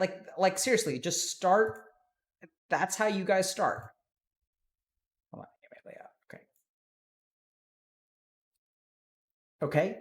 And so the job requirements for the job of your dream is not an obstacle, it's a roadmap. And then you start with it. You learn things along the way. You take notes. You synthesize them into clear like statements. And then like along the way, you may find that actually you're very interested in gaming trends and marketing, and you're not actually interested in Riot Games. And as you reach out to the people who publish that report, you can say, hey, I'm a 24-year-old living in the US with a degree in XYZ in computer science. Don't say that you don't have a job, right? So you can say I have a degree in computer science. I find myself more interested in like, how can I say this? I find myself more interested in global marketing trends for computer games as opposed to actual programming, which is what I wanted to do. Do you guys have any internship opportunities available? And like, you just shoot things out again and again and again and again. And now we get back to this question of what do you do after 100 rejections? Do you guys see how like I'm expecting to get rejected from that? Who the fuck in some, did you guys even see the email addresses here for that PDF? Fairfield International, like look at this. Like astragon.de. These guys aren't going to get back to me. ChimeraEntertainment.de, they're not going to get back to me. Wooga, are they going to, I don't know. You're just going to email them all. And you're going to copy and paste this email. Copy pasta, baby. And say, I'm interested in like any kind of internship opportunities that you may have. And then you kind of acknowledge, like you can even use phrasing like, look, like you can say that I'm interested in an internship because I recognize that my background in actual programming isn't a perfect fit. So I'm not asking for a job. Do you guys have an internship? No, I wouldn't say that. Okay. I would say I'm a programmer transitioning into consumer insights. I'd love to help you guys figure out your player strategy for the next year. How can I help you? So somewhere along the way, this is also an important step in the process. Try to find someone who can actually help you iron these things out. Yeah. Right? Like try to find a mentor. Maybe you guys can find that on our Discord or not. Maybe something for us to think about. But like the whole point that what holds you guys back is that when you think about working at Riot Games, that feels far away. And the thing that I want to tell you guys over and over again is like, it's not far away. And if you can check something off, if you can move 2% at the end of a month towards a job at Riot Games, like that's awesome. All it's going to take is 50 months, right? That's 4 years. Like, sure, that sounds like a long time, but like, where were you 4 years ago and where are you now? Like 4 years from now, like, what are you going to be doing? Like, at least move forward in some way. We're going to do more Discord office hours, or I will, and I can help you guys look at your resume specifically or job application specifically. Moses and I are going to figure out the right time and place and format to do that, but I want to get you guys good jobs. Y'all are smart, capable people, but don't let us down. Be reliable. Do what you're going to do what you say you're going to do. Come through, be proactive, put that brain power in the right place. I understand that it's about passion and that you have to be motivated and passionate and feel purposeful in what you're doing, but do that first. Only apply to stuff where you feel like that's going to be true for you, and then pull through. I want people saying that people from the Healthy Gamer community are legit. I want people saying that people from the Healthy Gamer community do what they say that they're going to do. There was an emote thing, but it didn't let me share anything. It's weird. Okay, guys. We're listen, overall, thank you guys so much. It looks like we've raised $3,000 over the course of the last couple of hours, even after we hit our 100K goal, which first of all is amazing that we hit that. Like I really had no idea that we were going to do this. And thank you guys for continually donating. And yeah, I mean, like I don't know how else to say this, but like, thank you guys, because we're here for you. And I don't know how to say this, but like, it feels awesome to know that y'all are there for us. Because, you tell us what y'all need and we're going to work on it. If it's healthcare stream DLC, that's fine. If it's like literally how to sit down and start the process of finding a job, that is what we will do. Yes. I'm telling you guys, like this methodology, like this shit over here, like not an exaggeration. Someone that I did this with and who did this crap for like 2 years is now making $300,000. And like, it's not all fluff and mirrors, okay? Like they actually went through and read the 100-page PDF over the course of 2 days and took notes on it. And then they looked at each of those Lazaro's 4 things of success and they PDF'd that shit and they PDF'd that shit. And this is the other big thing about college. You don't need college to learn something. You can just PDF that shit until you're blue in the face and then you learn it. And then like, don't make the mistake of going and posting on Reddit when saying I'm very smart and tell like, oh, like you posted this on the League of Legends subreddit. Did I let you know that this sounds like Lazaro's 4 keys of happiness? Let me tell everyone on Reddit how brilliant I am. Don't fucking post on Reddit to show people how smart you are. That's not why you're reading this crap. It's a waste of your brain space. Post on Reddit because you want to demonstrate to people that you're able to communicate with the community. End game. Don't let your ego get a hand of this. The reason you're learning all this crap is not to show off to your friends on Discord. It's so that you can actually find a fucking job. And if you let your ego get in the way, it's a waste of your time and you're not actually going to learn. Yeah. Right? Don't show off. Okay. So thank you guys very much. We've raised $100,000. Our coaching program is going to go live next week. We're going to find the bugs this weekend. And yeah, and like, thank you guys very much for doing a lot for us. We want to do more for y'all, and thank you guys for supporting us.